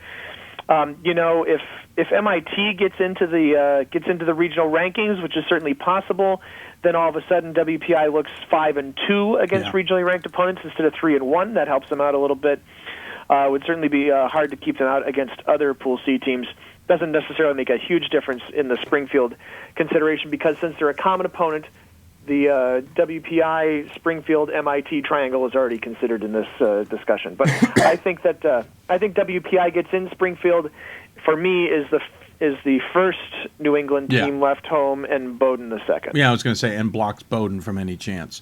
And to be honest with you, I don't think Bowdoin's missing out necessarily. 0-4 against regionally ranked opponents, 529 strength of schedule.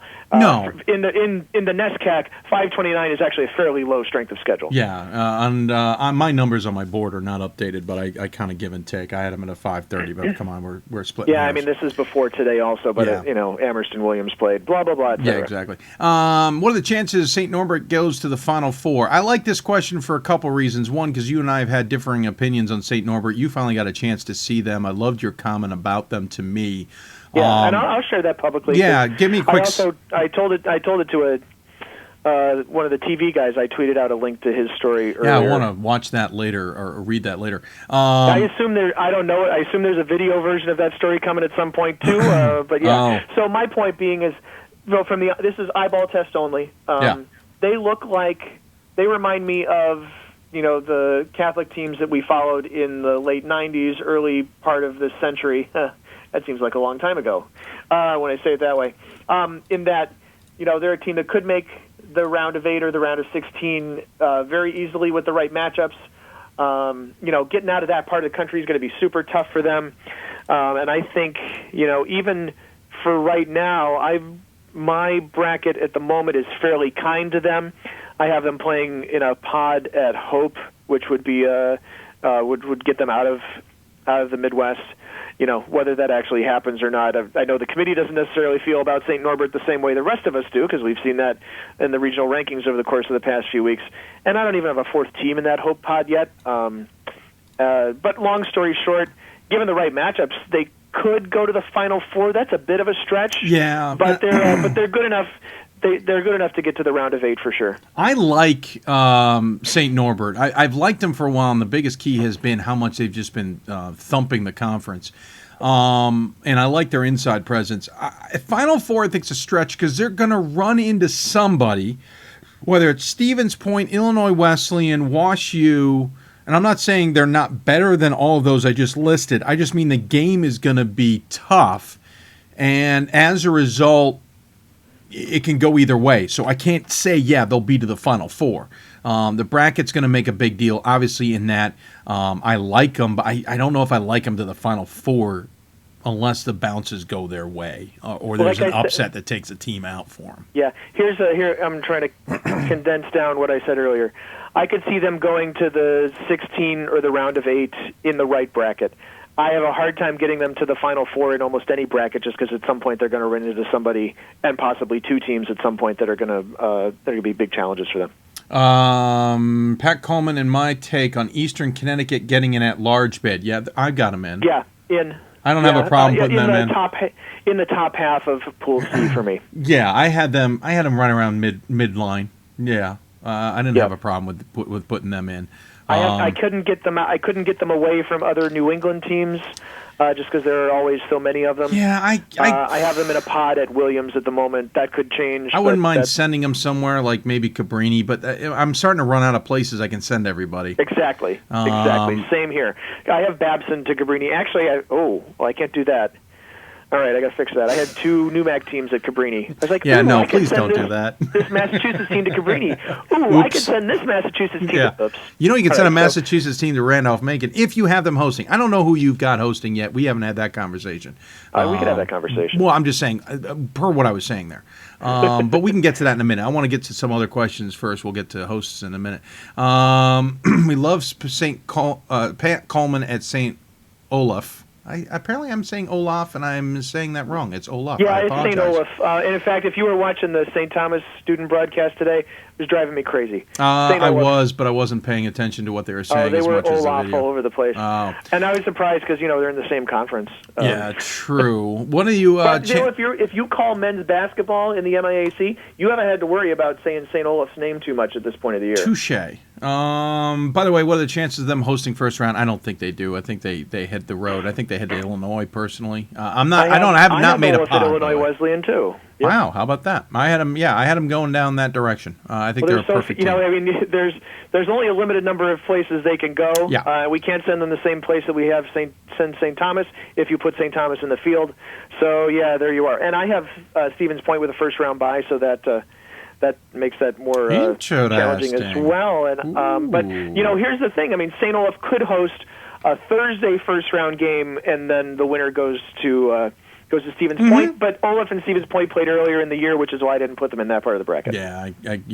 Does Dickinson have a chance? I've gone through this, but a small one. Yeah, Christopher Newport is my last Pool C team in. And, really? And Dickinson does not. Here's my thing on Christopher Newport. That's a big jump. Well, they did make the conference championship game, which helps them. I've got them 17-9. They're 17-9. That's not my figures. 571 strength of schedule, 5-5 against regionally ranked opponents. These are the teams in my regional rankings. Yes. Because they've also played Randolph-Macon and Virginia Wesleyan. I'm pretty sure. Forgive me if I'm wrong. And so certainly jumping Dickinson because they have, while they're 3.5 games behind in win percentage, clearly this committee values strength of schedule above almost anything else, possibly even above, and regionally ranked opponents obviously is a huge advantage for them over Dickinson. Dickinson 1-1 against regionally ranked opponents. So that was my take on that. I know this is ahead of your most favored nation status, Stevenson folks, but they have a better SOS. They have just a slightly better regionally ranked opponents. My only issue, and I'm not saying the data, my only problem with Christopher Newport jumping is they're coming from off the board, and they would have had to jump 5 or 6 spots, arguably. I have them jumping 3 teams, Messiah, Stevenson, and Dickinson, who all lost. Yeah, but they're not even regionally ranked. So you've got 9 teams. They're sitting 10 or 11. They could have been 10th, and now they're 6th. That's my point. Yeah, well, it's my point too. But here's the thing: it's not as big a jump to me as it is to you. Clearly, I just think there's a reason they're sitting off the board in week number 3, and that week number 4 doesn't give me enough to put them ahead of that many teams that have also played and had similar results. Well, regardless, clearly ahead of St. Mary's. Oh yes, which absolutely. We established earlier. Absolutely. Multiple times, I believe, on the show. Yeah. I think they're in that spot on the board for me. Obviously, they're the last of my 19 Pool C teams, so your mileage. Who else do you have out of that region, out of curiosity? So I have. This is my order of the Mid-Atlantic region: Scranton, Cabrini, Wesley, Mary Wash, Alvernia, Christopher Newport, Dickinson, Stevenson, Messiah. See, I have Stevenson ahead of Dickinson too. Stevenson could very well be ahead of Dickinson. It probably should be in the looks of this board. I just don't have. They don't get to the board either. I just think that's a big drop for a Dickinson or a Stevenson. Now, hold on. I can't argue the drop for Dickinson. Right. But they only lost 1, but they don't have the regionally ranked opponents scenario. That's where the thing here gets tricky for me, and this is the region that actually has been my biggest problem. With regionally ranked opponents. Inconsistent too. Well, it's been inconsistent, but my other problem with it is so many teams in here numbers can change on the regionally ranked opponents scenario. Dickinson is not going to change, but the Messiahs, the Alvernias, the Stevensons, the Christopher Newports, for example, can change on their regionally ranked opponents with, for example, Oglethorpe, if it were to re-enter the South region, changes numbers. If Christopher Newport, as you point out, re-enters the regional, it changes regional. And Hood, and there's so many different teams that if they re-enter the regional rankings that we can't see, changes the regionally ranked opponents scenario so much that's where I'm having a lot of problems. And Mid-Atlantic's probably the biggest one of that scenario. I'm looking around the board quickly at others, but I don't see it jumping out. Maybe the South. But the Mid-Atlantic is so full of teams that have varying numbers on regionally ranked opponents depending on who's ranked, that's where I'm struggling the most. With when we lost once ranked, always ranked, it makes regionally ranked opponents by definition volatile. And change from week to week. And very hard to predict. I mean, last year we only mispredicted one because we didn't realize the impact that Randolph-Macon would have. Randolph, I believe, right? Yeah, it was Randolph. We didn't realize how much that impact would be. Whereas now it's so hard to guess because there's technically going to be two changes here. We're going to get a regional, and this is for anybody out there who doesn't know. Pat already knows this. We're going to get a final regional ranking. The National Committee will make any tweaks that they want to do with that. That's going to be based on week 3, results versus regionally ranked opponents. Then a new set of data of results versus comes out, and the National Committee will make yet another adjustment, if necessary, to that data, per that data. So it's so hard to figure that all out without the once ranked, always ranked. So that's probably my biggest problem area. I can't really fault or disagree with a lot of what you say. I just think because the data is so volatile that I'm struggling with that spot. So it's interesting, your point of view. I appreciate. Yeah. Wow, that's got me thinking. Got me thinking a lot. Chances of the DePaul men getting in, I think I have them as the last team in the Great Lakes, and they're the only second at large team. I have my Great Lakes ranking is Worcester, Hope, DePaul, Wittenberg. I bumped DePaul over Wittenberg. Well, they were already over Wittenberg to begin with. Well, okay, but Wittenberg lasted longer into the tournament, so true. I keep DePaul over Wittenberg. How about that? I see what you're saying. And then, to be honest with you, Bethany Mount Union, for all the discussion we had about them 2.5 hours ago, they're not going to get anywhere near the board. I don't have Wittenberg getting in the field, although I have them crossed off on my screen, so that's interesting. I wonder if that's interesting.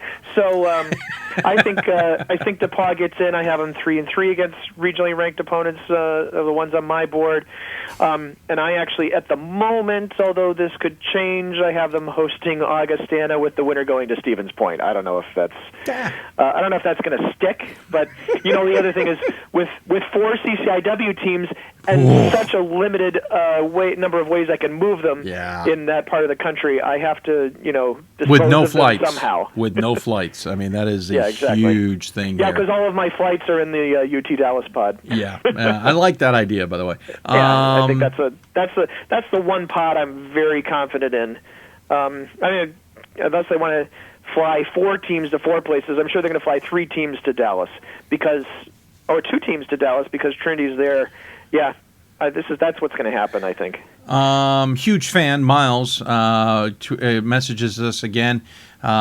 He wants to know who I favor to win it all. He says St. Olaf has locked down D. Can good defense win the tournament? Well, we've always seen good defense win the tournament. I think you have hardly seen an offensive-only minded team win the championship. I can't even go through teams who haven't had solid defenses who haven't won. Yeah, I think part of the problem for Olaf in terms of winning it all, I mean, seriously, is he seriously talking about winning it all? Is lack of tournament experience and coming out of a really tough part of the country. Yeah, coming out of a very difficult part of the country. Let's see. Now, where do you and Pat, and he said, thanks for answering the Albertus question. Now, where do you, Pat, think Albertus will end up first round since they likely will not host? I kind of like moving them as much as I can. Remember, they went down to Alvernia last year, so you can certainly move them. I'm going to guess you have Richard Stockton hosting, and I'm going to guess Albertus is there. I do have Richard Stockton hosting. I have Amherst and Stevens Point as my buys. I have Albertus Magnus hosting a first-round game against DeSales with the winner going to Amherst. At the moment. Again, that could change, but I like that possibility. Yeah. I think Albertus is the only way Albertus is going to host a game. It's not a bad way to do it. And it's not, and the committee's done it this way before. They've sent a Northeast Pennsylvania team up into New England or New York City, and then continued on into NESCAC country. So I like how that looks.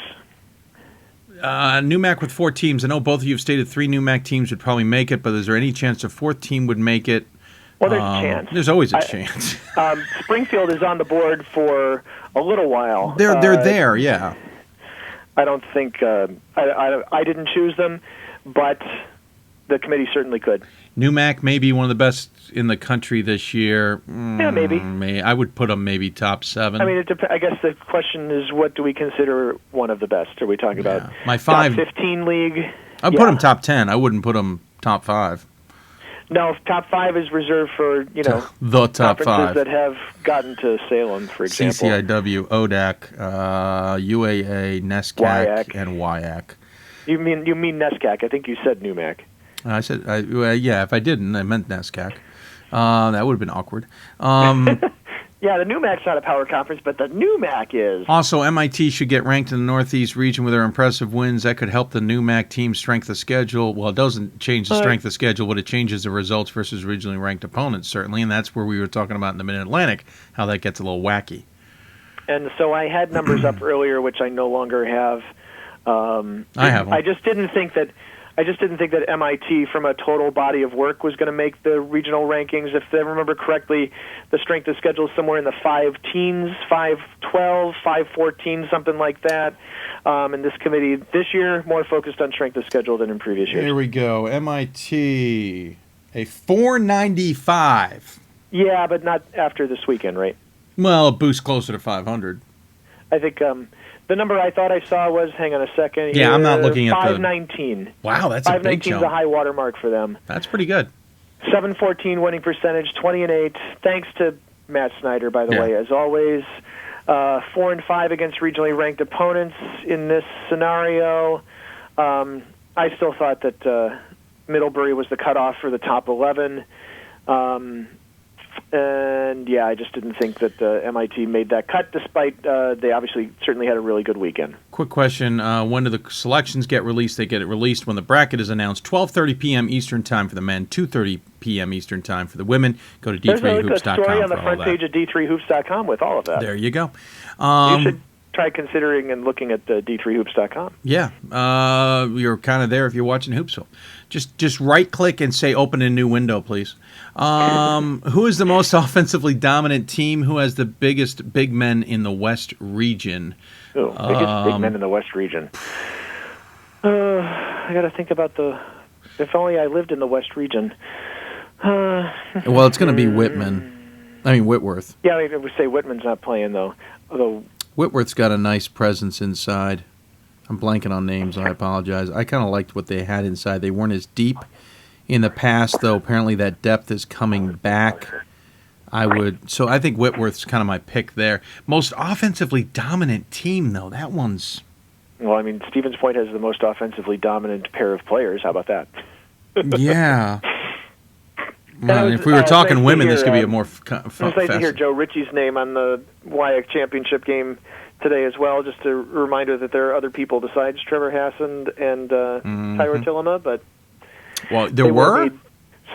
They'll need some of those. Him and Hoyer will have to contribute in order for them to really win the national championship, I think. But that audio call was fun to listen to. Well, I had to at halftime. I just couldn't go back because it was a 75-point game. Oh yeah, I turned it off at halftime too. Could you email our professors so we can skip class on Friday to road trip to the game? Don't know if I have that kind of pull, but that's a great thought. I don't know. We could, we should print up a get out of class free card or something like that. It'd be fun. fun. I've skipped class to go to an NCAA tournament game, haven't you? Yes. No, actually. Oh, yeah, the only that times they accounts for were probably in, not they were actually necessary. at home, so I couldn't skip the class.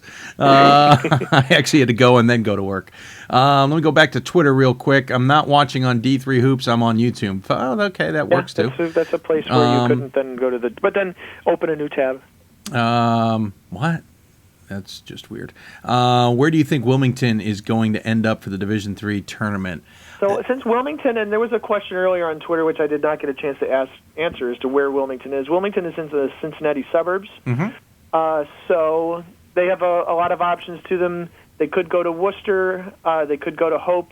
They could go to Illinois Wesleyan. They could, I think, Center. get to Stevens Point. Those are all places which I have hosting. They could get to Center, which is probably going to host for geographical reasons. But I have them going to Wash U. And I have a Wash U pod at the moment that is Wash U versus Webster and Carthage versus Wilmington. But again, especially the middle matchups in all of my pods at the moment are subject to change. They can't get to Stevens Point, by the way. Okay, I like my number 1 and number 4 teams in each pod. I think they're pretty locked in. Perry wants to know if St. Olaf gets in ahead of gets put ahead of St. Thomas in the regional rankings. I believe they do. Yes, they will. I can't imagine they won't. Well, Do you have? they did only win 1 out of the 3, but yeah, but it was. And also in the grand scheme of things, it doesn't matter. No, it doesn't. Maybe for hosting, but honestly, it's still not going to matter. Where do you have mock brackets online for viewing? They will be up soon. Yeah, probably within about 30 minutes of whenever the show ends. Because I almost got finished, and then who do you and happened. Pat have going to Worcester in the first weekend? If Worcester stays alive for the sectionals, will they host? If so, blah, blah, blah, blah. Oh, gosh. Let's start with the first one. Who do you think having come to Worcester? Well, you're going to have a sacrificial lamb coming to Worcester. And so that, for me, is Hartwick. Hartwick can get to Worcester in under 500 miles. Nice. So that's where I sent them. And my middle bracket, my middle matchup, because we have pods again this year and we can do that, is Wheaton versus Mary Washington. Oh, I like How about that? I You love like that. I love Isn't that a cool matchup? It's an absolutely outstanding. And I said I liked Mary Washington going to Worcester earlier today. Yeah, I mean, because exactly. You don't really think of Virginia and Ohio being as adjacent as they are, but they really are. It's actually not that long a trip. Yeah, it's 450 something or along those yeah, lines. because they're not. I remember. It's not like Eastern Mennonite going there, obviously. No, but, or vice versa. Virginia Wesleyan. No, if that's Worcester further. stays alive for the sectionals, will they host? I can't see why they wouldn't. They're one in the region. If so, who do you predict likely to travel to? Oh, gee, I can't predict the second weekend. Yeah. That's way too difficult in Division III to do. Do you see York women hosting? Possibly teams coming to York. Yeah, I see York women's hosting. Do you? I don't think you've tackled it yet. I haven't really looked at the women's bracketology so much, but I like York women's hosting. I mean, you figure 2 teams are going to host in the Atlantic, possibly 3, right? That's always that's the general. Well, and they're kind of Mid-Atlantic formula anyway. Yeah, and they're Mid-Atlantic anyway, so helps with distances. No, I mean in the regional, not actual regions. I mean in the aerial type of thing.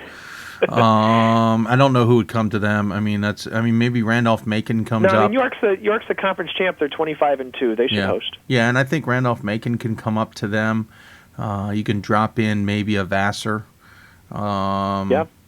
That's just off the top of my head. Maybe you bring maybe you bring in Sage. And so people know York is more or less centrally located, though, on the southern part of Pennsylvania. Yeah. So they're about 30 minutes or so north of Baltimore. Yeah, there you go. So there's a huge number of people, the teams that are going to be in this tournament. They're within 500 miles of York. So you could see almost anybody, which is one of the things that's great about this tournament the last 8 to 10 years. I must read this email. Somebody thinks I'm really cool. Wants to know if I'll be at the tournaments. Maybe at Springfield. Maybe it's our Western boys. How does Williams women get in when they got beat in the first round? It did not do very well in the regular season, just reputation. Well, they were sitting third in the regional Williams rankings. Women are getting in, so that's first off. They probably will. The regional rankings had them 4th behind 3 NESCAC teams. Even if they slid slightly, I can't imagine they're not getting in. 20-5 is the number to remember. Obviously, they were 6-4 in the conference, so they didn't have a great seed. They lost 4 games in one of the best conferences in Division III women's basketball. They won 20 of their 25 games, and usually the strength of schedule of the NESCAC is pretty strong. So, while it's always a question as to whether whether a 4th team from any conference is going to get in, Williams certainly has an opportunity. And then if they don't, then Roger Williams isn't getting in, which I know has been asked like 5 times on this show, which is a crazy amount of attention for Roger Williams, by the way. And then nobody below that either, obviously, in the Northeast if Williams doesn't get in.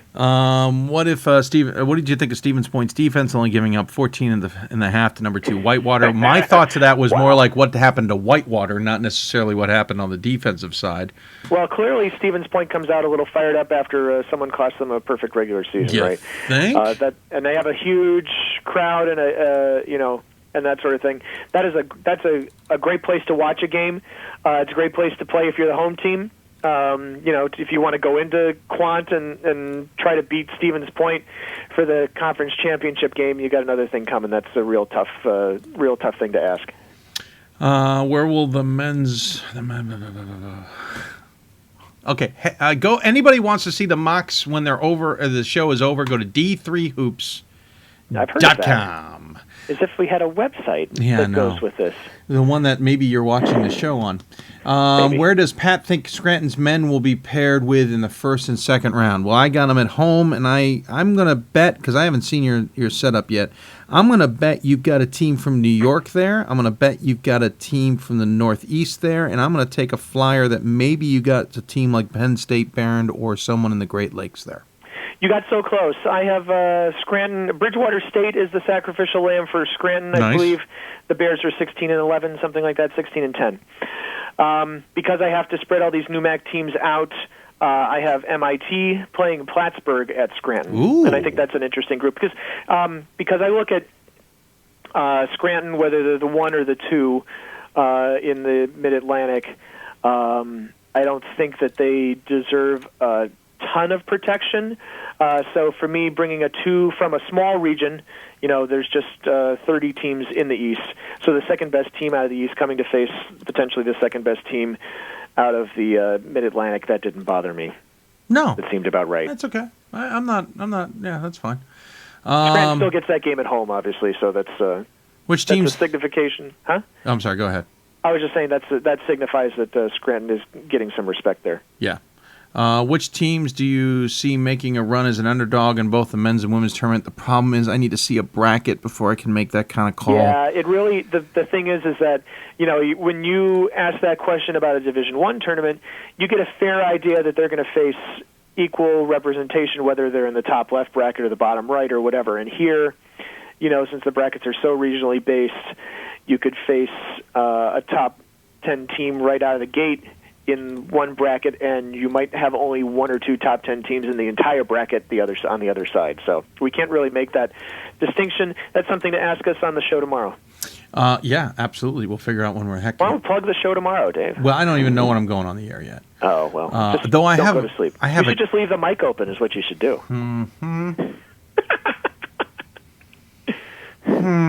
Yeah, we've created a star in my wife as a result. Hey, I thought it was great that she went 2.5 years without tweeting. And now she's flooded the airwaves. Hey, like I said, they don't call me Social PLC for nothing. This is my job, is to do social media. I should be good at it. Who does Pat have coming to center? Emory. I'm going to guess Birmingham Southern, unfortunately. No, I don't have Birmingham Southern Where do in you my have field. But okay. No, okay. I bottom out. Who do you have Oglethorpe in? I don't get Oglethorpe in either, no. Okay. Neither of them get in. Okay. So at center, I have Emory and LaGrange, and then St. Vincent comes in as well at the moment. Again, that could change because St. Vincent's movable. A lot of teams could get to center. I'm trying to make sure I didn't miss anything. Hopefully St. Mary's gets in. Ain't happening. Yeah, it doesn't seem... Oh, now, of course, I did get to see a question earlier on Twitter about St. Mary's of Minnesota. No. And they lost in the conference championship game to St. Thomas. And I would think that St. Mary's of Minnesota gets it in as an at-large. Really? Well, they were 2 in the regional rankings coming in.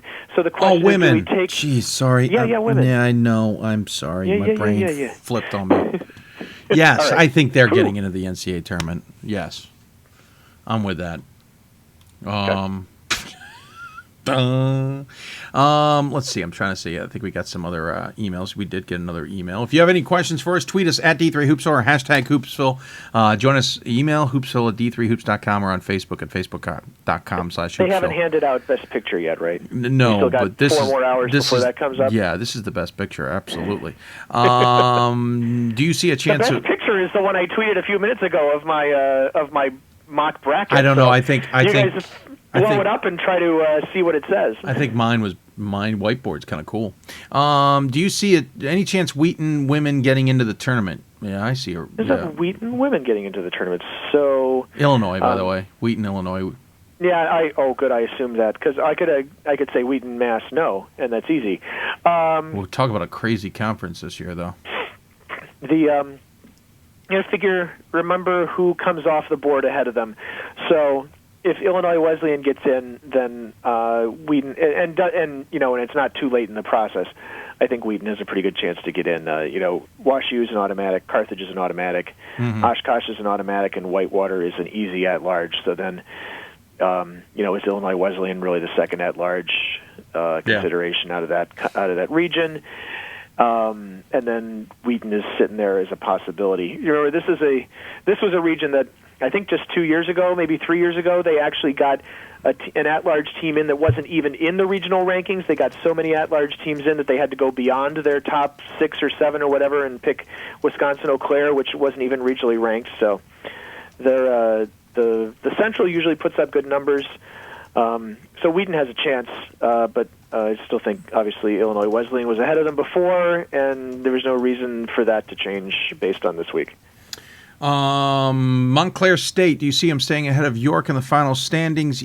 Could either host for the 2 weekends. The advantage there is where they're located. I see both of them hosting, and I don't think it really matters where they're regionally ranked.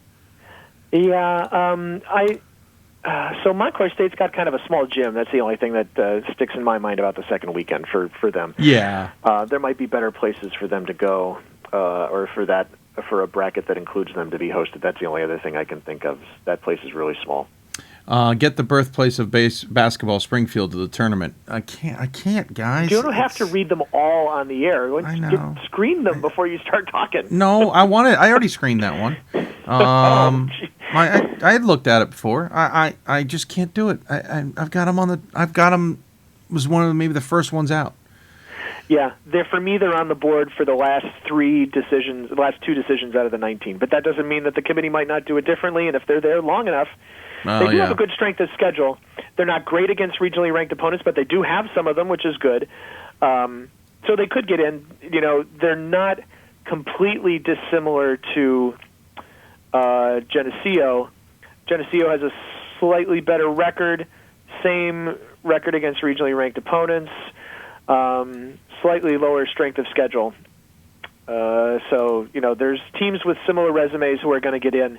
Just a question of if there's enough room for Springfield also to be one of them. Can you do me a favor, just because I know I'm going to get it again? Can you just explain why Staten Island will not make the tournament?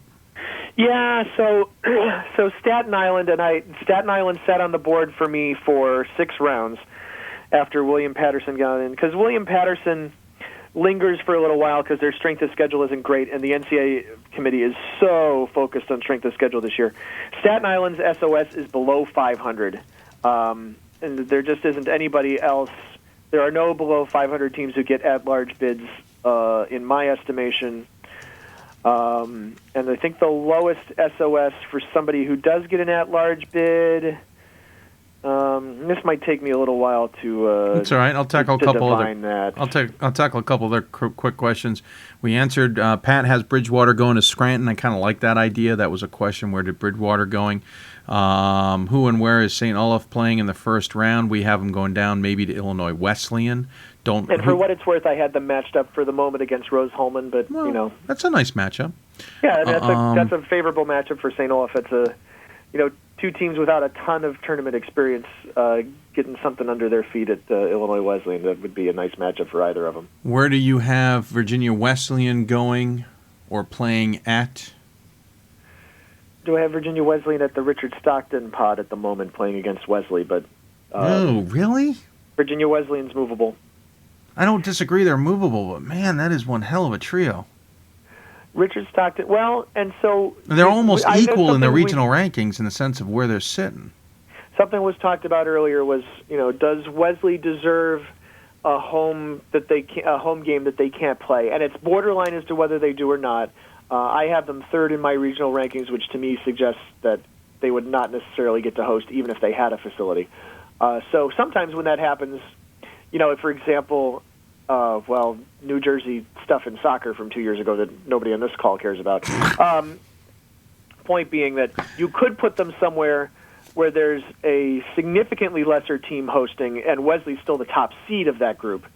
I didn't feel that Wesley necessarily, based on their numbers, deserved to have something like that. So I put them in a spot where they were fairly evenly matched with the other team, and it would be a good battle to get out of that pod. That was what I was trying to accomplish there.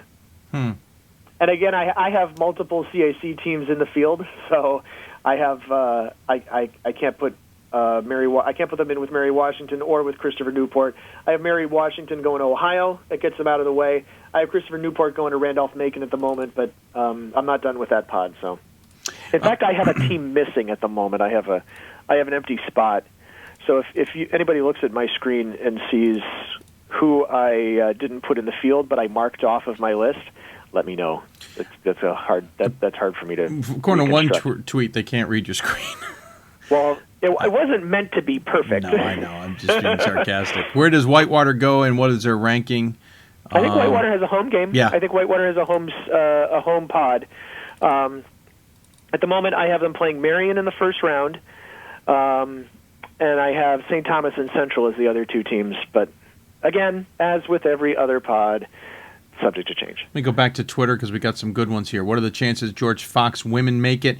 Tournament with 3 NWC teams last year. Whitworth flew to Emory. I think George Fox is in the conversation. I think they're at the table. They probably get in. The problem is I don't know if the NCAA is going to allow them to fly one of those Northwest teams out, considering how much we've been hearing it for a long time that they are preaching as few flights, if at all possible. It kind of depends on who the other teams are, right? So, well, you're gonna have a SCIAC team. You're gonna have Claremont Mud Scripps in there. Right, exactly. So those are your. Let's just say there's a third team from the Northwest. So you have Whitworth, Whitman, and George Fox in there. So those are your 4. Yeah, it's we don't have to have the whole bracket in order to figure this out either. So let's see. If we had 3 Northwest Conference teams, plus we have CMS. Tyler, plus we have Texas Lutheran. CMS. Plus we have CMS. So that's 6 teams.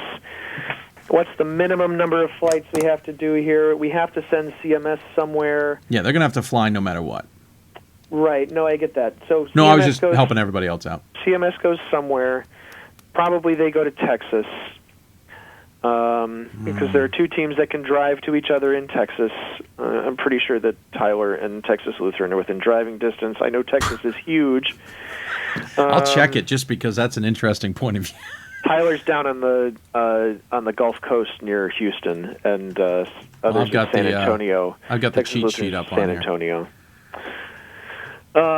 Who's it? Texas Tyler and Texas Lutheran? Yeah. Oh, by the way, I had the winning shot. I never showed it. Changed camera angles in the middle of it, but that's just a pet peeve. Oh, 287 miles. We're totally fine there. Okay, we're good. Geez, but so we can't get out of here. Let's see. Let's try this because we have no buys in the women's bracket either. Hold on, I got an idea. Because we have these 6 teams. We have to have 2 more teams to fill these pods, no matter what happens. Yeah, I got an idea. I want to check something. Hold on. Okay. While Dave's doing that, I'd like to remind you this copyrighted broadcast of Hoopsville is the property of... No, I'm kidding. I got an idea. I can't do your disclaimer. Hold on, I got an idea. I get that. Oh, hold on. I got to check one more mileage here. So, selection shows tomorrow, 12:30 p.m. Eastern Time, the men's show, 2:30 p.m. Eastern, the women's show. We'll have links, and we'll probably have the show embedded right on a page on D3Hoops.com. Come to D3Hoops.com for all of your Division III bracketology needs. We will, of course, have full coverage throughout the day tomorrow. I take the day off of work from my day job. It's all one great big party. After I brush my daughter's hair for school pictures in the morning, then I'm all yours. You might want to check out d3football.com tomorrow too. Just there will be something going on there in the morning. Oh, I got an idea. Their fans are gonna hate it, but I like this. Okay. You can get Rhodes to Texas Tyler by bus. Oh. 4:11.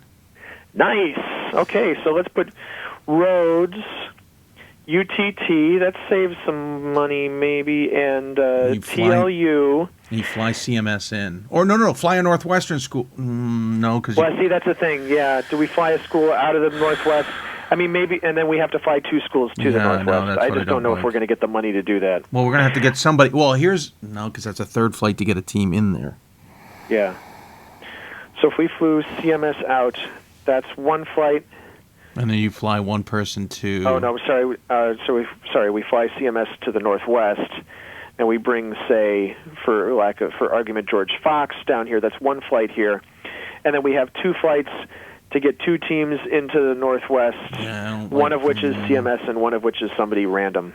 I don't know if I don't know if that's certainly the creative way to do it, but I don't think it's no pun intended. Fly. Yeah. I think CMS goes to Texas with Rhodes.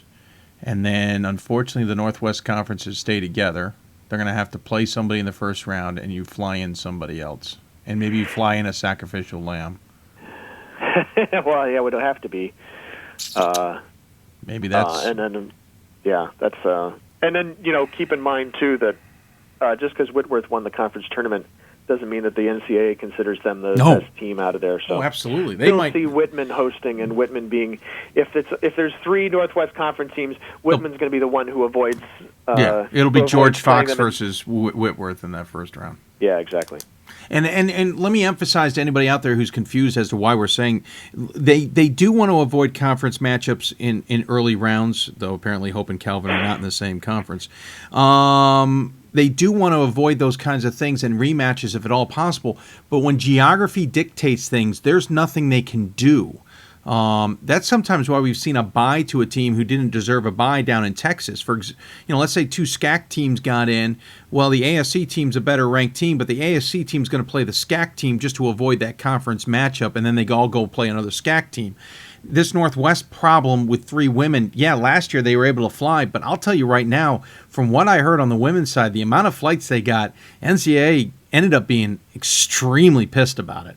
And so I just read this morning the minutes from one of those management council meetings where they were talking already about how things were over budget again this year. Oh, well, Dan Dutcher was on our marathon. I know some of it got broken up, and that was absolutely what he was talking about, was that the budget is way too tight. And I've heard it from every committee. Football was talking about it. I heard it in other sports, and I know I'm hearing it in basketball. The message is no flights, if at all possible, in the second round. So thus, limit your flights in the first round, and you're going to see some of these geographically screwed up things that we can't avoid, unfortunately. The good thing on the men's side is that we can create a pod that lumps all of the flight teams into one pod. We essentially eliminate all but one island team in the first weekend, and it's not a competitive disadvantage. No, and it's only one flight. It's a fair bracket. Yeah, absolutely. Catholic women chances on making the tournament. If so, where do they go? Montclair, York, Catholic making the tournament. Well, if Catholic makes the tournament, they are likely to be sent to someone, maybe not a top seed like Montclair or York. They'll probably be a second best team in a pod. Maybe they're the second best team at Florham. Maybe they're paired up with Scranton somewhere. They could go to the Great Lakes. They can't be paired with Scranton, of course, because they're in the same conference. And why don't I remember that? Because it wasn't that way when I was in school there. Haverford is a place that they could go.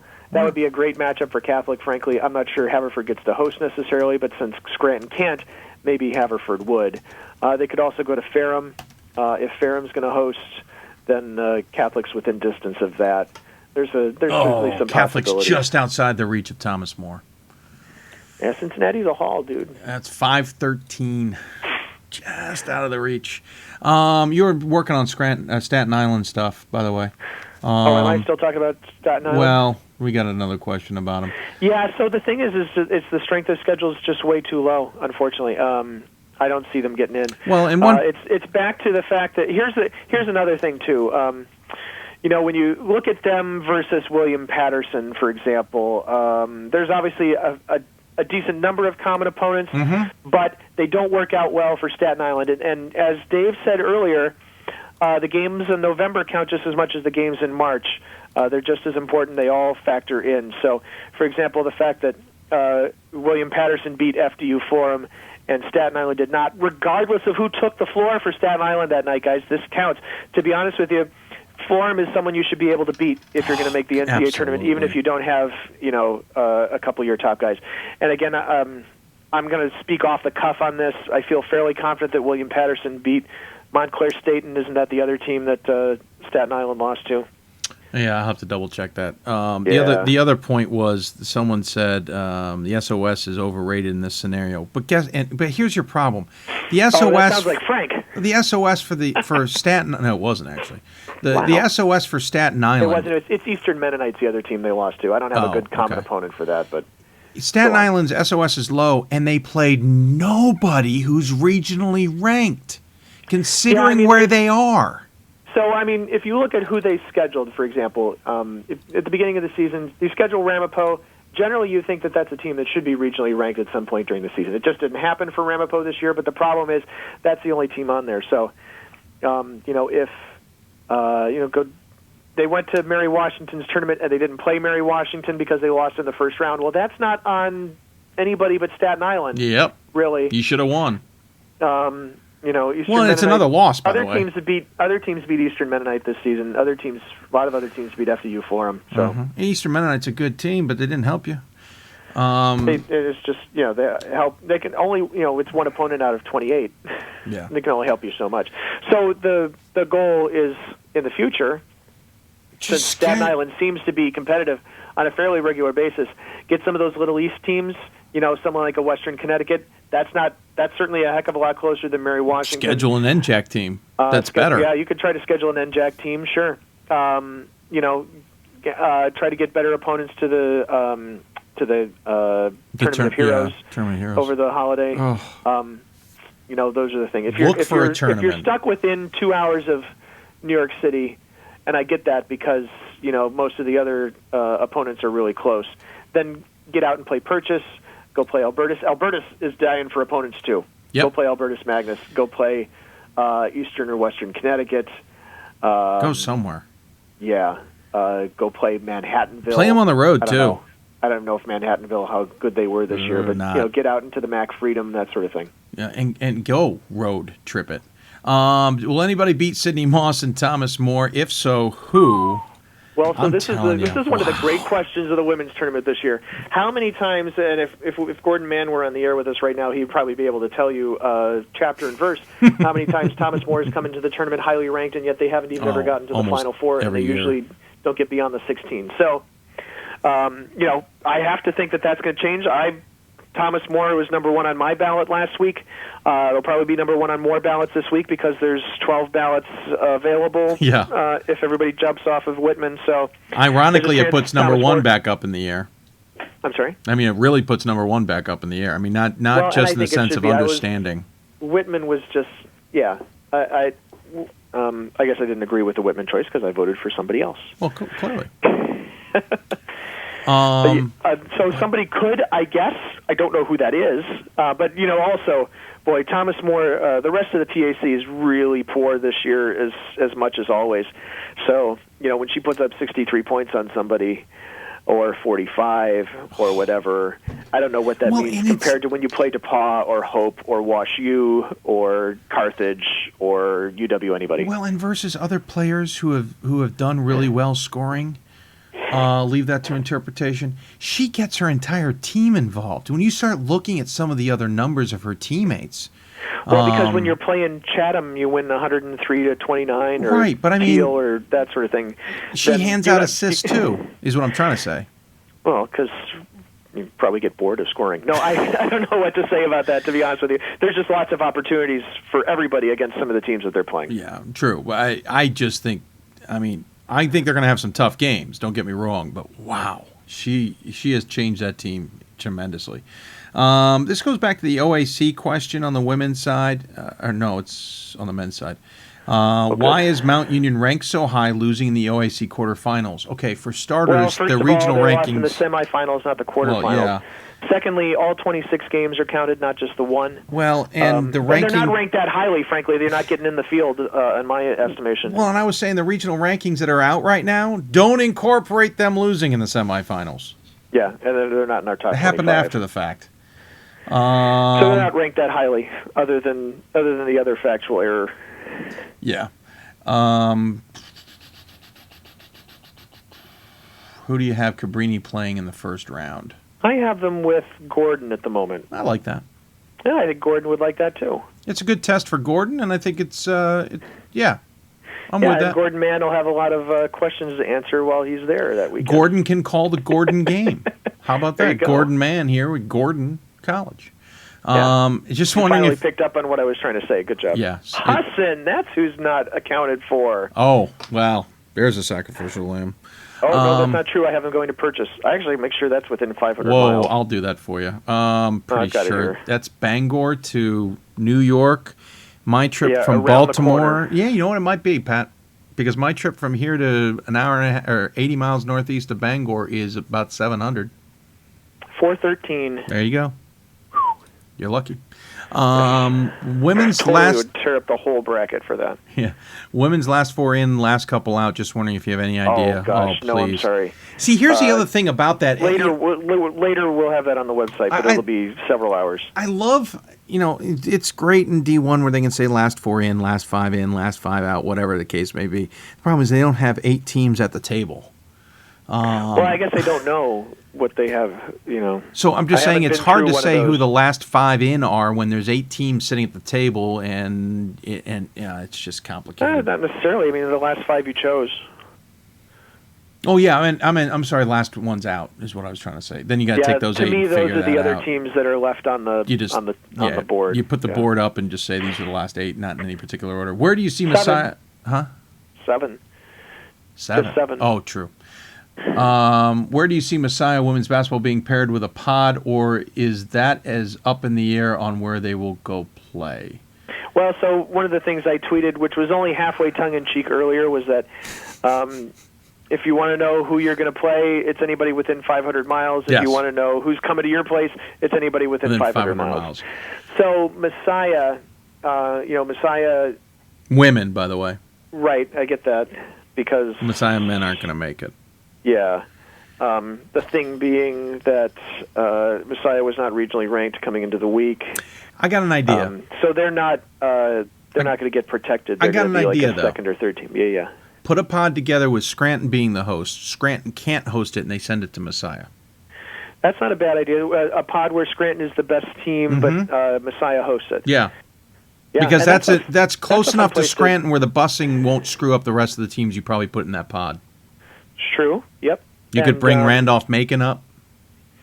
Yep. There's a lot of places. That could be a way Messiah might get the host, is that because Scranton can't host, men have priority, that they are the better team. Messiah is just the default hostee, and Scranton is the top dog, and you play it out. I could see that working.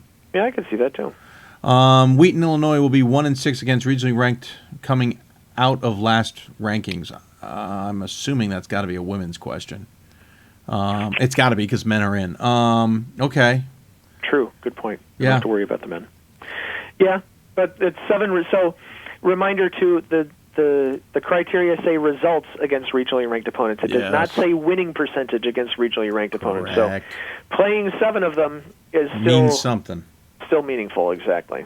You can be now if you go up against another guy who's got 5 or 6 and they've got a better winning percentage, that would probably come into play. But even so, I mean, there's. Oh, I found out what my problem is. Oh, that's not good. Uh-oh. Anyway, Pat's just going to blow up his thing. I can just see it now. I actually have to. I'm not going to talk about it on the air. I still can't get Staten Island in, though.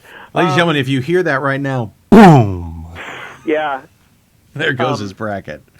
So it's not even just results. I think about it this way: if you have a team that's 3-4 against regionally ranked opponents, but they've beaten, the second they've beaten the number 2 team in one team in another region and the number 5 team in a region. That's better than someone who's gone 3-4 and they've beaten the 9th best team in a region and the 7th best team in a region and the 8th best team in a region. And that's why they want to make sure everybody knows it's results. It's not necessarily just a win-loss number that can drive some people crazy that way. Yep. Boy, remember when we used to think that? Oh man, remember when we found out otherwise? Yeah, you and I both walked away from that conversation. And the heavens opened. You and I walked away from that conversation with our eyes wide open. That was. I remember you and I just looking at each other like, "Oh, that changes my point of view completely." Doing a 180 and blowing my mind. The headphone jack is on the bottom. Nice reference, sir. Yeah, if you got any questions for Pat and I, at D3Hoopsville or hashtag Hoopsville, email us at hoopsville@d3hoops.com, Facebook us at facebook.com/Hoopsville. I know there's several hundred of you still watching, and we certainly appreciate that, so don't shy away of letting us know. We got some more questions. I'm going to them now on our Facebook account. Here's my thing. I have room for another Pool C team. Ooh, okay. So, Yeah, all I have right. somebody on the Let's list just twice. have some fun with this. I'm going to put you on the spot if you want to do it. Tell me who the last 8 are. Who are the 8 teams? Do you have an idea of who the 8 teams at the table are? You might not know this. The teams at the table right now are Springfield in the Northeast, Staten Island in the Atlantic, Bethany in the Great Lakes. Oh, I'm sorry, Wittenberg in the Great Lakes. Maybe that's what I meant to do. I don't know.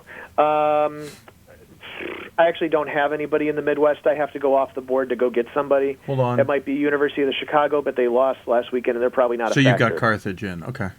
Yep. Dubuque Who was in the West. week 2's the guy down there? Oglethorpe in the South. Stevenson, based on the result of our conversation a few minutes ago, in the Mid-Atlantic, and NYU in the East. I missed one there. Wittenberg, Oglethorpe, somewhere in there I missed somebody. I don't have any. Dubuque? West, Dubuque, okay.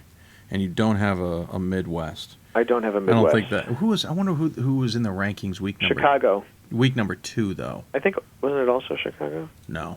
They came into the rankings this past week. Okay. I got it right here. It was... Defiance. Oh, no. Okay, that's a Great Lakes team. Not yet. They're Great Lakes next year. Oh, right. No, actually, it was MSOE. Oh, right. Yeah, they're not...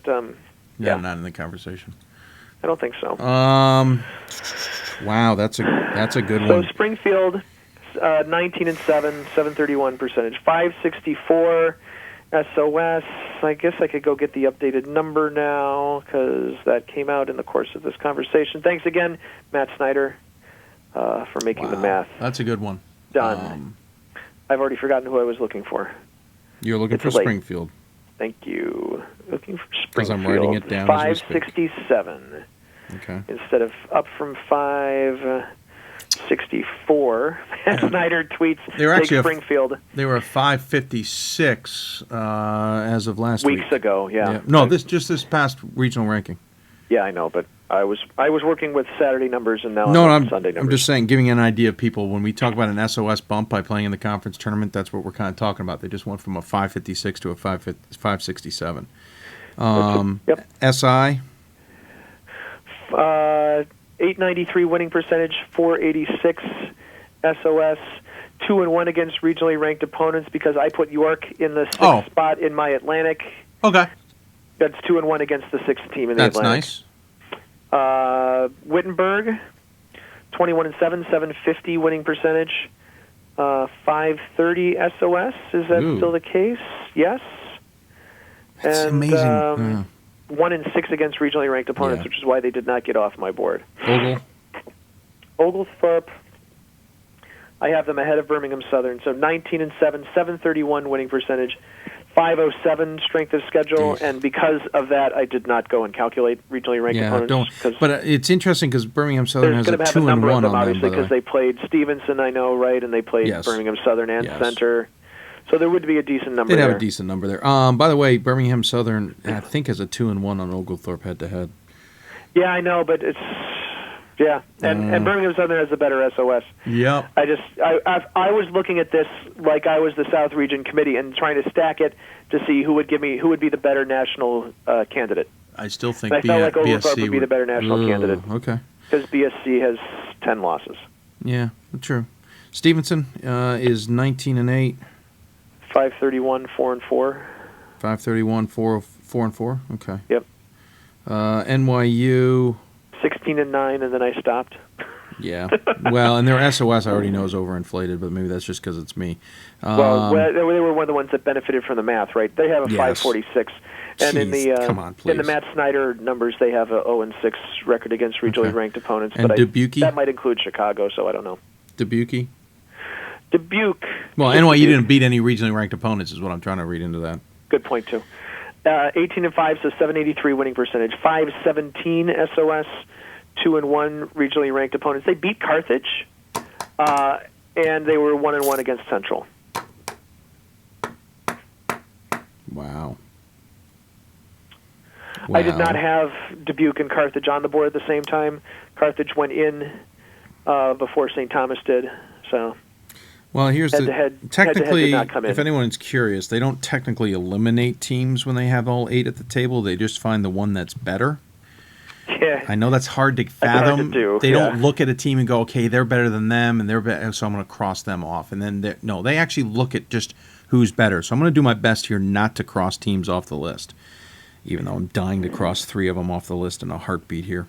No, it'd just be 3 of them who we don't talk about, right? Yeah, pretty much. So Springfield's got I a think it really better comes down to SOS than. Springfield versus Stevenson. That's where I'm at. That's exactly where I ended up. And so then I would go into see if there are any common opponents, because the None. NCAA folks, they can just do this with the click of a button. Did Springfield play Middlebury?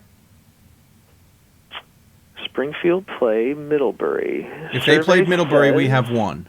No, they did not. There goes that one.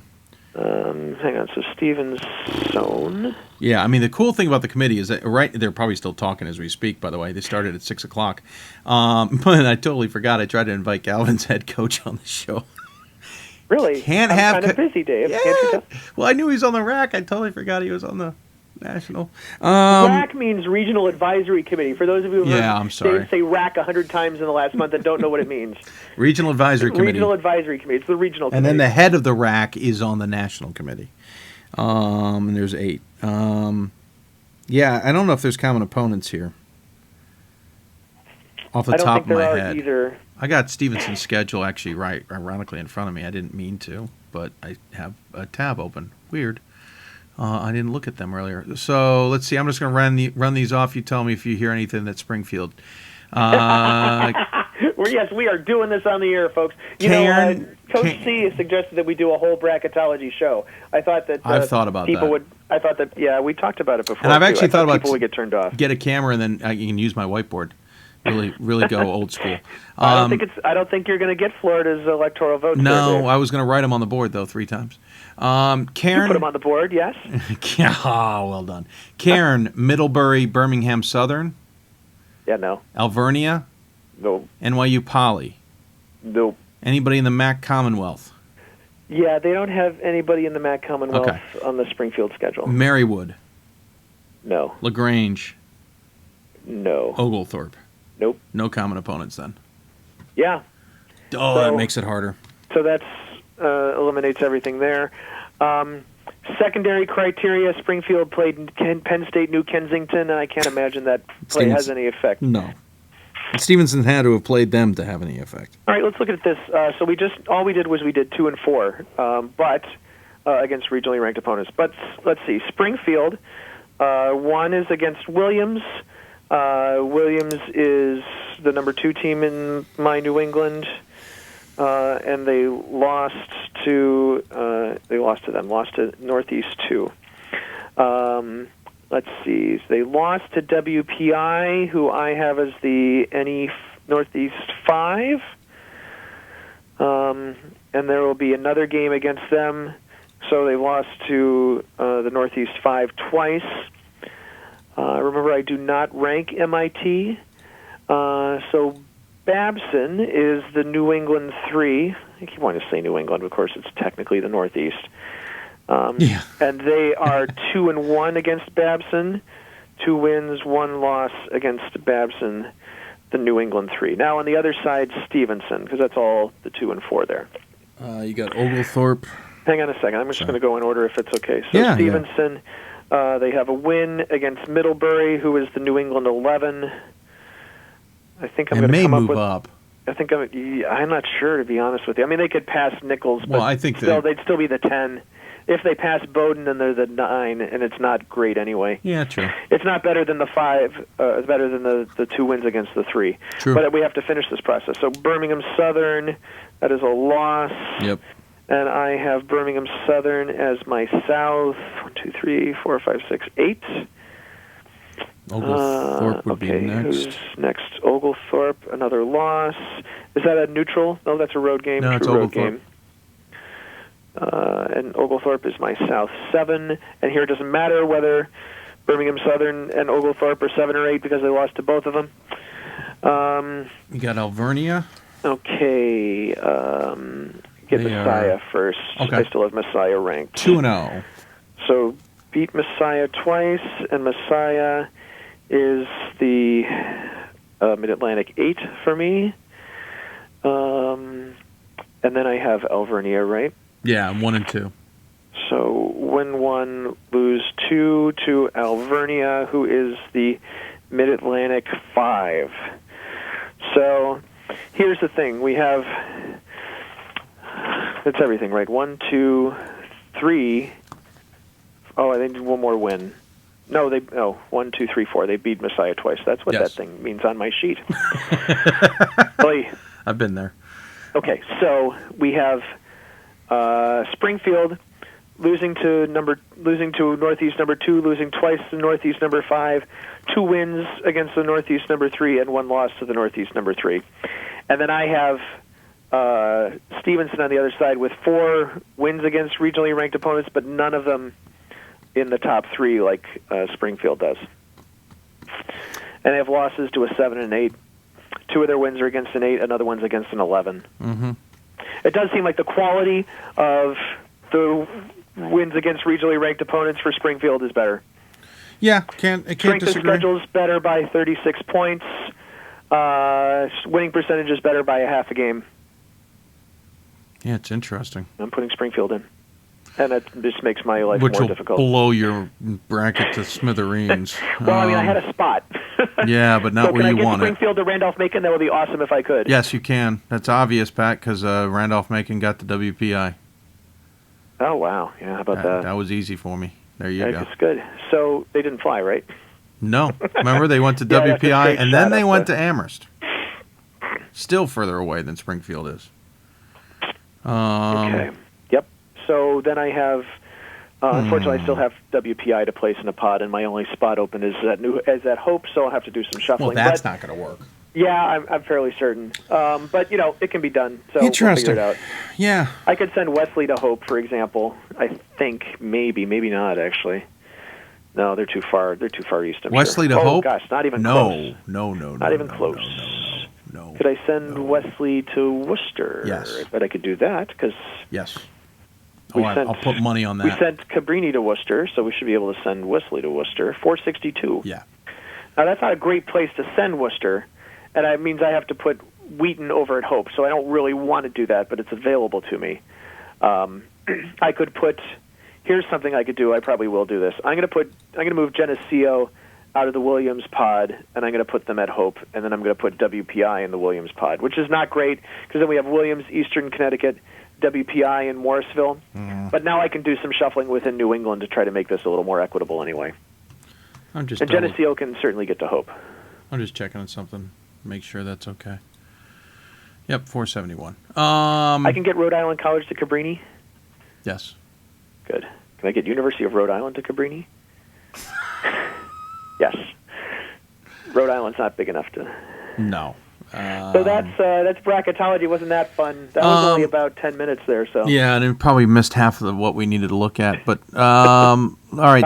I'm not finished, but at least I got the right teams in, theoretically, and I can continue to tweak these pods. By the way, someone so says I tried to do things differently. I usually try to go 1 to 8, but I realized I should really be doing pods, and it's easier because then I pick out who are the 16 teams that should host, and then who are the worst 14 teams in the field, and I try to match them up with somebody who's hosting. That's nice. And then get a bunch of middle things in the middle. By the way, someone says I left LaGrange off my whiteboard. Yes, that's because my whiteboard is full of the automatic, or I mean, of the regional ranks teams, which is helping me with that large. I could care less about the automatics when I was just trying to figure out who's getting in as in a large team.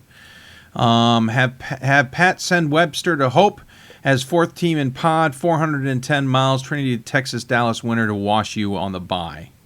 Nah, I like what we've done here. Nah. The four island teams should all play together. Plus, the fact we're avoiding we're avoiding extra flights. Matt Snyder asked why Hope instead of Wheaton. Basically, because if I remember correctly, I had 2 Midwest hosts already. Yeah. I really wanted to try to keep, because I think the committee will try to do this. Well, yeah, except last year they proved us wrong, but I agree with you. And their numbers are, I mean, it's not like Hope has awful numbers. So. Which team looks like the 555 SOS. It's obviously Wheaton is higher, clearly, but. Which team do you think is the hottest going into the tournament? Who do I think is the hottest going into the tournament? That's a good question, and it's answerable, unlike some of the others. Stevens Point, Let me think about that. I mean, yeah, it's hard to, because they certainly just crushed the only team that beat them. And by crushed, we mean, yeah. I mean, crushed. That's I can't be nicer with, obliterated is pretty good. Blitzkrieged. That's my pick. I mean, there are teams that are short-term hot, like MIT. Yeah, and there's teams that are secondary hot too. I mean, Amherst is certainly playing well, and Worcester seems to be playing well. I think maybe there's a little mirage there. Robertus Magnus seems to be playing well again. Yeah, I don't know. True.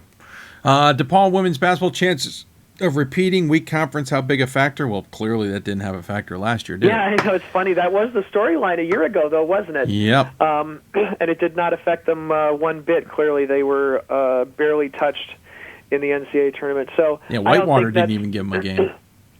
Yeah, so I don't think that's necessarily a factor. The interesting thing, of course, is going to be how the committee breaks this group up. And in the past, the women's committees have not done a great job of breaking up DePaul, Hope, I got confidence Thomas More, this year. Or Hope Calvin, Thomas More, or DePaul, Hope Calvin. I've got confidence we do have a this little year. bit more creativity over in that committee this year, so maybe there will be something done with it. And I will, over the course of the next 4 hours, try to figure out how I would do it. Does the I think that's the biggest question. Same question on the Hope side, by the way. Do you think what are their chances of getting to the championship game? Well, we kind of answered it there in the trying to avoid a team thing. The problem is Hope and DePaul are also so close to the Midwest West that you can't get them out of each other's way. You can't get them out of the way of Whitewater. You can't get them out of the way of Wash U unless you put them on opposite sides of the bracket. But still, someone's going to have to run into somebody. We're going to get some big matchups in the second weekend because it's just unavoidable. As long as we miss them in the first weekend. Are we down to 4 unbeatens on the women's side now, or 3? I think Hope, that was 3. Thomas More, Florham. That's it. Yeah, right? I think that's it. So, but of course, they're not necessarily the 3 best teams in the country either. So, does the committee have information such as Staten Island didn't have their 2 best players on the court when they lost their 2 games in overtime in the regular season? Everybody has that information. We have that information. That's why it's called results. No, the problem is that, frankly, they don't care. Well, and they can read into it, but they can't. It's not a criteria. Ultimately, the numbers have to be the criteria. Yeah. I mean, so the strength of schedule is below 500. It kind of almost doesn't matter. Your conference automatic bid. You had a chance and blew it. Well, ouch. Okay. Well, you did. I watched the game. The air a little long today. I watched the game. I get that. The thing is, even it would have been. It's been an interesting discussion if they'd beaten those two teams who gone 27-1 and lost to York against that same schedule. Yeah. Just looking at where Albertus Magnus was in the Northeast, for example, all this time, or where St. Norbert has been in the Midwest regional ranking all this time, I don't think that Staten Island would have fared much better at 27-1 rather than 25-3. It's just a really, really poor strength of schedule. Staten Island knows this from baseball season. That's a conference that doesn't have an automatic bid, and they've never gotten a Pool B bid, even though they've had fairly good records because strength of schedule is just so bad, and it's so important in Division III. This is not it's not even a mid-major conference. It's like MEAC or Atlantic Sun or something like that at the MAC at the bottom end of Division I. Someone who's not likely to get 2 teams in. Yeah, the Metro Atlantic or whatever that is. Do you think Ferrum Women's will host? I think so. I think if you have 2 teams in the South who are going to host, Ferrum has to be one of them. I don't know enough about the facility. They're not so far. I mean, they're a little bit far out of the geographic mainstream, so to speak, of that part of Division III in that part of the country. But they're not so far away that we couldn't find teams to send to them. Olivet women in or out? Olivet women. I feel bad for them. That was a great run that they've had, but history does not bode well for the runner-up in the MIAA. The strength of schedule there has not been very strong in the past. They've left Hope home with records just as good, and the fact that Olivet was sitting, near the bottom, right? Are they 8 in their last regional ranking? 8 in the Great Lakes. That does not bode well for them at all. But I'm going to pull up their schedule here just so I can see a little bit more about why Kenyon, Muskingum, Oberlin, North Park, and then 2-3 games against non-Division III teams really leaves not much of an opportunity for you guys to prove yourself.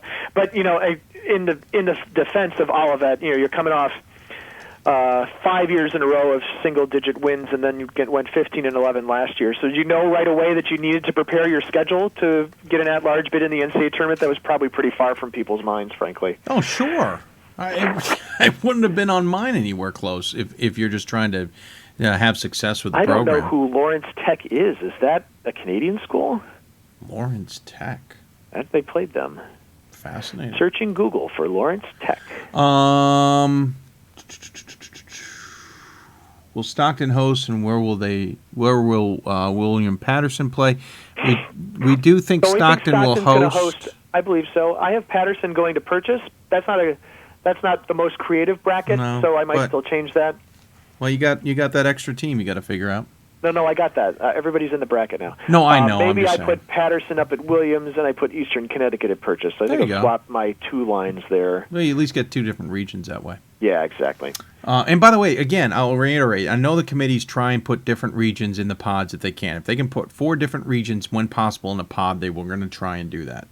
Let's see. Where do you see Alvernia men's basketball? I see them in the MAC Commonwealth, right? Yes.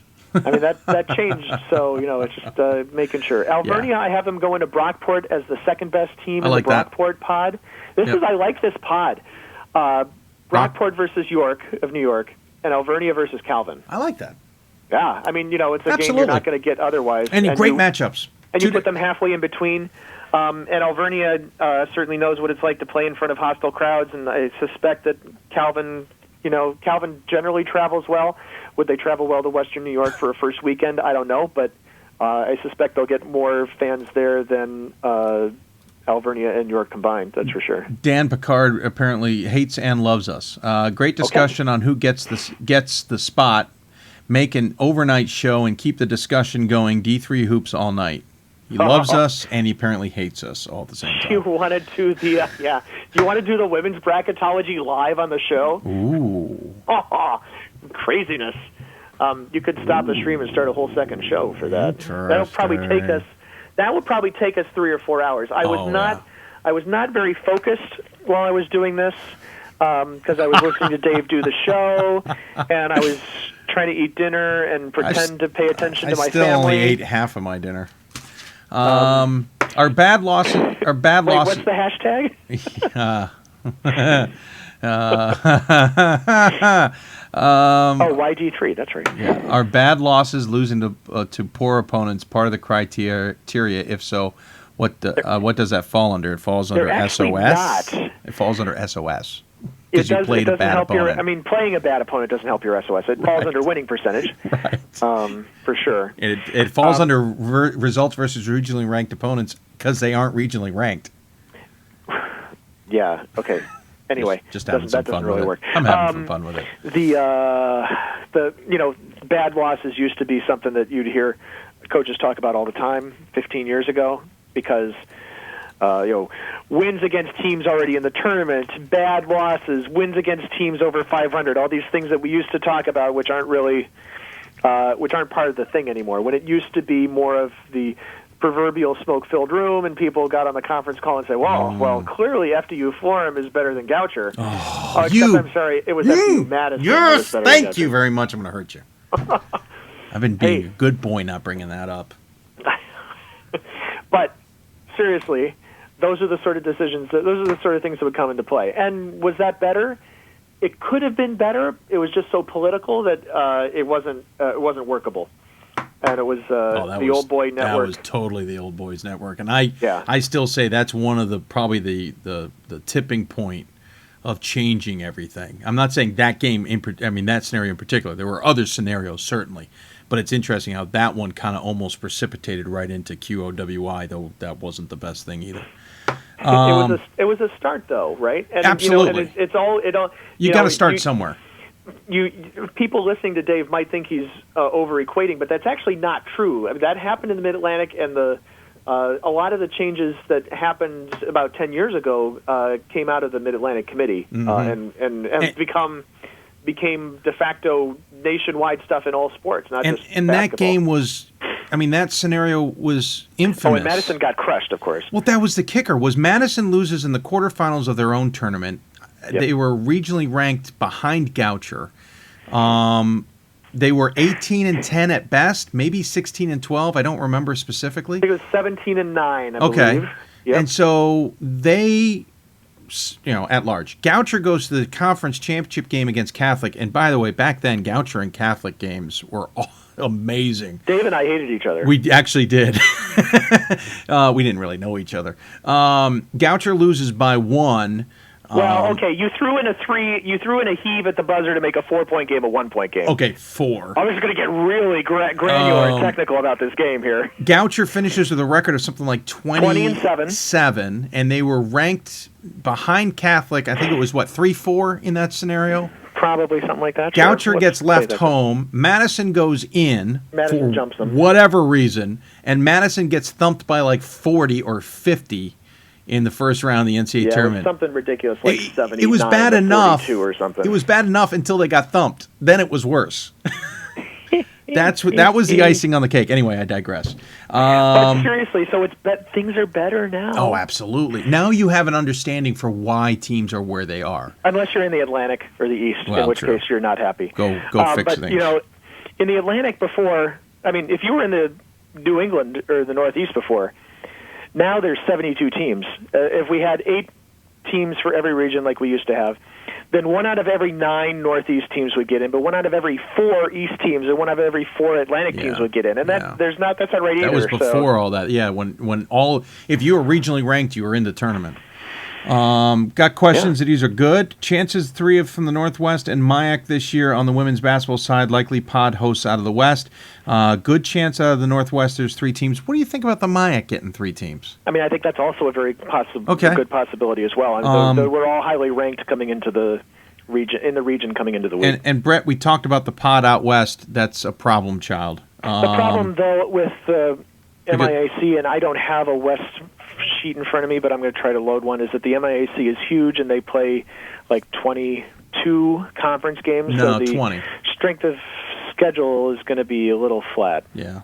While you're doing that, our good friend Bob Quillman, Dave, can you ask Pat how he is bracketing Illinois Wesleyan, WashU, Stevens Point, and Whitewater? I'm going to take Is that okay? Yeah. First weekend, Pat. I love that, actually. All playing in one pod. It's going to be awesome. Bob, we're just going to get this out of the way now. They all play. The winner just automatically goes to Salem. Everybody else plays to meet them there. That's how we're going to do it. You know that in the day when there was an odd, crazy number of teams, there was a West Regional where there were just 2 teams and they played and the winner skipped the second weekend and went to the championship. Craziness. Now, that was the 70s, of course. So what I have is I actually have WashU, Illinois Wesleyan, Stevens Point, and Whitewater all hosting pods. I like that. I don't quite know what I can do with them the second weekend, but the first weekend nobody touches each other, so we got that going for me. And unfortunately, of course, I do not have Stevens Point hosting a pod. Stevens Point hosts the winner of a first-round game, and they get a bye. Right. And by the way, it's just at some point it's going to be unavoidable, but at least it's more unavoidable than last year. Yeah. You have one viewer who would be committed to watching a women's bracketology overnight breakdown. There's another person who says they're in for women's bracketology all night. I'll go get my beer. Dave, I would actually be willing to do women's bracketology all night, but I would need about a 40-minute break to write up the men's bracketology and get it on the site. And then we could do another show. I'm half tempted. I'm actually more than half tempted. 1/3 tempted. I am 3/4 tempted because it might be interesting. Guys, anybody who asks me if last four in, last four out, please don't. Last four in, WPI, St. Thomas, Christopher Newport, Springfield. And last four out, it's really the last seven out, at the table. Last four out are the ones left at the table. Stevenson, if Oglethorpe. It was just four, it would be Stevenson, Oglethorpe, Wittenberg, Dubuque, Oglethorpe, and Oglethorpe. I don't even think Staten Island makes that list, frankly. No. Unfortunately, they're just so far down. They're 486 SOS, and the committee loves SOS. Who do you think is coming to Williams Pod again? At the moment, I have William Patterson, WPI, and Morrisville State. What, you couldn't go for a fourth W team? I know, right? Come on. Let's see. Webster, they had to fly. No, Whitworth. I don't have anybody who's a four team in a pod who can go to Williams. Sorry. Richard Stockton, we have playing at home. William Patterson going on the road as Williams, as we just said it. We've got a third that's person. Appropriate because one of them won the conference, and the other did not. Who do you see Albertus Magnus being paired with? We have them paired with DeSales in a first round. I have them in a first-round home game playing, and Amherst getting a bye, and the winner going to Amherst. Yeah, I like that. DeSales, by the way, coming. I think that would be a great match.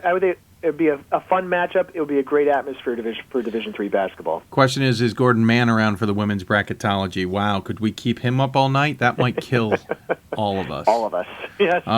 Because his wife will come after all of us. I don't know when Gordon has to go to work in the morning. Yeah, he's the only one who does. Yeah, he's the only one who's going to be busy tomorrow with non-Division III stuff. Thanks for the response. Very helpful. You guys are welcome. Ooh, another email popped in.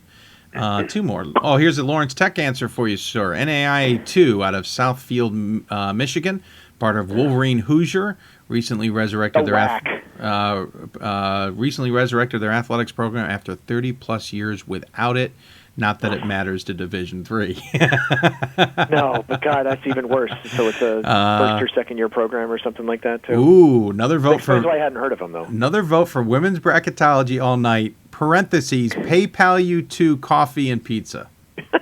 Love it. I have pizza left upstairs. Actually, I can heat one in the freezer, but I wouldn't mind that. Where does Mary Washington go? So we're getting to the point where we have some of these questions where we should just call the show and put this and copy and paste the stuff into the website and write a little bit. But I have Mary Washington going someplace fun, going to Ohio. I think that'll be cool. Going to Worcester. Where do you see MIAA teams the first weekend? I'm assuming men. We Hope got at home. Calvin to Calvin where? at Brockport State. Oh, that's right. That's my go-to. I love that. I love that That's matchup. a I hope great that idea. happens. It really is a great idea. IW women in. We think maybe. We got to go to a one real would assume bracketology so, but here. I haven't. Yeah. I'm trying to see if we got anything else. Did we talk about Sydney Moss? We did talk about Sydney Moss. Oh my Lord! 63 points. Seriously, I mean, God bless her. And she is. So here's the thing, and I did not see how many she scored in the championship game, but as a reminder, so 63 points broke a record that had stood for 24 years. Ann Gilbert of Oberlin had scored 61 against Allegheny, or Allegheny if you're ESPN.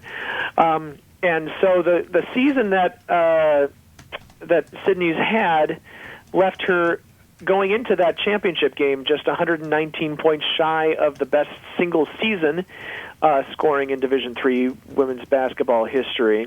119 shy, and then of course they played again yesterday, and they defeated W&J in the championship, and Sydney Moss scored 29, so now 90 points to go. To catch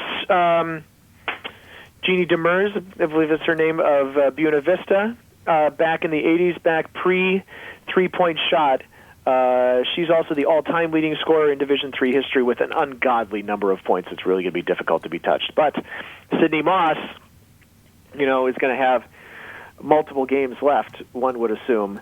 and just needs to get 90 points. Jeannie Demers needs to get 90 points to get to Jeannie Demers' record from 1987. I just put an informal poll on Twitter. She's got over 800 points this season. That's amazing. Yep. That's just... And she was the all-rookie team for the SEC last year in Florida. Yeah, exactly. So she played at the University of Florida. She wanted to transfer to get closer to home, to be closer to her mother.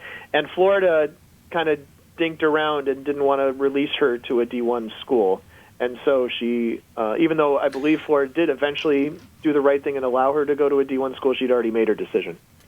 I also don't know. It seemed because she has friends in the area, especially, I think that she has a friend on Thomas Moore's team. I think that's... Well, and she was Miss Basketball in the state of Kentucky. Yeah. A couple years ago, she scored almost 3,000 points in her high school career, so she is... it's not a random Division III school that she chose. She's the ability to put this program over the top. By the way, you might know her dad. Yeah. He was a pretty good wide receiver. Yeah, for the CFL, actually, no, right? that would be Santana Moss. He was an excellent wide receiver in the NFL. That would be Randy Moss. See what I Well did done, there? sir. By the way, good night to my lovely wife who has supported us and become a Twitter fan and become a Twitter hotspot. Even Coach Bonero said thank you to her on Twitter. She'll have to go check that out later. Did she have a sandwich for you or not? She did not have a sandwich for me. She had brought me something else. Yeah, Brett Adams had multiple times had indicated she should bring me a sandwich. Brett Adams may not want to show up to the house. He might get killed. She's giving me a strange look. She's going to go to bed. I sent out a tweet whether people wanted us to do a D3 women's bracketology. Retweet if yes. We've got a few. Got a few. Wife's shaking her head. No, I told her this morning I was going to be up all night anyway, so she might as well just... You might as well. It's not going to be too much slower to do it on the air than it would be just in real life. So. Oh, no, it's going to be about the same amount of time. The only difference is we might just, be talking in streams and not answering questions. Just delete it, Ann. I got to go. Yeah. Without crunching the numbers, D3 Hoops said D3 Hoopsville. Said on D3 Hoopsville he thinks IWU women will get in. I love Titan. Now we're reading the self-referential tweets. Yeah, I didn't even realize it. I thought he had a question, and I completely lost it as I was going into it. Well, okay. So here a couple quick deals. 12:30 tomorrow Eastern Time. Men's bracket will be announced 2:30 Eastern Time. Women's bracket will be announced. You can get all that information on d3hoops.com. Pat, I'm going to throw it out to... no, I can't throw it out to you because the question I have, the viewing public doesn't need to know right now. Best case, one case scenario is we're on the air with Hoopsville about 3 or 3:30 in the afternoon. I actually have a wacky idea that I'm going to run past you off air. Okay. Does it involve the Wolverine Hoosier Athletic Conference? Wacky. Ooh, no. Madonna. By the way, Mark. Dearborn, come on, we can do this. Siena Heights, are they in that league? I'm not. I don't know them. By the way, Rochester, Michigan. This is a self one, but Marcus has a funny one. The fact that D3 Hoopsville and D3 Hoops know all about the regions and teams is impressive. Or it's sick. Or it's just sick. Okay. Is that Marcus Wiegert? Yes. Met him last night, assistant coach for Marion. Okay. Yep. Marcus, it also could mean we have no life. Both. Hartwick says, good show. Thank you, guys. So what do you want to do, Pat? You want to do bracketology on the air? We'll do bracketology on the air, Dave. Should we reconvene? I could probably get stuff done in a half hour and get the women's stuff, the men's stuff posted to the site in a half hour. I like the idea. Pretty or overly well written, but it'll be up. And then we can reconvene and do the other show. Unless you have a half hour worth of guests you can interview. I could call. I should say you'll appreciate this. I couldn't get Rusty on the show today. I was thinking about getting him and Lenny on, but we got booked up. Rusty said as long as I come up with a good story as to why he got bumped off the show. My good story is he did not send me a Bartley's burger, and so I said no, he cannot be on the show. Points. That's my story, and I'm sticking to it. Oh, you don't know Points, do you? It sounded familiar, but I'm not placing it. It's from. Are you familiar with Midnight on Comedy Central? It's on at midnight. Oh yeah. Yo, Points. Yes. Oh, that's actually a funny show. That's a fantastically funny show. Yeah, I got to start DVRing that because apparently I need to delete things off my DVR. Mickey Mouse Clubhouse, maybe, but they probably get a revolt in your house for that. Actually, ironically enough, we just go, we tell them it's DVR. On demand it? And then we delete it. Yeah. And well, yes, it's on demand. So that's no big deal. But we have, you should have seen the Olympics. The thing was jam-packed. All right. watched no Olympics. I watched and I'm half of what I perfectly expected. okay with that. I was screwed up at the time. Wow, the retweets are coming in. All right. Well, I better go so that I can put the men's bracketology up, and then I'll wrap the show. I would say reconvene in like a half hour. Let's make it 11:45 Eastern Time, ladies and gentlemen. We will be back on the air, but I'll let you go and I'll do all of that. You go ahead and get to work, and I'll chat with you soon, sir. Thank you. Very good. Pat Coleman joining us on the Hoopsville Hotline, presented by the City of Salem. Sponsor of or host of the Division III Men's Basketball Championship Tournament. For more information, you can go online anywhere, to be honest, to find out for that, tickets and all. By the way, I want to say, let me first say before we wrap up all the details, thank you to my hosts down in Salem, Virginia, the Old Dominion Athletic Conference, Brad Bankston, J.J. Neckeloff, Molly Robertson, and the rest of the crew down there. Of course, Carrie Harvey Cutter, John Saunders, and the rest at the Salem Civic Center had an outstanding time in Salem, Virginia for my first non-Division III championship weekend. I was down there for the first first 2 days of the ODAC tournament. It was a great time. I will say on the record, I don't think they can do it, but if you guys can actually put that second row of the press behind the main row of press, that would be terrific. There's so much more room when they do that. Anybody who's been to Salem Civic Center for the Final Four understands what I mean by the room behind the media. But if you're able to do that, I'd love you. I had a great time down there. Wonderful doing Hoopsville on the air prior to the shows. I want to thank Craig there with their broadcasting wing on things. It was an outstanding time. We really enjoyed it. So thank you. If you need anything, it was wonderful. And then I made it up to the MAC tournament. By the way, I've blown away a record of how many games I've seen this year. I have seen, I think, about 50 men's games. I think I've seen close to, if not over 30 women's games. I have seen probably 50 different men's teams. I've seen about 25 to 30 women's teams this year. It has been a very fun time. But thank you again to all those down there in ODAC land and the Salem Civic Center. We had a wonderful time down there, and I enjoyed it. So here's the deal, everybody. 11:45, we will be back on the air with Hoopsville Bracketology. Pat Coleman and myself. It's going to be women's based. We're going to try and actually we're going to select the at-large teams and then start bracketing them. I'm not sure how I'm going to pull it off here in the office just yet.